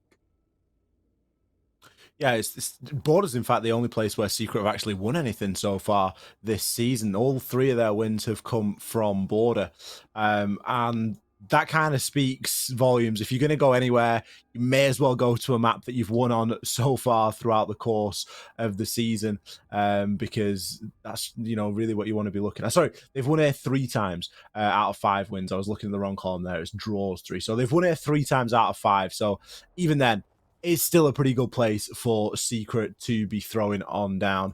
As for Izy Dream, they've done very well here as well. They've won it both times that they've played it. I think so it's one of those exciting ones. We were talking about this, I think, a couple of weeks ago, Fluking, that one team's going to lose their perfect record tonight on the map, which is always an interesting one. It always adds that extra level of something to play for. But I think we are nearly ready to jump on in. Looking over onto the other monitor, I do believe we've got all the players in the lobby. We're going to be throwing on into game super shortly. Here we are. We are in game. Izy Dream versus Team Secret here on Border. Take it away, Border. A map, obviously, we've just kind of tread on, and a map we're treading on yet again. Do you have sound, or is it just... No. Okay. Well, we will get that sorted out very soon. So if we call random things, I'm just going to blame that. Even when it's going to be sorted. Sound. Imagine wanting sound in No, Siege. Fluke. You've changed. I demand too much. I'm just too much of a diva. Nomad is the first removal there, and obviously it's a very powerful operator on Border. It can really limit the spaces you can take care of. When we saw Border previously, Nomad was an almost constant pick. I believe it was on every single round. I could be wrong about a couple of those, where it really limits what are very narrow corridor rotations. If you want to hit along kind of long and short above or towards 90, obviously putting it on staircases, it just becomes a very, very feasible operator to make sure that, well, and gadget that blends very well in with the beige world of Border becomes even more powerful. Hibana and Mirror are the two follow-ups, and there's no real surprises there. Echo going to close things out for the final. There's no real surprises there in the operator bans. As you say, Flute, Nomad, such a powerful operator, but with Valkyrie still being allowed in, that kind of lends itself toward a bit more of an aggressive game of Siege that we're going to see here. Those outside Valkyrie cameras can provide a little bit of information for players to peek off the back of. And well, it wouldn't be unlike either of these teams to play a little bit aggressively. We've seen Secret playing fairly aggressively over the course of this Challenger League. Izy Dream not wasting any time, straight in on the Ying. You know, I was about to... Yeah, I was about to mention, obviously, the Ying is on the board. And when was the last time we, A, saw Secret playing Border, and B, saw Secret with a Ying on the board? That was just a horror for anyone that went against them. Yeah, it's not happy memories at all for their opponents there. I'm interested to see how much of an impact the Ying has here. Secret have read into it exceptionally well. Leon switching out onto that Warden pick in anticipation that Ying was going to be brought. Obviously, we did see Border played by Crazy and Salamander. They, of course, chose to ban out the Ying, deeming it, should I say, to be a little bit too powerful. But there's so much value to be had out of it. You know, you think about pushing inside anywhere here on Border. One of those Candelas and a well-timed push, coupled, of course, with the Lion. We're going to see this Lion-Ying combo in full effect, I think. That's something that's crystal clear. Those two operators are really going to work very well together on coordinated pushes. And that's just going to be such a difficult thing to deal with, regardless of the map that you're actually playing on. Well, holding close on the window and seeing if they can catch anyone that goes in. If they only knew how much further they had to swing. And unfortunately, they found out a bit late, but they still somehow get the kill. P4 goes to Eunice, and he really, really shouldn't have got that. Obviously, popped over, and you never really know whether P4 was fully expecting that. But even just a casual wide swing would have been the catch there. Leon goes for a very big wide swing to try and bait the play on anyone that might be playing on those eastern stairs, but there is nobody. Pinker is able to put reverse aggression back down. Lion scan coming out there, and isn't going to result in a kill, but it is just going to stop those players of Secret from running out of every window possible, which is seeming to be what they are doing at the moment. Eunice, he's going to fall to a grenade, upside down repel. He's proving once again a little bit too strong. Both these teams trading one another. Void is going to find a kill over onto Leon. And that's now going to be a little bit of an entryway on into Armory. Laz is now coming to sort of rejoin that fight and to start taking control a little bit more of that Armory wall. Sneepy has got such a narrow angle on the top of the bomb chassis. Yet another E1D comes on through. Laz now looking to play a little bit tighter onto that Armory wall, recognizing that it's a little bit more difficult to sort of play from afar, and could be better playing a little bit closer there. Well, nobody is going to be pushing on through. Another super well-timed grenade there is going to see Meepy fall. Fonkers as well. Blaz does start to trade things back, but he's in a pretty tough situation now. He's now in the 1 versus 3. 45 seconds left on the clock. The diffuser not going down just yet, and he's still got live pings of information, but he's caught in a little bit of no man's land. Zvoy picks up that final kill. Well, Izy Dream, they're able to get a quick response to what wasn't the best opener and take control of offices as they were able to kind of keep pushing and get more aggressive from there. Armory Lockers and Archives, they're going to double down and try and take it for a second time. And, well, I'm wondering if Secret are going to try and hit with the same aggression as they did before. Curious to see if P4 gets a little bit more use out of the Ying there. Obviously, losing their life very quickly. And as I said, probably unexpectedly. Well, that was how it kind of boiled down, and they've doubled down with the Lion as well. They've got that control, and hey, let's see how it goes from this point onwards. The Valkyrie swap is where they've gone through, and it's the Wamai to Valkyrie. As we said, she's on the board. She hints at a play style, and it's how much further she can kind of push from here. Getting themselves reinforced and Leon playing on the Warden. I'm curious to see if he gets as aggressive as he did before. Obviously, it's a very particular pick. They know why they're bringing it. They know what they want to counter, and the situations where they can do that are in specific locations. Curious to see if Eunice passes on this intel to Leon and says, well, this is where she was before, and this is the window she was angling to. How they kind of push further on from this is, well, anyone's guess, unfortunately. And they've just got to kind of weigh up as P4 sets their drone up on AC this time round. 5 seconds left. Attackers are moving out to Lars is going to be looking to get a Valkyrie camera thrown out there. Super common spot, and going to provide a bit of intel for his team to peek from. Popular run out spot over on side of that AC.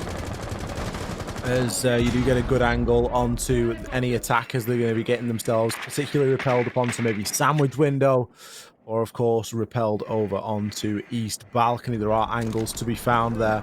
So Eunice is going to get caught super short there. Voy with some really nice droning for himself, gathering all the intel he needed, and Eunice getting caught in absolute no man's land, just stood in the middle of the corridor outside of office.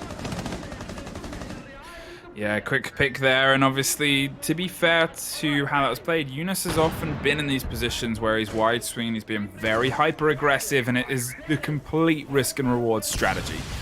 Here, unfortunately, it was just a little bit too far, and it was punished by Izy Dream. You can see Leon is underneath, potentially waiting and baiting for something aggressive below, but Durza isn't too far away, I believe, so maybe, well, there is actually Meepy that does the run out, and Meepy is caught by Voy. So talking of one potential run out, and it's the other side that gets shut down. Durza does find Leon. There's the one that I was talking about, at least. But at 90, Fonkers is able to aggressively push up his way towards Fountain and find one more. He's looking towards these stairs and hoping that someone goes for a wide swing. And this is just jump out after jump out for Secret. Attackers have located a bomb. Secret really can't stay in the map for all too long. It looks as though they get a bit of itchy feet. They want to try and get themselves out there on that roam. Fonker's trying his best, but with the diffuser planted, it was always going to be a difficult one. P4 picking up that final kill. Candela not required once again. Diffuser being confirmed moments before Fonkers fell. Well, 2-0 for Izy Dream, and it's, I guess, the dream start for them. They haven't really been able to utilize the Candelas, but they haven't really needed to. Secret are playing a very, very aggressive game here. I think almost every single player from Secret has been outside the building, if not all of them at least, and a lot of them went out in the previous round just then. Vent Workshop, they're going to rotate to. They're not going to try and take Armory again. They're instead going to shake up a little bit of what they were doing. With Clash now in the hands of Leon, they've currently not got the... Oh, well, I was about to say they've not got it. No, it's a swap to a Valkyrie. So the magical glasses to stop Ying aren't deemed necessary. But to be fair, Ying hasn't really made the impact that I think Secret are worried about. No, it's obviously not something that's in the forefront of Secret's mind.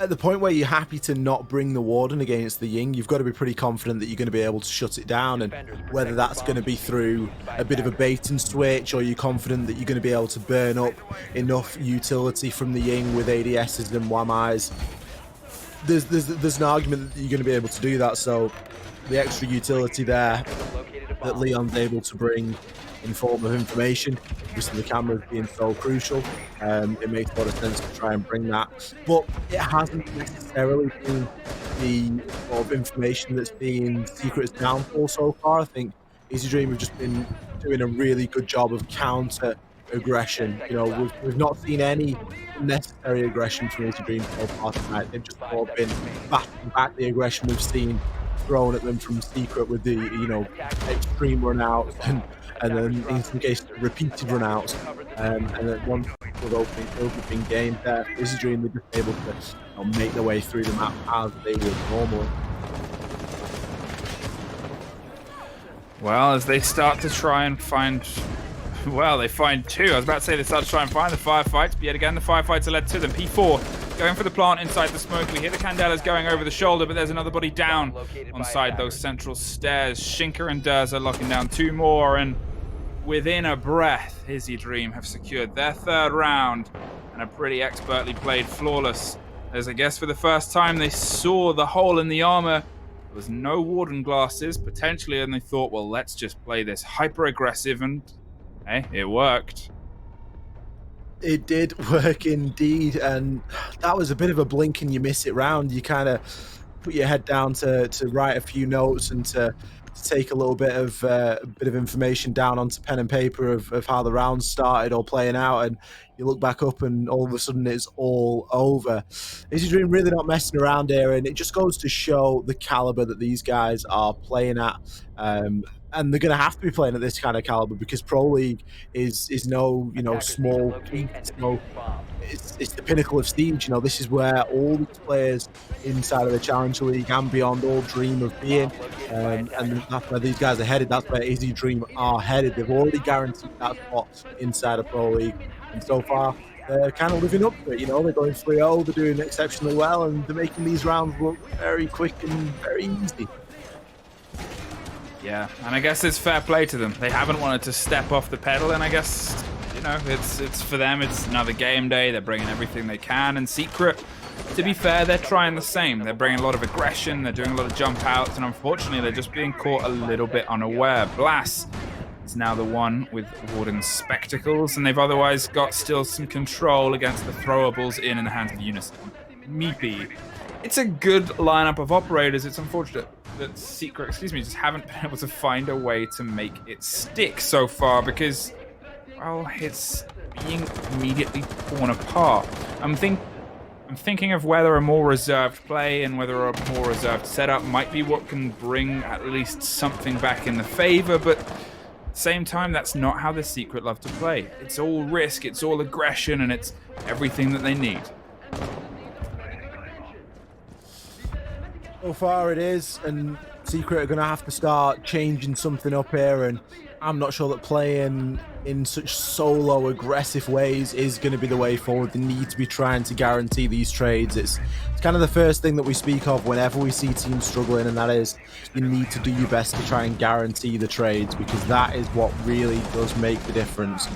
So the pressure is coming in thick and fast into Armory. P4 going to lead that charge with a kill onto Leon, and as if like clockwork, the Lion Scan quickly follows, but Eunice manages to find the kill. Very narrow angle there, just pre-firing out over onto the Lion inside of offices. Eunice will be traded out, but not before Meepy grabs one in return. So all square at equal 3 men apiece, and it's going to be 3 players for Secret, all down on the ground floor. Top floor control has now been gained by Izy Dream, and there's around half of the round remaining. If you've got to say who's won that early engagement, it's honestly looking fairly equal. Sure, we've still got the sled on the side of Izy Dream to open up a lot of that floor and to provide that vertical pressure. But on the flip side of that, we've still got Fonkers over on side of Secret, ready to try and deny pushes as they come through with the Toxic Babe canisters. So certainly a chance for Secret here to try and take this round, and it all depends on how quickly Izy Dream can move here because they haven't got all the time in the world. Whilst they've got a minute remaining, there's a little bit of time to start searching out for these players, but they've got to be doing more to make them move, and that is exactly what they need to be doing. Shinka's going to find one onto Blaz. It looks as though Funkers has got it down vertically. Meepy still hanging out inside of Customs, just waiting for that rotation.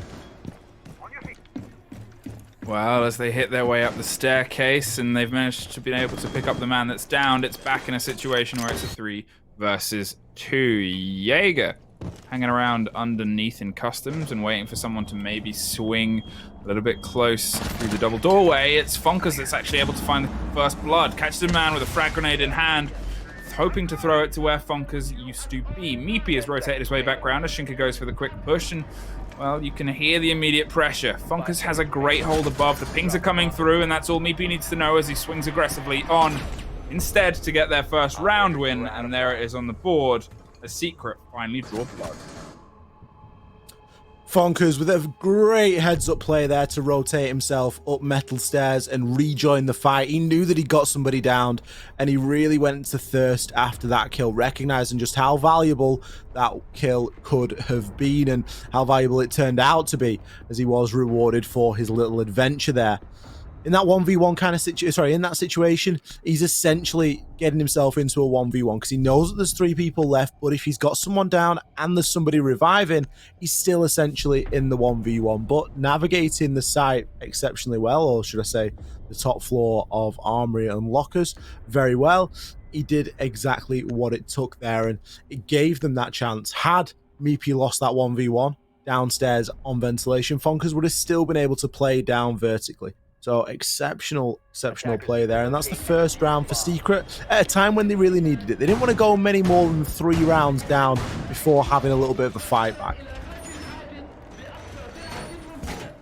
Well, we're heading back up to Armory, a site that hasn't really boded the best luck for Secret so far, and I'm curious to see what actually changes for them as they try and approach it again for the 3rd time. Obviously, as we said before, they've been kind of hyper-aggressive in a lot of their holds, and you know, that's one of those things where, again, it's how they like to play, but you've got to also read what Izy Dream are doing. What Izy Dream are doing very well is, well, realizing that they're holding these long angles. They're set up, as you said, in these positions to pick up trades, and they might lose one, but they pick up the second, and you know, it's always that match on that aggression, always that kind of ability to numb the spikes as soon as they get thrown towards you, and you've got to give credit to them for being able to counter what is usually a playstyle that can completely tear left-aware attacks apart and more spread-out attacks apart.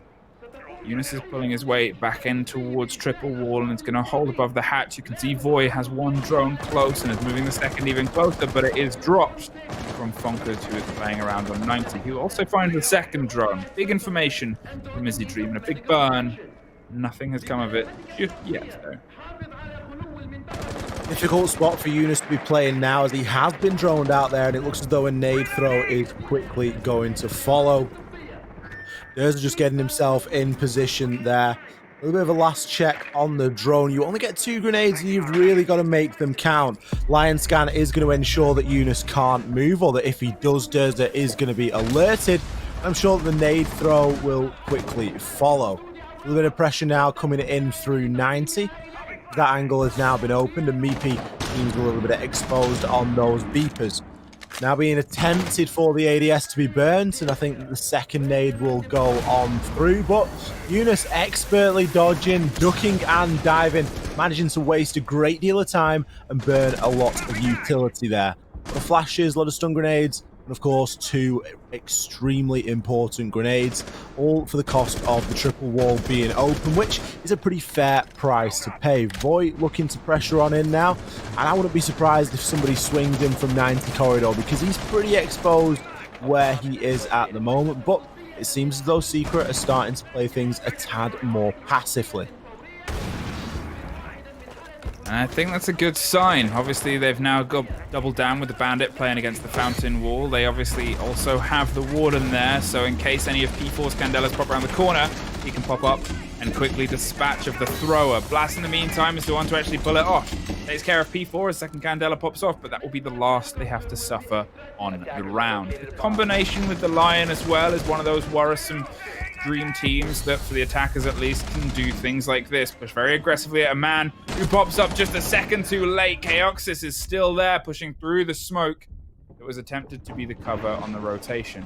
A little punch hole to see if they can catch a man out, but it's Durza that does the same job from the opposite side, and everything has suddenly fallen back into Izy Dream's favor.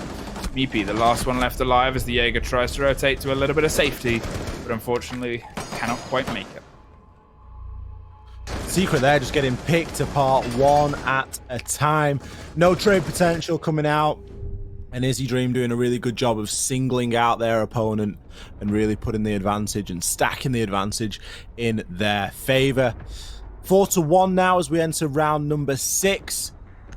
Last round as the sides currently sit. Once again, the Warden being brought on side of Secret. Really banging the head against this Armory Locker's objective.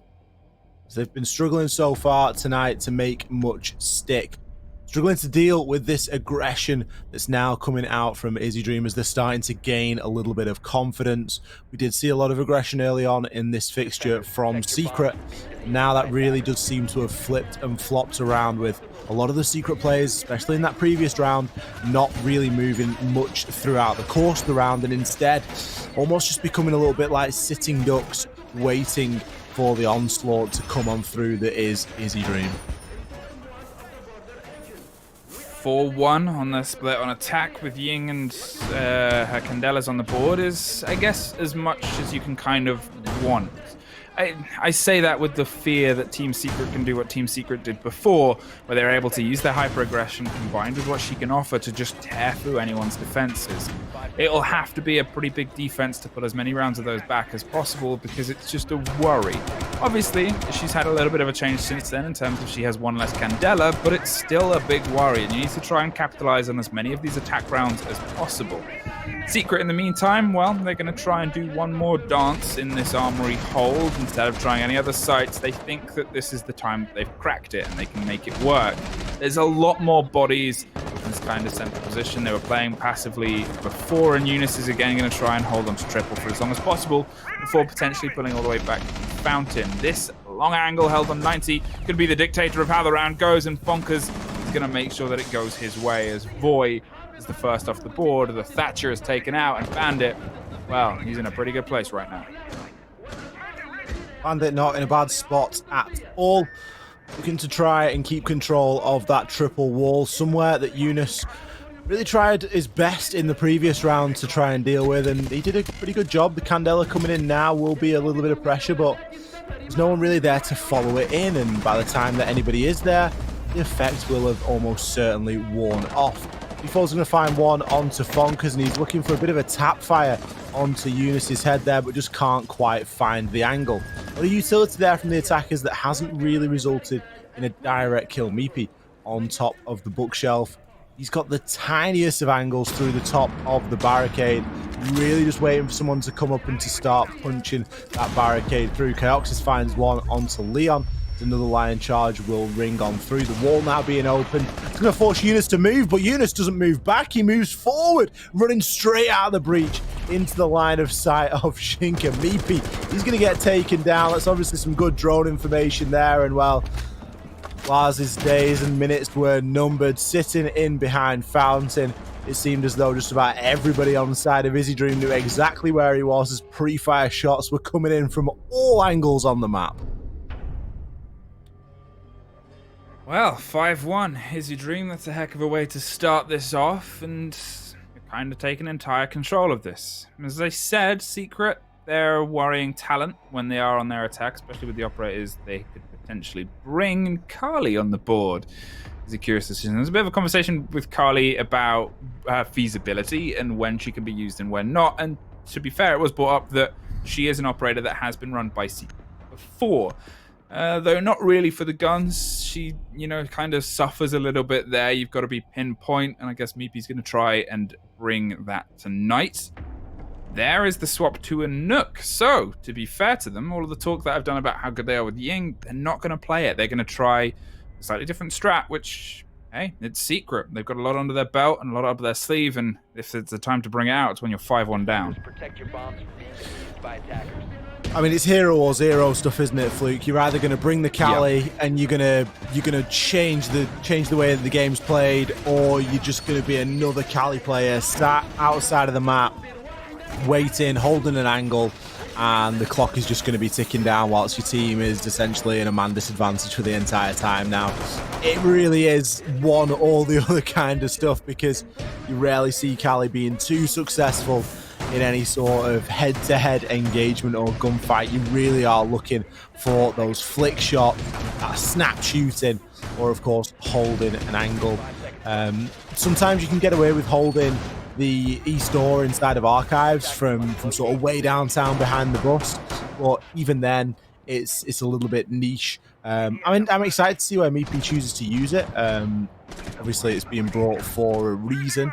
To bring that over an operator like the Ying, like you just touched on there, is a little bit unusual, and it looks as though that's exactly where Meepy is going to be trying to play it, from way back down near the bus.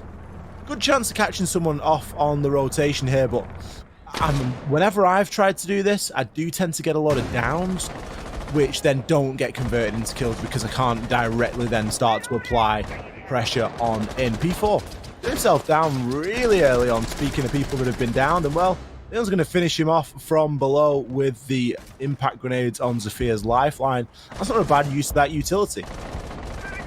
Yeah, and it was Leon's first kill of the game as well, so it's good to see a player who's otherwise usually so enigmatic able to try and find his first blood, and hopefully for him and for Secret, it leads to a lot more further forward. You could hear the worried pistoling as they tried to put a hole in for Durza to get the med shot onto the downed man from behind monitors, but unfortunately they just couldn't get the drilling work done in time. You can even see the hole they tried to open up there as well, and well, in the meantime, Nook has crept her way in, unfortunately gets caught out in the rotation via the door, and Chaos is pushed aggressively into small box, but well, there's more aggressive pushing. Eunice goes against Durza, finds one, and now tries to double down on the body inside. Yet again, the rotation game is happening inside the small box. Chaos pulls to one side, almost gets caught by a pre-fire, but gets caught by the direct fire. Second time around on the opposite side, and now it is Voy versus Eunice and Meepy. The Kali still on the board, and now inside the site. She instantly pops in and puts a claymore down. Let's try and put herself some safety as she goes to put the diffuser down. That is a bit of a bold play. Shoots the claymore, but Eunice is there, and he is able to put another body in the ground. Eunice doing an exceptional job of working the site there. Had he lost that first 1v1, it would have been really difficult for Meepy to get himself on in and to try and get that plant down and at least bait out for his teammate. As it stands, Secret are fighting back a little bit, but they've still got a really long way to go. 5-2, no short scoreline to come back from. Izy Dream still looking pretty strong, but Secret with a nice first attack there. Ventilation Room Workshop is going to be the second choice for Izy Dream. They're not opting to give it another go inside of Armory Lockers. I'd be interested to see if Meepy sticks the Cali pick for this round, because there's got to be an inkling on the side of Secret that Izy Dream are going to try and switch things up and just stick to a pretty standard rotation, but it looks as though Meepy will lock that Cali in. Attackers need to locate and I mean, it's the thing about it, obviously, it's very good at holding a certain angle and holding a certain place, and I'm curious to see what the adaptation is to try and take it here. It's still a vertical take you've got to do, sure, but you're not getting the direct fire into sight the same way you previously were, so it's a little bit of a different egg you got to crack.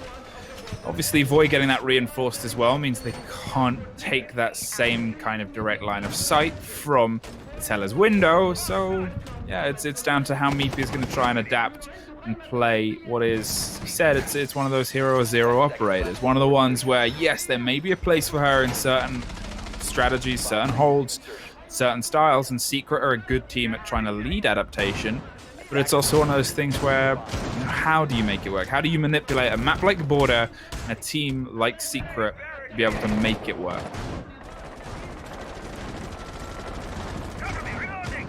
Meepy once again trying to find that early rotation kill, or at least some chip damage onto one of the players on side of Izy Dream. Couple shots is going to see the soft wall open in through Archives all the way into Armory. As you can see there, there are a couple players upstairs, and there's a chance that he'll catch one of them. Voy could get extremely unfortunate as he's inside of that sandwich area. Eunice looking for the pre-fire, and he's going to find it. Kills onto Durza. Durza getting caught out there in camera. And Eunice using IQ to her utmost, catching the defender out in the camera. It's a big loss in the early round for Izy Dream. The opening kill going toward Team Secret. And it looks as though they may be even impostering for a plant here. Well, that's something they're looking for. As you said, it's a pocket of space they've been able to kind of clear. It looks like they haven't taken out the default camera in the corridor. I don't know if I just saw that light up, and I guess that's always going to be a bit of a giveaway, with Shinker also holding onto an angle because he's going to drone their way ahead, and Meepy has rotated around to that front door to try and lock down any rotation possibility. If they push a bit aggressively, well, maybe swing on and try and apply some pressure on someone who might rotate, but is instead going to head upstairs as Blast is able to take care of P4 on the backside of Tellers. Eunice and Blast both doubling down behind the drone of Fonkers, who is led in all the way as Meepy is the one that's trying to act as the pincer on the top floor. There's the catch from Leon, who has found his way inside in the meantime, and he swings on one. Looks to try and pincer on the opposite side, but Chaoxis finds Eunice, whose location is now known. Two players like Leon, who can potentially try and apply some aggression, or just wait and bait. See if they go for the rotate. They have body... Well, they had a body on the door. The body on the door rotated round. Throws the C4 around the back, tries to catch it, but luckily Nook is there in time. The planter does go down, however, Meepy, with a very big gun, puts a very big hole in Chaoxis. Meepy making that Kali sniper rifle work from Repel. You really do love to see it. Nice to see Kali being played. Armory lockers will now be attempted as Izy Dream, they're struggling to make anything stick here on defense. They've not been too successful so far. And Secret, they're having pretty much the run of their teeth so far. The rounds aren't coming easy to them, but they are coming nonetheless. Getting the opening kill is helping them in a lot of these situations. And I'm sure that Izy Dream is sat there wondering what can they do. Voice switching from the Wamai onto the Alibi. Obviously reading into the fact that Secret aren't opting to play the Ying, not necessarily feeling the need for that extra sort of throwable meta game to deal with. Instead going for the Alibi, is that going to throw off Meepy? Is he going to be able to place those in some awkward spots that are just going to further restrict Meepy's lines of sight maybe? I mean, there is the possibility, obviously, if they put it on that door, it means Meepy can't just fire through cleanly. They'll have to do a little bit of work before it becomes something where that door is an easy shoot through. To be fair, they'll still always generally know where Meepy is. It's just obviously having that direct little indicator and the period of time whilst being revealed that'll just slow how aggressive you can pepper bullets through that door.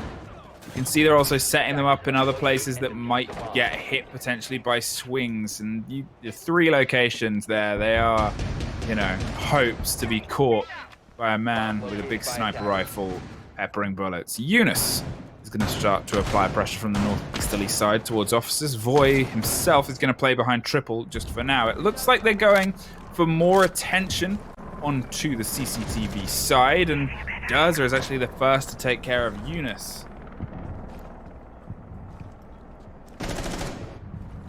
Oxy trying to play aggressive on the doors. Meepy still looking to make the sniper rifle work. Just trying to find those skinny angles, and it really isn't a bad idea, but we spoke about it earlier, and it does leave your team in a bit of a deficit. Now, essentially, Secret, they're operating at quite the man disadvantage. At least they're just giving us a nice view of the Alibi prismas being placed, and got to ask a few questions as to the locations of those. Just seemingly in every corner of one little square of the site. Certainly could catch somebody out, but place utility that close in the site, is it really going to provide you value throughout the course of the round? I guess time will tell. Blaz looks to be planning his assault up main stairs. as he's just performing a little bit of drone work, seeing if anybody is down and about inside of ventilation, as kills are going to start to come in. Leon trades one out with Chaoxis. As Durza looking to play pretty aggressively onto Break Room. It's going to be a second kill for Chaoxis on the round, and well, if Meepy pushes on through, it's going to be a bit of a crossfire he's stepping into, as Durza is going to be watching onto that Break Room door. This is where the sniper rifle really isn't going to help you in that multiple enemy engagement. Durza really hasn't been droned here, as Meepy just crouch walks his way all the way on him, but it'll be Void that actually picks up that final kill. Blaz is waiting outside a Break Room. I'm not sure if he's asking for a knife fight or if he's just sort of threatening, like, I've got a knife and I'm ready to use it. But Blaz is going to find a kill onto Durza. 40 seconds left on the round. Still loads of time. Still plenty possible for him to pull this off. Although the diffuser is cold. Pre-fire shots are going to run through, but misses the camera on the first go, and well, he gets punished for it on the second. Well, Chaoxis is able to lock that off, and I guess it shows the good spirits that Secret are in. Obviously, they know that this game is technically for nothing, but they're still going to bring a bit of fire, bring a bit of new ideas, and bring a couple of ways that you can play this and make it a bit more interesting for, I guess, them, for the viewers, and for Izy Dream. Keep them guessing and pull some points. 6-3. They still have work to be done here, and now they've got to do it with the death knell, and not the promise of a win, but the promise of a draw. We've already seen them take a couple of rounds on attack very creatively. They've still got the Kali on the board, double up with the Maverick.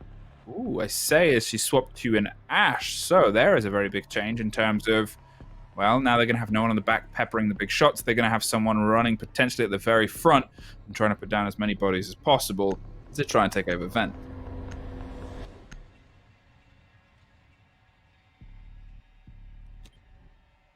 Yeah, it's one extreme to the other, isn't it, really? It's going from the Kali that's going to be very passive and looking to just try and pick people off and hoping that they can pick people off and give the team a little bit of an edge, to, all right, I'm done with Kali now, I'm just gonna run in with Ash, just Ash main it all the way on through. But I mean, at this point, Secret need to be trying things because they are against match point. They can't afford to lose any more rounds. Izy Dream are poised to take this one despite Secret's bit of a resurgence. They do not seem to be in such a commanding position at the moment. The best they can hope for out of this is a draw now, as the Izy Dream are going to have multiple chances at converting this match point into a match win. With the way that they've been playing tonight, I think it would be uncharacteristic to say that they won't do that. Yeah, I mean, it's been very, very well put together from their side. Obviously, taking 5 on their attack left them in a very good position where they only need a little bit on their defense. And again, against a Secret attack, that's the best situation you can be. The more likely you are to be able to take it with just 1 or 2 defense rounds, well, it's a very, very nice boon against anyone, but against Secret, it's a blessing.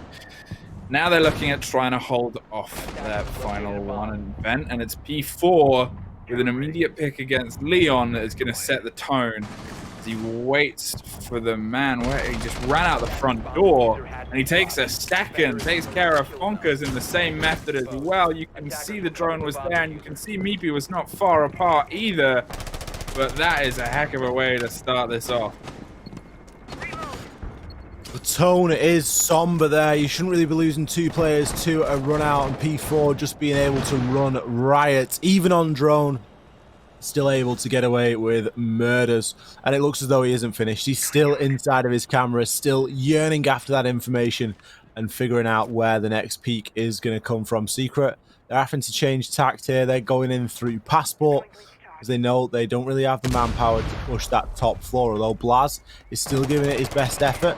He's going to have to drop down and rejoin his teammates. There's a little bit of a push now coming through from main lobby, as Eunice just making a couple last checks before blowing that castle barricade out. He's going to want to push in through quite aggressively with the way that he's framing up over on the other side of it. Meepy getting some drone work done now. Just trying to figure out where these last members are, as Eunice, he's going to blow the castle barricade, and Blaz, he's going to try and pressure on in from the other side.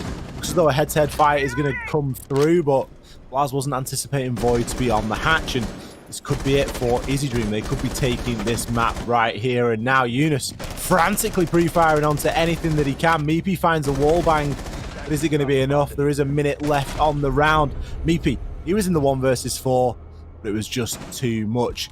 P4 with a 4K on the round. That's going to be the first half going to Izy Dream. Well, you've got to give credit to Izy Dream there. They played a very, very good border. And yes, it's the final day of the season. And yes, for these two teams, there's no real weight.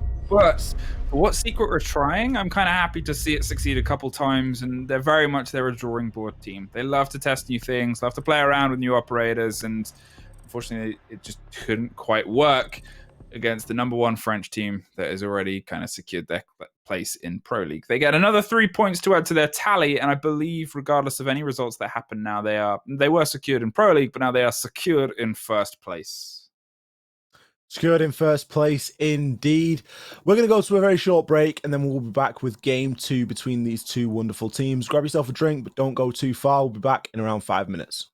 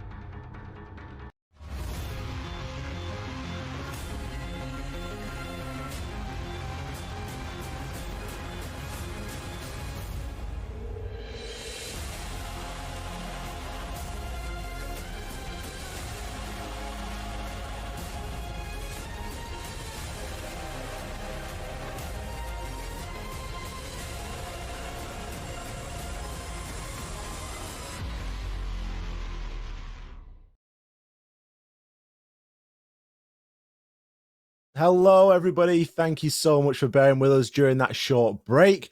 We are now back with more Challenger League goodness. We're, of course, still following Secret and Izy Dream. Izy Dream taking Border, which was map number 1, and it was pretty convincing, wasn't it, Fluke? Yeah, I think everyone's in good spirits, which is always nice to see. And Izy Dream, well, they're happy to try and lock this off in the same professionalism that they've ran throughout this entire season. Not to say that Secret aren't professional in any sense of the word. Obviously, we've already seen them like running their patented aggression. They've been able to really pull back some rounds and get in these fantastic situations. But when Izy Dream are on form this season, it's been a tough question for anyone to try and answer of how do you stop a team that seems this well put together. And in a way, I guess it's a fair shout for Izy Dream, because out of all the teams, I believe they were maybe the only ones that didn't have roster changes before the season started. Yeah, I think it's nice seeing that level of professionalism from Izy Dream as well, and for them to come out here and to really take it quite seriously. They've not come out here and just started memeing around. They're obviously still taking it as seriously as they have done throughout the course of the season.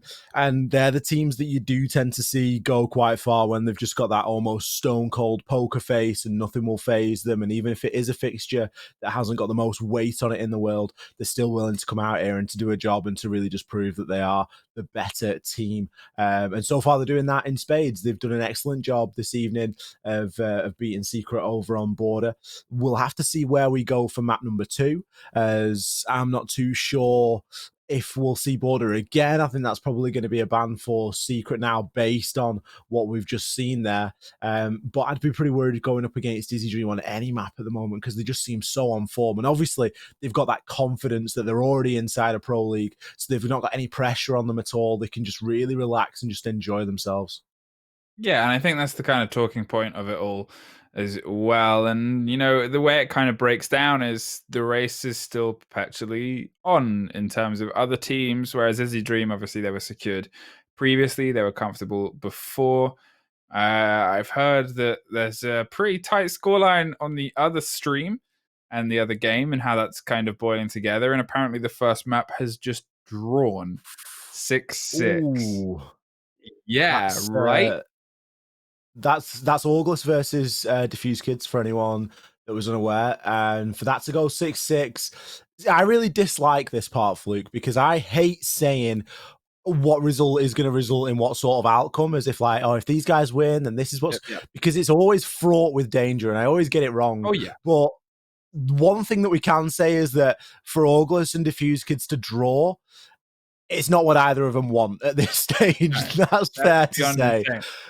It really isn't good at all. Yeah. I think, does that even still give Penta a chance if the next game draws as well? It does, because I think if it draws again, Penta win on the head-to-head. Like, they'll end up on the same points, but Penta gets it on the head-to-head. So it's not even that they're different on points. It's that because when they matched up, they had the better day. And that is such an insane thing for weeks of play. I think now that August can't make it because August needed 4 points. Oh, no, so they need to win. Right, basically, August need to win their next match. Otherwise, they don't make it. Diffuse Kids need to win. It basically all comes down to that next game. But, and still 3 different teams could make it in. Not that we're saying that everything is weighted on the other stream. We're not saying that at all. These are still great games to watch. But we're going to obviously pepper and keep you informed about what is going on the other stream, because obviously that is that's quite an important match. I think it's fair to say that. Here's how you've got to look at it. Yeah. Here's how you've got to look at it. You can stay here and definitely watch a Pro League team in Izy Dream. Yeah. Or you can go onto the stream and maybe watch a Pro League team. There might just be 2 CL teams. The 3 different results could lead to 3 different teams. Like, every single different possibility is a different team that could make it into Pro League next season. That's happening on the other stream, but we've got a Pro League team in this. We've got a guaranteed Pro League team right here, and we're going to see what map we are going to be throwing down on right now. Take that. Do you want to make a prediction? Secret's currently. I want to see some more from Secret. I think Secret are going to pull out some fun stuff this game. I know that our observer's been in the chat asking for some fun stuff from them. I think if they can pull some aggression here, it's Villa. Potentially, it's you look at kind of other maps it might potentially be because I'm going by their standard bans here. I don't think we're going to see a theme park, sadly. We're not going to see a consulate. Probably not going to see a clubhouse. It could be cafe. It could be Villa. Keep going. Are the bands on going. screen? Oh, the bands, Bands are on screen. It was Villa. You're doing it me. I'm doing you. Oh, it's Clubhouse. Clubhouse was the other potential. To be fair, I said it probably won't be a Clubhouse, and then technically isn't. But I would have thought it would be the other way around in terms of the bands. Hey, we're there anyway. We're going to go to Villa, and Villa is quite a good map for Secret. Really, they've had an okay time there. Historically, it's a good map for Secret. Recently, looking at this Challenger League as a sample, I think I'm right in saying that they are 1 win, 2 losses on there. And I think I'm right in saying that I feel like they should have won the other one. But I can't remember the fixture off the top of my head. So, yeah, they've not done terribly over on Villa. Historically, it's been a great map for Secret. You know, back when Feral joined, it was a map that they got a really good handle on. There was such an extravagant roam game between Feral and Fonkers, making full use of that basement, which is a really seldom explored area of the map. I think it's going to be a good one for Secret. It certainly gives them a better chance than Border, just because I think they can lean into a bit more strategy, whereas Border, due to the nature of the map and the fact that it's been extensively covered and played, and it's a map that Izy Dream are fairly confident on as well, I think that they were always on slightly the back foot there. But there's got to be an opportunity for Secret to get a couple more rounds here and just to really push Izy Dream a little bit further. Cool. Right. So unfortunately, we've had another problem. So we're just going to keep talking rubbish for a while now, as we obviously get that sorted out. Hey, if there's going to be technical problems, I was going to say they may as well happen. They happen a couple times. You should all be used to it by now in Siege. Unfortunately, we all put up with this stuff though. It's for the greater good. We just pick someone to blame and then blame them. Yeah, it works exceptionally well.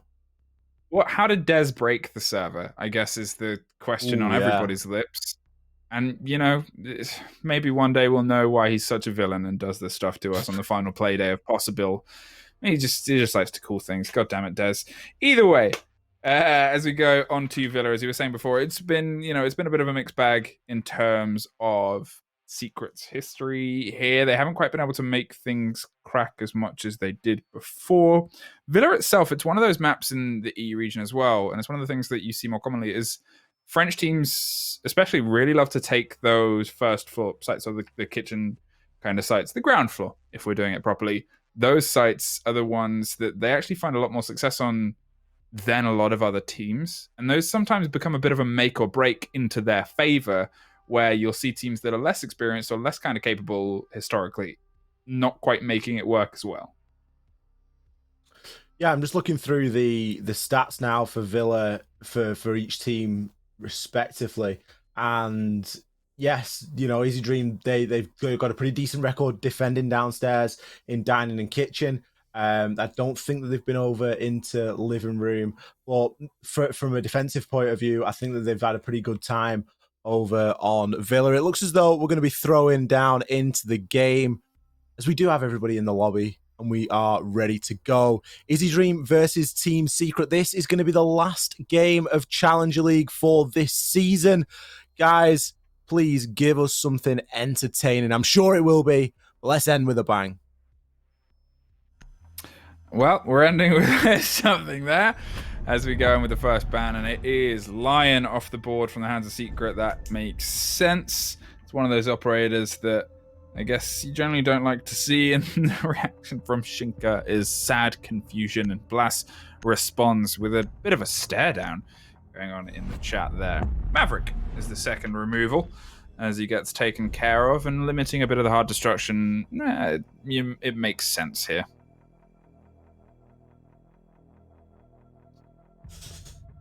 The removal of Lion. What kind of world are we in, Fluke, when Lion gets banned out ahead of Ying? Like Eunice never left the game. It's like he's come back in and from when he left towards banning Lion consistently to coming back and being like, yes, the Lion, get rid of him. It's like, there's been a bit of a change since then, but...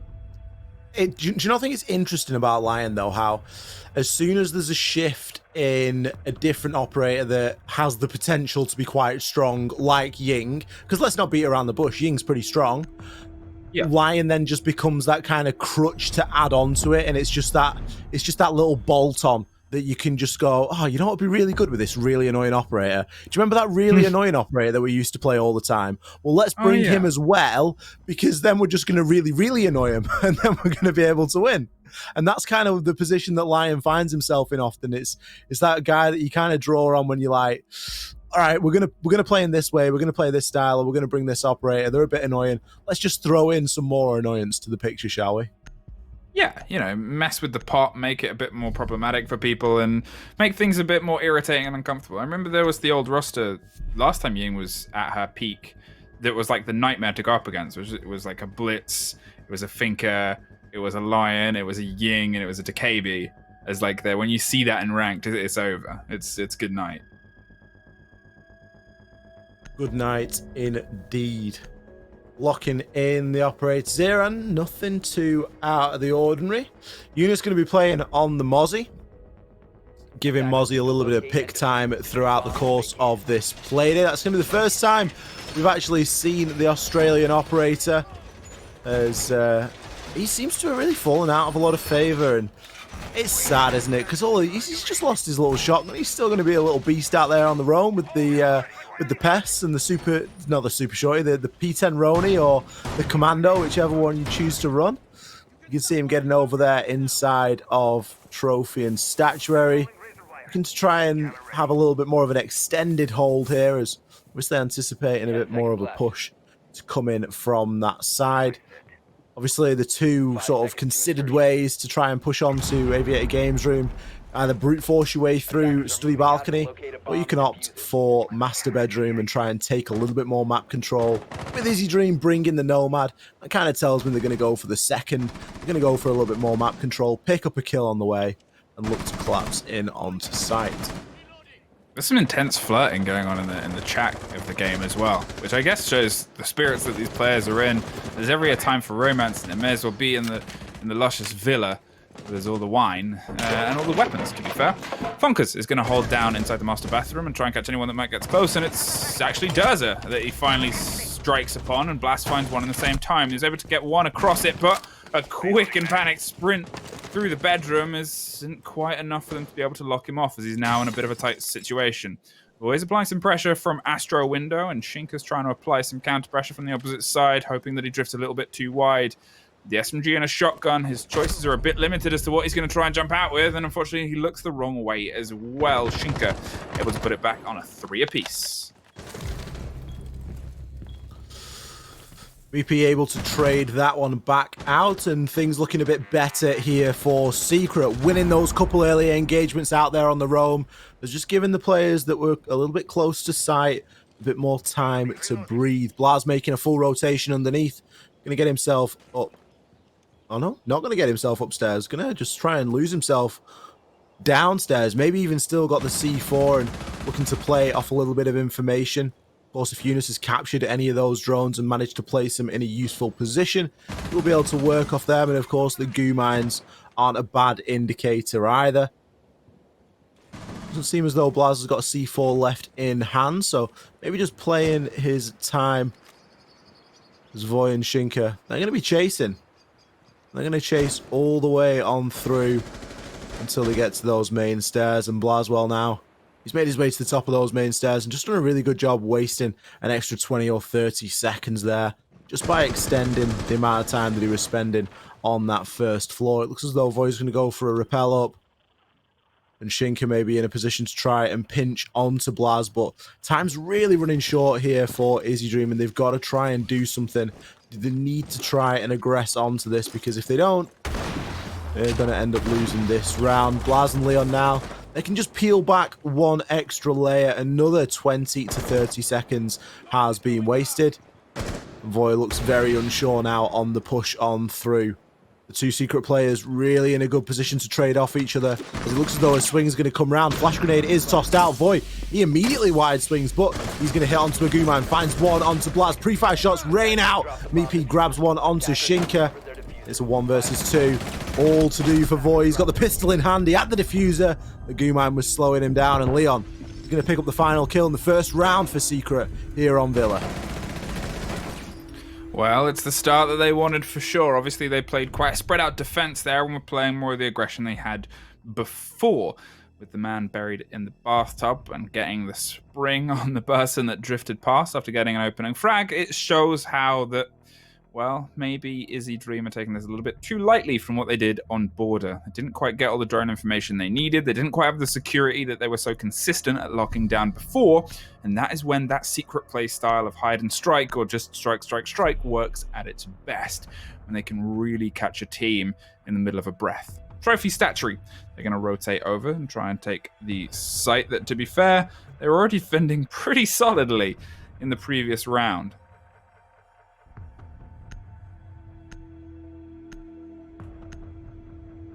Swapping to the Vigil there from the Goyo is quite a big change, and I guess it leads more into the secret playstyle we were talking about before. It's a dangerous prospect, Leon, on the Vigil as well. He's, you know, if he's feeling himself in the kill department and he's really starting to rack up those numbers, we've seen what he can do before. Of course, when Secret were in the Pro League a couple seasons ago, Leon was among the top 5, I think he was top 4 fraggers in the entire league. I'm sure someone will correct me on that if I'm wrong, but he was definitely up there in the kills department. And him on the Vigil, there's only one thing that the Vigil is brought to do, and that is to waste time and to kill people. And sometimes he's all out of wasting time, you know. He's going to have to get out there and play a little bit aggressive. It looks as though we're maybe going to see a little bit of a run out here. Leon just waiting to time this perfectly. Pre-fire shots maybe going to go out, but Izy Dream are a little bit too considered for that kind of a peak. While holding on the angle on Astro and potentially just missing out on Leon as he rotates the other side, at the same time as missing out on the back of a couple of other secret players as they head towards the door and swing their way into sight. Meepy with a Mozzie that you questioned, well, why don't we see more Mozzie earlier? Well, there's one. He's trying to catch drones on the opposite side and may run into a Nook sooner rather than later. Rotating up around the main stairs and just waiting and watching into study, hoping to potentially catch the Mozzie swinging more aggressively on this side, but it seems like maybe he's just going to bury himself towards landing, try and keep the angle there, and try and bounce back between landing and classical, as he is doing now. VP's in a good position to deal with P4 as part of the sort of deal with playing onto the knock is that you don't necessarily always want to be droning yourself through because you kind of give yourself away a little bit. VP playing inside a 90, almost certainly gave himself away there. He's going to find one before getting traded out. P4 finds one straight after as well as vertical pressure now coming out. Void, what are you doing rappelling down the skylight? Leon there ready to punish you. Gerza catches Leon out on the rotation, and these two teams are going trade for trade here as Blaz does make his way down, but he won't be safe. He's going to be downed. Fonka's left. The 1 versus 3, trying to bait out onto his teammate. He's going to find one, but now he is leaving Blaz down as Blaz just crawls into a little bit of safety inside of Tarps and can rejoin the squad as a 2 versus 2. But the staircase is to battle, and there's players watching either one. P4 is going to find the first onto Fonka's. The diffuser will be confirmed. Blaz now in a retake situation. He hasn't got a lot of health to speak of. He's not even going to get the first engagement out of the way. Shinka shuts him down. PDW there doing the business. Well, Izy Dream come back with a bat for bat and find themselves drawing everything level. Step for step, and to be fair, we did say, well, I said at least they were coming in with not a huge amount of drones. They weren't getting all the information they needed. They were playing very aggressively, and I think they've kind of instantly pulled themselves back and go, okay, well, maybe we've got to, you know, this is Secret we're up against. They love having aggressive map control and aggressive map spacing, and if we lose sight of that, well, you lose sight of them, and then you lose sight of winning a round. Trophy and statue, they're going to double down on. Ying is on the board in the hands of P4. They've opted... Oh, no. I was about to say they've opted to not bring the Nook, but then they swapped to her, and they're potentially going to try and bait that play on the opposite side of the map yet again, and maybe lead her in to anyone that may be playing towards the opposite hold. It's a fairly standard Secret hold as well. It's a fairly standard anyone hold, but Secret do like to extend their way across and try and hold at least some of the ground towards AVG, and I guess it's whether they opt to put a little bit more there. They obviously have the lesion to at least potentially slow any sneaky walking she may do. That means they don't have to try and keep their eyes as fixed as they would usually be, because they at least have the audio cues to give something away in their favor. Voy this time going to be bringing the Cali, as Izy Dream looking to repay the favor, I guess, from Meepy bringing it back over in border. It's an interesting one, because what kind of an angle is going to be held with a Cali here? Because there's some long angles that you can find, but typically the angles that, for example, are held on border are fairly long and fairly well predictable. With the Cali, you do find yourself in some quite close quarter combat here on Villa, and I'm wondering how that's going to work out for him. Yeah, it's in that situation now where you know, granted, our observer was calling for more Cali, so whether he's had a bit of a sway in terms of the operator selection here or not, you never know. You can pull inspiration from anywhere. Eunice actually Alex pulls pulled all the strings. Oh yeah, Alex is the puppet master. The puppet master of every team's strategies come from Alex, and here's him just adapting, and so far it's led well. Yes, it wasn't actually the Cali that got the kill, but you know, maybe the Cali selection was part of it, as Chaoxis is suffered first at the hands of Eunice. Leon doing well to get out of master bedroom there with his life, as there was a lot of pressure on him from both windows coming in from Izy Dream, but now that he's vacated, that's going to be free real estate for Izy Dream to take, and Derza is not going to waste any time getting himself straight on in. P4 looking to crouch walk his way up these stairs. He's going to be met very quickly by Meepy, but it seems as though drone information will pay off. Just hit a couple of goo mines, but they're placed a little bit too high, and the damage had already been done. Eunice now on the chase, looking to try and catch up with that pesky knock. Knock's inside a kitchen now, and Eunice just crouch walking his way around. Knock, if in ability, does move with quite a silent step, so it can be very difficult to figure out exactly where the push is coming from. Blast could get caught pretty unawares here, for example.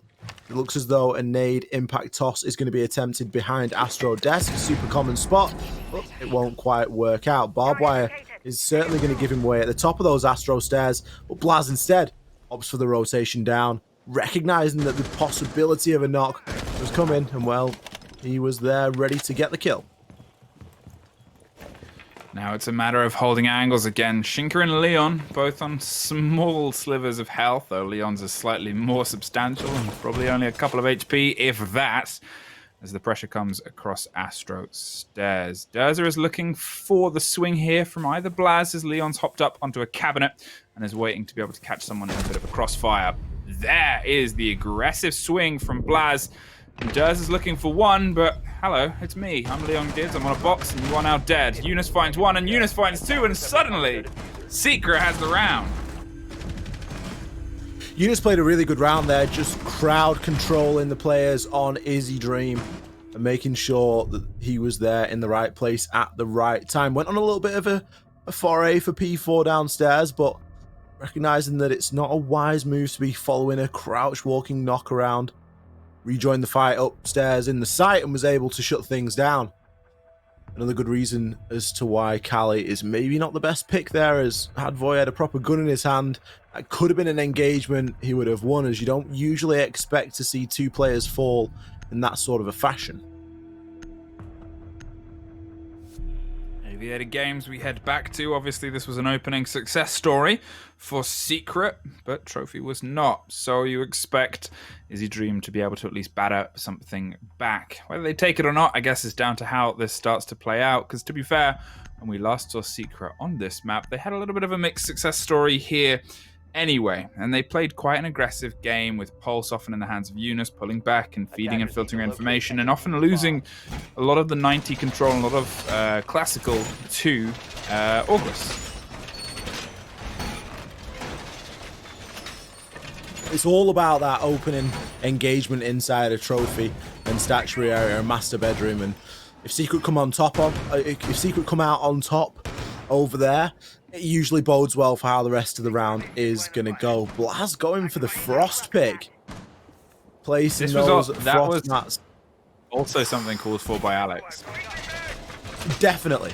Alex is calling for more Frost meta. She's not played enough. And those bear traps. That was skilled, isn't it, at the end of the day? We said it time again. Frost mats win rounds. Yeah, they do. It's outskilled. It's unpredictable. Blast is still putting them under windows here on the opposite side. Capcan was, I think Capcan was the third operator. Oh no, Blitz. Blitz and Capcan were the other two operators that Alex called for. So if they find their way into a round, I guess it's Alex's fault / blessing. It's his fault if they don't win the round. It's his blessing if they do. Well, let's see if the Frost mats catch anybody out. It's often just another annoyance to have to deal with. And of course, when you're dealing with a crouch walking knock, it can often be a good way of at least alerting you to the presence. That being said, knock hasn't been brought this round. Shinka instead opting to bring the Ying and P4 this time instead of the knock. He's going to be rocking the glass. Leon trying his best to keep the attackers at bay downstairs in Pottery, but he's going to be forced to make a pretty much full rotation as a flood comes through on the top floor. Study control has been gained and Chaos is challenging onto 90 corridor. Finds 1 and 2 to Fonkers and Blaz. P4 just walks his way all the way into sight. Eunice getting caught inside of a bandit trick. And as if by magic, we're at the 1 versus 4. Izy Dream have just torn Secrets apart there. Well, said they were going to be able to respond well, and I pointed out that Classical was usually where things started to fall apart for Secret the last time they were here. It was a study push to Classical, and it worked kind of well. Alex apologizes for the Frost pick not being the function, as he says, my bad.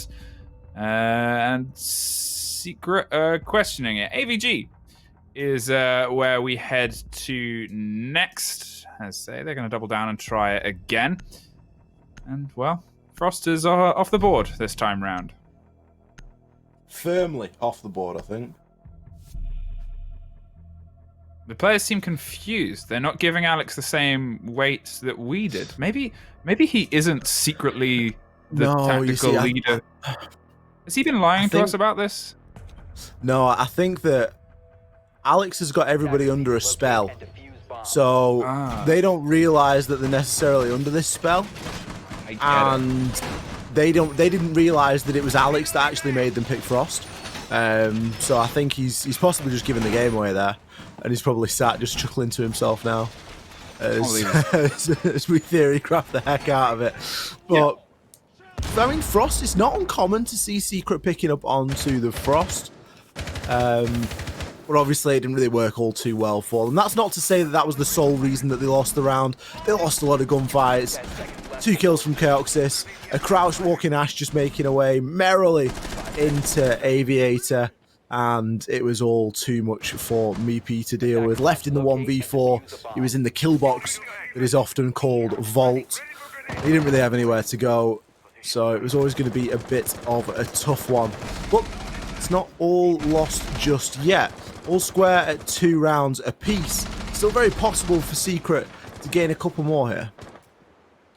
Yeah, and obviously they've already taken AVG once. They lost it the second time, but they're a team that is quick to change and adapt and bring different things. And to be fair, I said it was where they generally started to lose it last time, and well, it looks like they're opting to keep Leon there as a bit of a closer foray into holding it down, making sure they have that staircase firmly under control. In the meantime, they don't have underneath as B4 finds Blaz, but Fonkers gets the refrag and the trade leaning down, covering Eunice, who appears back as well, and they head both back up to landing. Shinka left just looking at corpses beneath. Fonkers dropping outside as well to grab that kill onto Voy, but he won't make it much further. It's a long rotation back in. And Durs is there, ready to cut him down. The diffuser's cold outside of Pottery, and both teams are hurting from that early exchange. Losing Voy, obviously, you've lost all of your hard breach potential. P4 on the Ash, we've already seen what he's been doing this evening. Been racking up the kills for fun. Shinka now left to try and push up east stairs. Drone work going on ahead of him. And if he gets a little bit of an opportunity here, he could have chance to catch Secret a little bit off guard, especially if some distraction starts to come through from the study side. Otherwise, he's just holding down, waiting. We saw Izy Dream kind of play this patient game a bit before and let themselves set up before they go for something a little bit more dramatic. And, well, it looks like they're happy with where Chaoxis and Durza have found themselves, and they can start trying to apply some pressure again.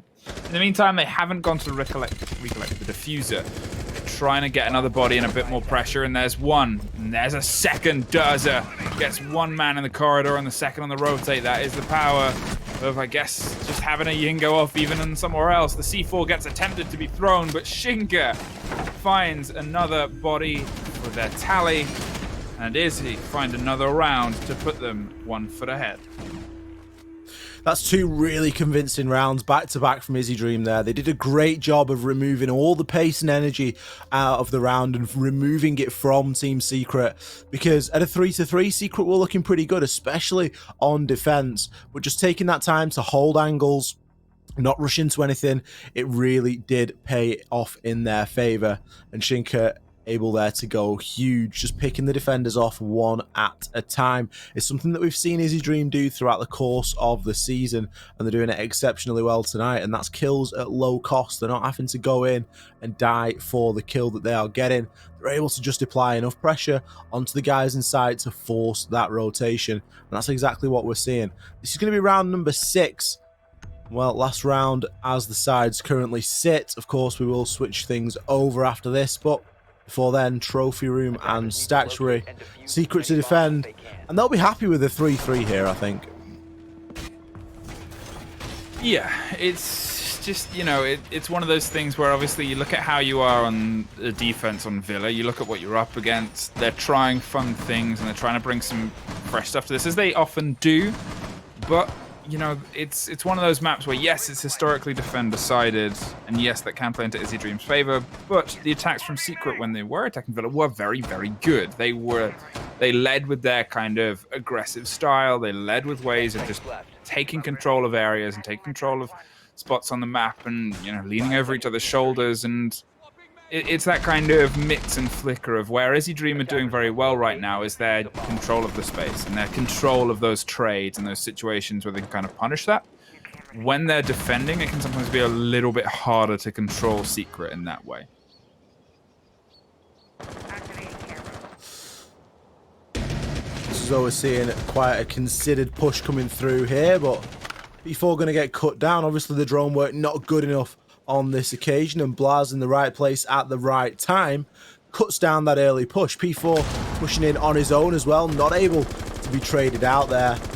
It's going to leave Izy Dream at a significant disadvantage, pretty much straight off the rip. There's a Chaoxis and Voy all posturing up to take control of Master. Drone work now will call it as clear, but Fonka's threatening to re-enter, especially with a C4 in hand. It could be pretty dangerous. Maybe even calling out for a player downstairs. If anybody else has that C4, could do quite a good job. Looks as though the wall will be opened, at least in part, even if the Evil Eye is able to destroy a few pellets, but doesn't look as though that is the case. Fonka's left trying to hold on, and he's going to be able to shoot out at least one row of X-Kairos, but it isn't going to be enough. The wall will be opened further. Not enough to get through, though. It does stem the flow a little bit for these attackers. Holding now and making sure they don't suffer to the person hanging on Astro window. They have the man and the body advantage, but we saw them have that before, and it was very quickly capitalized and shut down on by Izy Dream. Eunice waiting to strike on those Astro stairs and hoping that Shinka tries to swing their way in. Obviously can lead it via Candelas, but this is Izy Dream waiting and baiting, and both of them are throwing things towards each other as Meepy long arms and lobs Elysian traps try and hit Durza as they leave. Doesn't quite catch it though, as they don't get close enough. More spray, more prey. Nothing is landed just yet. They try and apply some pressure against Astro.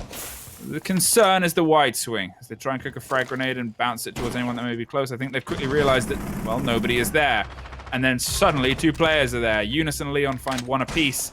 Boy gets a trade, but it is now just the man outside the window looking in at his demise. 3-3, Secret call it.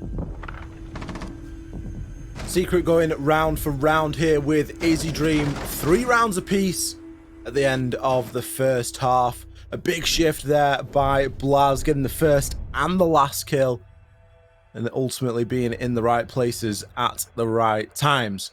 This is where we could see things change, and we could see one side gain a little bit more momentum as we look now toward Izy Dream on the defense and Secret on the attack. Blaz obviously going toe for toe with the knock pick as well. Maybe not too happy about the way that P4 was able to really exploit that operator, and looking to try and get a bit of revenge. The clash pick coming out. Very interesting one there, Fluke. I mean, where we'll probably... To be fair, okay, we've seen Clash played in a couple of different places. And one of them is on the study door, leading into the site itself to try and bait a study push. And the other is on that classical corridor, where they generally have someone with a big gun peek around the side of it, which would probably be Durza, if I was to guess. And they just kind of hold that 90 corner on the top left. They'll put some ADSs there so no one can just throw grenades. And we've even seen it where they'll actually protect the ADSs on that center pillar with the clash. So the only option, they can't frag grenade her, they have to try and charge her. They have someone playing against them aggressively, and it can really just shut down the space where P4 is right now.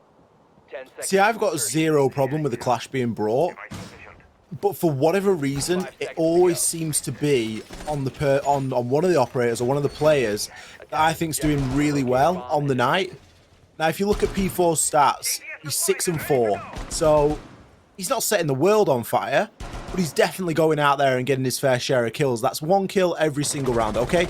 I know he's had multiple kills in 1 single round before, but he's going toe for toe. I always question when you put a really someone that's doing really well with the gun with essentially a massive shield, because it really can leave you at a bit of a disadvantage. Sure, we're going to have Durza peeking on around that, and it could do a good job of slowing Secret down here, but I always just prefer to see these guys with a gun in their hand, because we know and we can see just how effective they can be.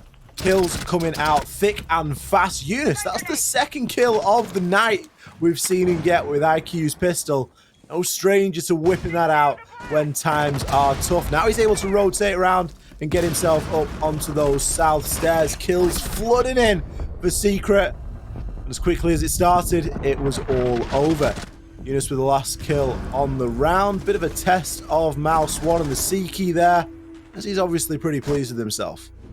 I just feel like whenever we're watching Eunice, I swear his game is like faster than anyone else's game. Like everything he does, it's so quick and so aggressive. And it's like you can almost hear like loud music going alongside of it as he just tears through maps. And it's always really, really fun to watch. But like, having that pace, I know he enjoys like racing and stuff like that outside of Siege, as far as I remember from like his his feeds on Twitter and Instagram or whatever. And you can kind of see that. You can see the quick reflexes of everything has to go at the maximum speed, and I am not happy unless that is the speed I am at. And I don't know, it's just fun to watch. As they said, you do get the impression that he's playing angrily. Yeah. Do you know what I mean? Yeah, entirely. Like, just it's all speed. There's absolute max aggression. Yeah. It's just more and faster and more. Yeah, if that like Eunice can turn a 2-speed into a 3-speed operator. That's the powers that he has over this game. Jaeger's still a 3-speed in his hands. Yeah, exactly. 3-4, it's back in Secret's favor. They're able to swing 2 rounds in a row, and they found themselves back in the driver's seat. Voy castling up 90, which became a big point of pressure in the previous rounds. They're going to try and slow the pace of a team that we've just complimented on it, as they try and double down and double the rounds in a row. Barna pellets hitting something unfortunate and then hitting a castle by the sounds of it, unless he's just hit both castles. That's probably actually really what happened. As it gets popped open, yes, he hit the one on 90, hit the one in the closed cupboard, and now it's Shinka looking to a swing in. Leon finds one, and Durza and Chaos finds one of their own as well. And there's Chaoxis wide swinging in. Well, we had a speed run before, but Izy Dream respond with their own. It really is blink and you miss it sort of stuff here tonight, as these two teams are going toe for toe. Obviously having a lot of fun with it. A lot of talk of speed running over in the chat. And it looks as though Izy Dream were a little bit faster in that round number 8. Now we move on to round number 9. Both teams neck and neck. And both sprinting as fast as they can toward that finish line. Dockerby being brought out by Fonkers this time. I'm not sure how that plays into the speed meta that we seem to be developing here, but I'm interested to see how he makes it work. AVG as well is going to be their double down here. Obviously, this wasn't successful, and it wasn't successful quickly. And the big opt there, as you pointed out, was an operator to bring, was Clash. And I think they've realized they can't really try and slow the pace because, well, neither team wants to allow that at this moment in time. And this could be some of the quickest Villa, I think, has ever been played over these next few rounds as they start to set themselves up for the chaotic final rounds. Only 4 left in our books, but I mean, hey, let's see if they can keep this pace and keep getting the quickness on. KB, Nook, they're going to try and double down with a mix of getting information where the operators are and hiding the information on their own, as Blaz is going to try and sneak their way around the back stairs. In the meantime, Leon, the Ash, and Eunice on that IQ. That is a pairing for aggression for the ages. Let's see where the speed will be thrown down this time. P4, drone searching inside Apostry. Maybe looking to get himself back upstairs. As when it comes to playing speedy, you do need to be in a position to try and trade off your teammates. You don't want to have to make full rotations. You don't want to get caught too short. Durza opening things up with some early aggression. Leon tried it on Izy Dream, but it didn't work. But it is going to work on the flip reverse. Blaz is going to be straight on in. Taking P4 out as Eunice sweeps his way on through the map. Durza racing back upstairs, not wanting to get caught in any of that. 4-3 as Voy puts Eunice down and puts themselves back in the driver's seat. The 2 big fraggers I mentioned before, unfortunately off the board. And it's down to, well, the other fraggers in the hands of Secret to be able to pull something. Meepy's trying to creep around the opposite side and make sure they double down with Funkers droning ahead and trying to get some control of Study. Looks like Blaz wants to join them, but I think they're concerned about potentially Art Room and the roam coming from underneath, as they really need to just solidify their control and the pressure. They've already suffered one jump out, already suffered at the hands of that before, and they do not want it to happen again. It looks like they're baiting for someone to head downstairs. They can catch one more kill, put the body count back at an even spread before they then try and opt and take a site. Izy Dream are playing this really well because now that flurry of aggression has gone out of the way. Yeah, they've lost P4, but they've had a couple of kills in return. They really don't need to aggress onto this all too much, and they can just wait for Secret to push their way on through, which they know that they're going to have to do. They're going to have to push through at some point with no hard destruction. It's going to be a doors and windows affair, and that goo mine is going to give away the game. Fonkers gets caught out on main stairs. Going to try and stun and smoke on out ahead of him. Is it going to be enough? Durza has been unaccounted for inside a Study. Meepy's going to get the trade, not before Durza takes down Fonkers. Looking now to destroy the shield as Blaz. He's rotating back to assist Meepy. Meepy's location is known, and these defenders really aren't for pushing him. They don't need to move at this moment in time. Void just throws another alibi out there, just for a little bit more of a bait and switch and to add a bit more confusion to an already difficult situation. You can already see Meepy there just pre-fires over onto it as Goomine's now raining in his direction as well. Blaz, he's rejoined the fight and looking to challenge onto Study. Natos comes through. It's not going to be successful. The gun will. Blaz is able to catch Voy as Voy scurries away to try and avoid the grenade damage. 25 seconds left, and it's going to be a push through a single door that defines this round. Pre-fire shots are going out.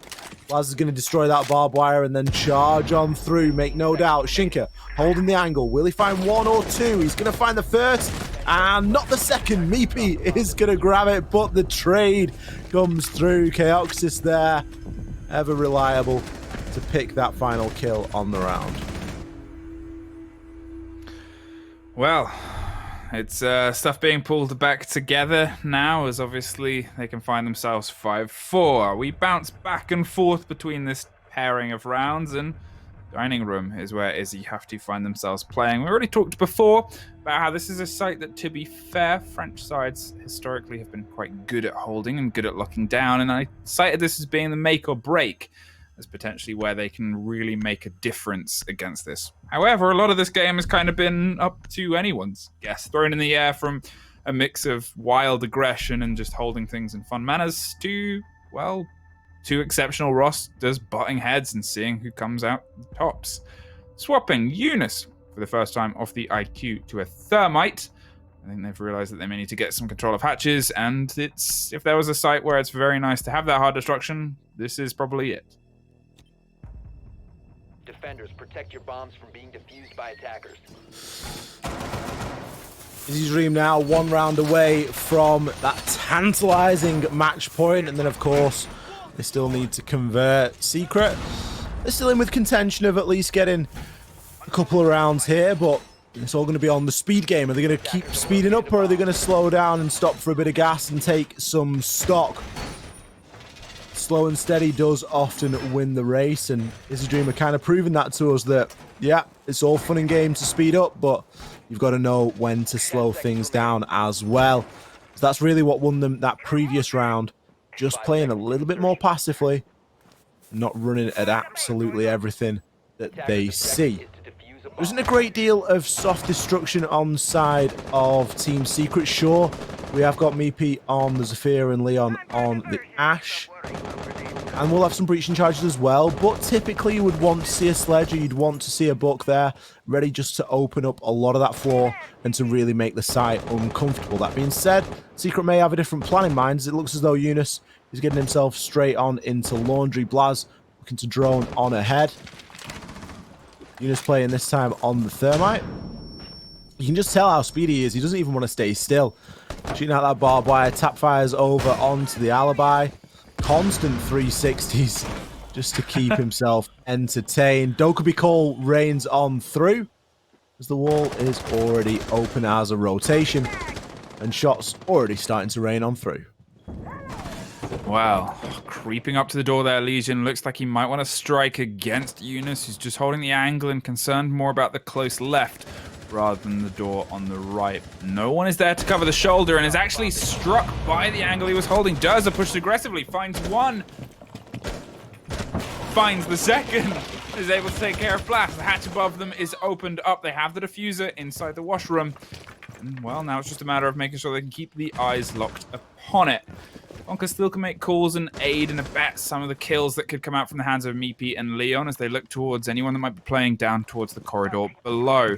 They have vertical control. They might not know that Vigil is just holding it and waiting for someone to get close enough to strike on. Yes, they do. The call gives everything away. As I said, KV's phone calling is going to be a big help and hand to the aggression that they're trying to alleviate. Now it is just a close swing against the corridor, as they've instead satisfied with the vertical. They've got to try and take it flat now and get the horizontal before they can actually find their way through onto site. Voy is playing on the staircase underneath. Fonkers may not know that Voy is in a position to potentially creep round the back. So Leon and Meepy are still trying to make work from above. They actually get Durza from deep. And that's going to be music to Fonkers' ears. He can try and apply some silent pressure on the opposite side. Shinka's actually able to get Durza up. Buys them a little bit more, but there is the pop of a Legion trap, and there is the end of Voy. The Guman giving the game away for Fonkers there. He's got no option really but to try and hold on to the angle and hope that somebody rotates on through. 25 seconds left remaining.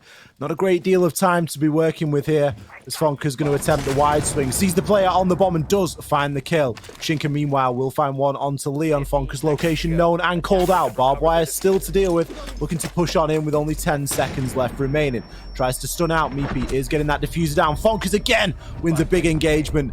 Secret, they're going to take that round. Bonkers coming up huge there. Gumine or not, he will find 3 kills as Meepy was getting that diffuser down. And Bonkers doing the business with the Dokkaebi. We got some news from the other stream. I don't know whether we should say it here or we should let people watch. It might be spoiler alert. Just spoiler alert. Spoiler alert. If you don't want to hear how the other stream is going, spoiler alert. It's the same delay. You might be watching it. Auglis is 6-2 right now. Oh. Penta or Auglis can find themselves in a situation. Unfortunately, the dream is over for DK. Dream is over in the final Playday, the final game. The dream is over. On their Benelux boys, casting them as well. It's a shame. They had a great start to the season, and unfortunately, the very, very end, the very last couple of Playdays, precious points were dropped. And now they've just got to play for Penta's hopes, I guess. It's always a difficult position to be in that as well, playing for another team to get in, knowing that it's a bit of an impactless result now for you as a team, as obviously the Fuse kids, that's the situation that they're finding themselves in. But August have obviously shown some great fight to get it back, and after such a close first map, they've obviously dug pretty deep to get themselves to where they are at a 6-2 scoreline. So I guess GG's to August, and I hope for them that they can close it over the line and get the result that they deserve tonight. But yeah, we're stuck at 5-5, Fluke. Izy Dream and Secret, they're going round for round, and neither team showing much sign of slowing down. Void placing out the castle barricades here. Is this an attempt to maybe deal with some of this aggression that we've seen repeatedly brought from the side of Secret? Certainly could be. There's it, going for the run out yet again, and yet again is going to find the first opener onto Leon. Leon finding first blood in that occasion, in that exact situation, a couple rounds in a row. Really is going to start to cost onto the team there, as Durs is able to just pick up a freebie and really get his team off to a fighting start. The way that our games on this channel have shaped up today, out of a possible 48 total rounds, we've seen 46 of them. Like, this game is going to go... Yeah, this game's going to go full length. This game's going to hit all 12 rounds. The only game where we didn't was 10 rounds, and it was the map that we just saw. That's how tight this Playday has been. They've been long rounds as well. We've often seen die in second sort of ends to round. It's not been... I mean, this game's been a little bit different in that we have seen some like 30 and 25 seconders, but most of the rounds have gone pretty much the full distance. We're already entering the halfway point of this round here as Eunice is trying to push his way up that astronomy staircase. Does he know that a player is flanking from below? It appears not, as Durs is able to find his second kill on the round. P4 grabbing one in between. Dokkaebi call rings out, but it's a little bit too late. The chip damage on Izy Dream is significant, however, and it's still not beyond the realms of possibility for Secret to be able to do this. But with the diffuser cold, it's going to be much more difficult. Holding above and seeing if they can get anything. As we said before, Fonkers was quite an important part. Is getting those calls off and timing them was a big bit, but, well, Blaz gets to watch the corpse of Fonkers fall from the sky. How terrifying. Now rotating around towards Astro Stairs, it's still under the stealth of everything that a Nook can offer, and I guess they're hoping to try and catch someone or something out. You can see the bodies of Izy Dream are moving with a lot of tenacity and peppering everything that they can. There's the information given away. There's the head of a man that dropped over the top. There's another man, and Blaz is on his triple kill. Out of nowhere, he trusted that Izy Dream would just throw themselves at him, and they're probably not going to be able to get that same luck as he swings and pre-fires, gives away his location at least, and there is one more that waited and baited for him. Izy Dream have secured the draw. Can they get another 3 points to add to their already very impressive seasonal tally? The dream was alive momentarily there for Blaz, as he was trying his best to find those kills. It's one of those situations where it ends in a 1 versus 1 and someone pipes up saying, guys, that was a 1v5 and we ended 1v1. Like, how did that happen? But Izy Dream obviously getting a little bit too aggressive there onto the solo Nook. Well, match point now for Izy Dream. Aviator Games Room is where they will have their first chance at converting it, or Secret perhaps could still pull out the draw. Would you say, Fluke? All rounds being played. And Leon, he's sick of getting spawn peeked. So what do you do when you're getting spawn peek? You're going to pick the blitz. You need a big shield in front of you to stop Durza from getting you. Bring a blitz. Get him on the board. Get him there and see if he can get some damage done. It's a surprise, sure, but will it be a welcome one as he gets his drone ready on Classical to potentially just careen and charge his way all the way up? They know where they're playing against. They know the strats that have generally been run. They've had a mixed history attacking this, obviously taking it with a huge amount of aggression and then, well, not being able to replicate that the second time round and it falling into Izy Dream's favor pretty succinctly. And it shows the sordid mixed story of how Secret have played today. They have themselves with a huge slew of drones. You can see it all the way from the bedroom across where it seems like they want to take a nice run of information with Fonka's the only drone on the opposite side of the map, leading in everything from beneath. They know what they want to get control of first, and it is this northeasterly side of the building.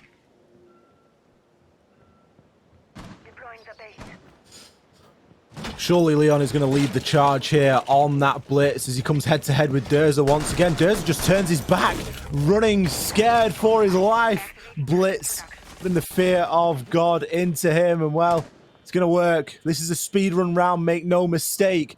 Eunice, Meepy, and Leon all leading that charge. Keoxy finds one onto Eunice. The blitz, well, he isn't there to try and cover his teammate, not providing the same level of cover as a Monty shield, obviously. This round's all about speed and aggression. Bonkers finds one onto P4 as kills traded back and forth. Bit of damage coming through the drone hole. Leon gets himself on up. Dokubi Call raining on through, pre-firing onto the corner. Shinka, he gets the kill onto Fonkers, and we're all even at 3 apiece. Kills flurrying in now for Izy Dream. It's all down to Blaz inside a vault. We often call this place the kill box. Well, how is he going to fare? His location known. He's left with no option but to fight his way out, and fight his way out he will. He finds one onto Keoxy, and this is a 1 versus 1 with over half the round remaining. Shinka calling for the knife fight, but Blaz, he's going for the defuse plant. He's not stupid. He knows he needs to get this diffuser down and really force Void to push on in, or at least bait and switch. Oh, no, he's doing a knife fight. It's been thrown down. Knife fight is not now here. Happening. Come statue. Come to statue. Oh, this is. Yeah, I like this. Statue's a good arena for this. It's nice and clean. It's a clean play space as we go into the real mano a mano tournament. This is the sport of kings right here. Void dancing and tiptoeing around as much as they can. They throw down some shapes. Now they're gonna throw down some knives. Blaz has the diffuser in pocket, and he just shoots Void in the face.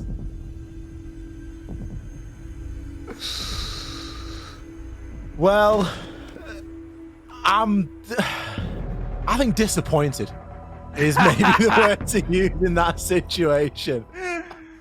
But Blaz, he's going to close things out. It's going to be a draw for Team Secret. All fun and games in the end. I think Blaz kind of deserved that. He did an excellent job of fighting back in such a difficult circumstance.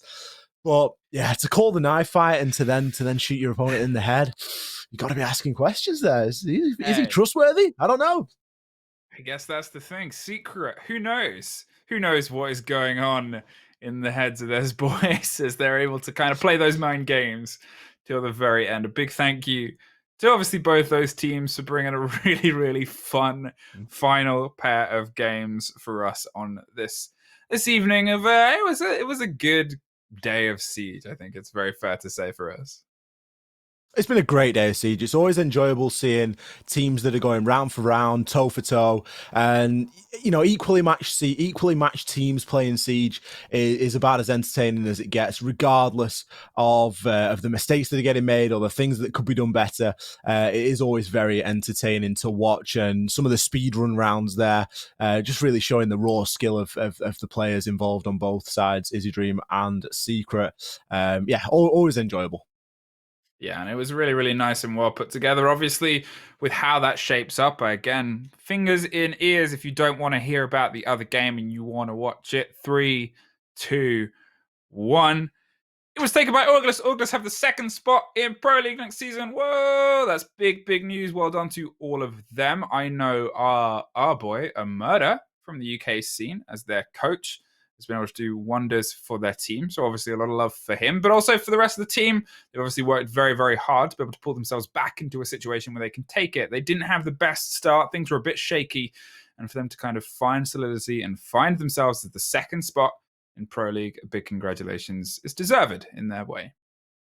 Absolutely. They had possibly the most difficult task out of all the teams tonight that had a chance at that spot. So serious congratulations to those guys on August. But speaking of Pro League teams and Pro League players, we do have an interview lined up now with Voy from Izy Dream. So I do think we're going to jump over to that very shortly. Hello, how are you doing, Voy? Hello guys, I'm fine and you? Yeah, doing very well, thank you. How are you feeling? Super cool. Like we are champion of the CL. Like Cauxis and me are champion in the first CL season and in the last one. So we are happy and we want to see what is going on in the next PL season. Well, it looked like you're having a lot of fun tonight anyway against Secret. There was some enjoyable rounds there, particularly on Villa. Talk us through some of those speedrun rounds. Is that all just sort of fun and games for you guys? Yeah, after the first map, we were like, okay, guys, we are champ, so play what you want, do what you want. If you want to pick some strange pick, do it. Like, we are cool, we are champ, we don't have anything else to do. So, as well as getting into Pro League, you just wanted to secure that first place in Challenger League as well? Yeah. Absolutely. Well, there's nothing wrong with that sure. at all. We were like, definitely okay, well deserved. We have to win the first map, so let's play it seriously. But we got a quite fun, at least. And after the first map, we were like, that's it, guys. We are champion. Absolutely. To be fair, it showed in the first match. You could see that you were still playing it seriously and you were still taking things, as seriously as you could to try and guarantee that spot. And then obviously letting your hair down over on Villa. I've got to ask you, what's something that you're looking forward to moving on to Pro League? Obviously, we don't know all the fine details of how Pro League is going to shape out now, but is there any team in particular that you're looking forward to playing next season? To be honest, on the CL season, we play against all the Pro League teams, so we just want to play them in official match because the practice is so many different in so many things.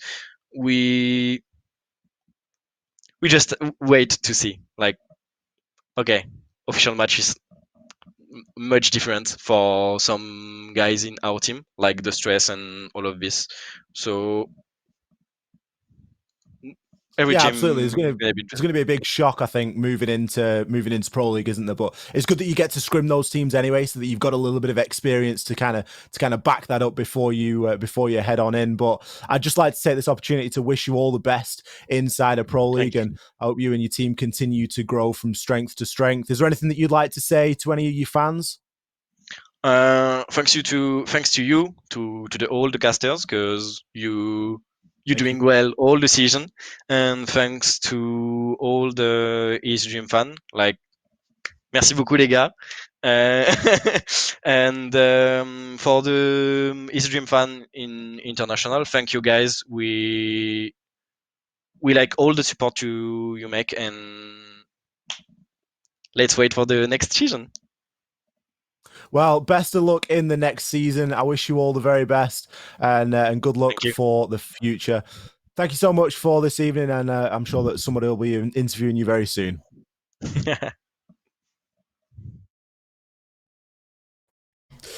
Fluke.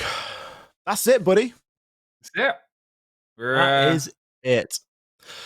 I think there's possibly only one thing left to say, and that is a massive thank you to all the production staff, all of the observers, all of the casters, all the backroom staff that keep the wheels of Challenger League turning.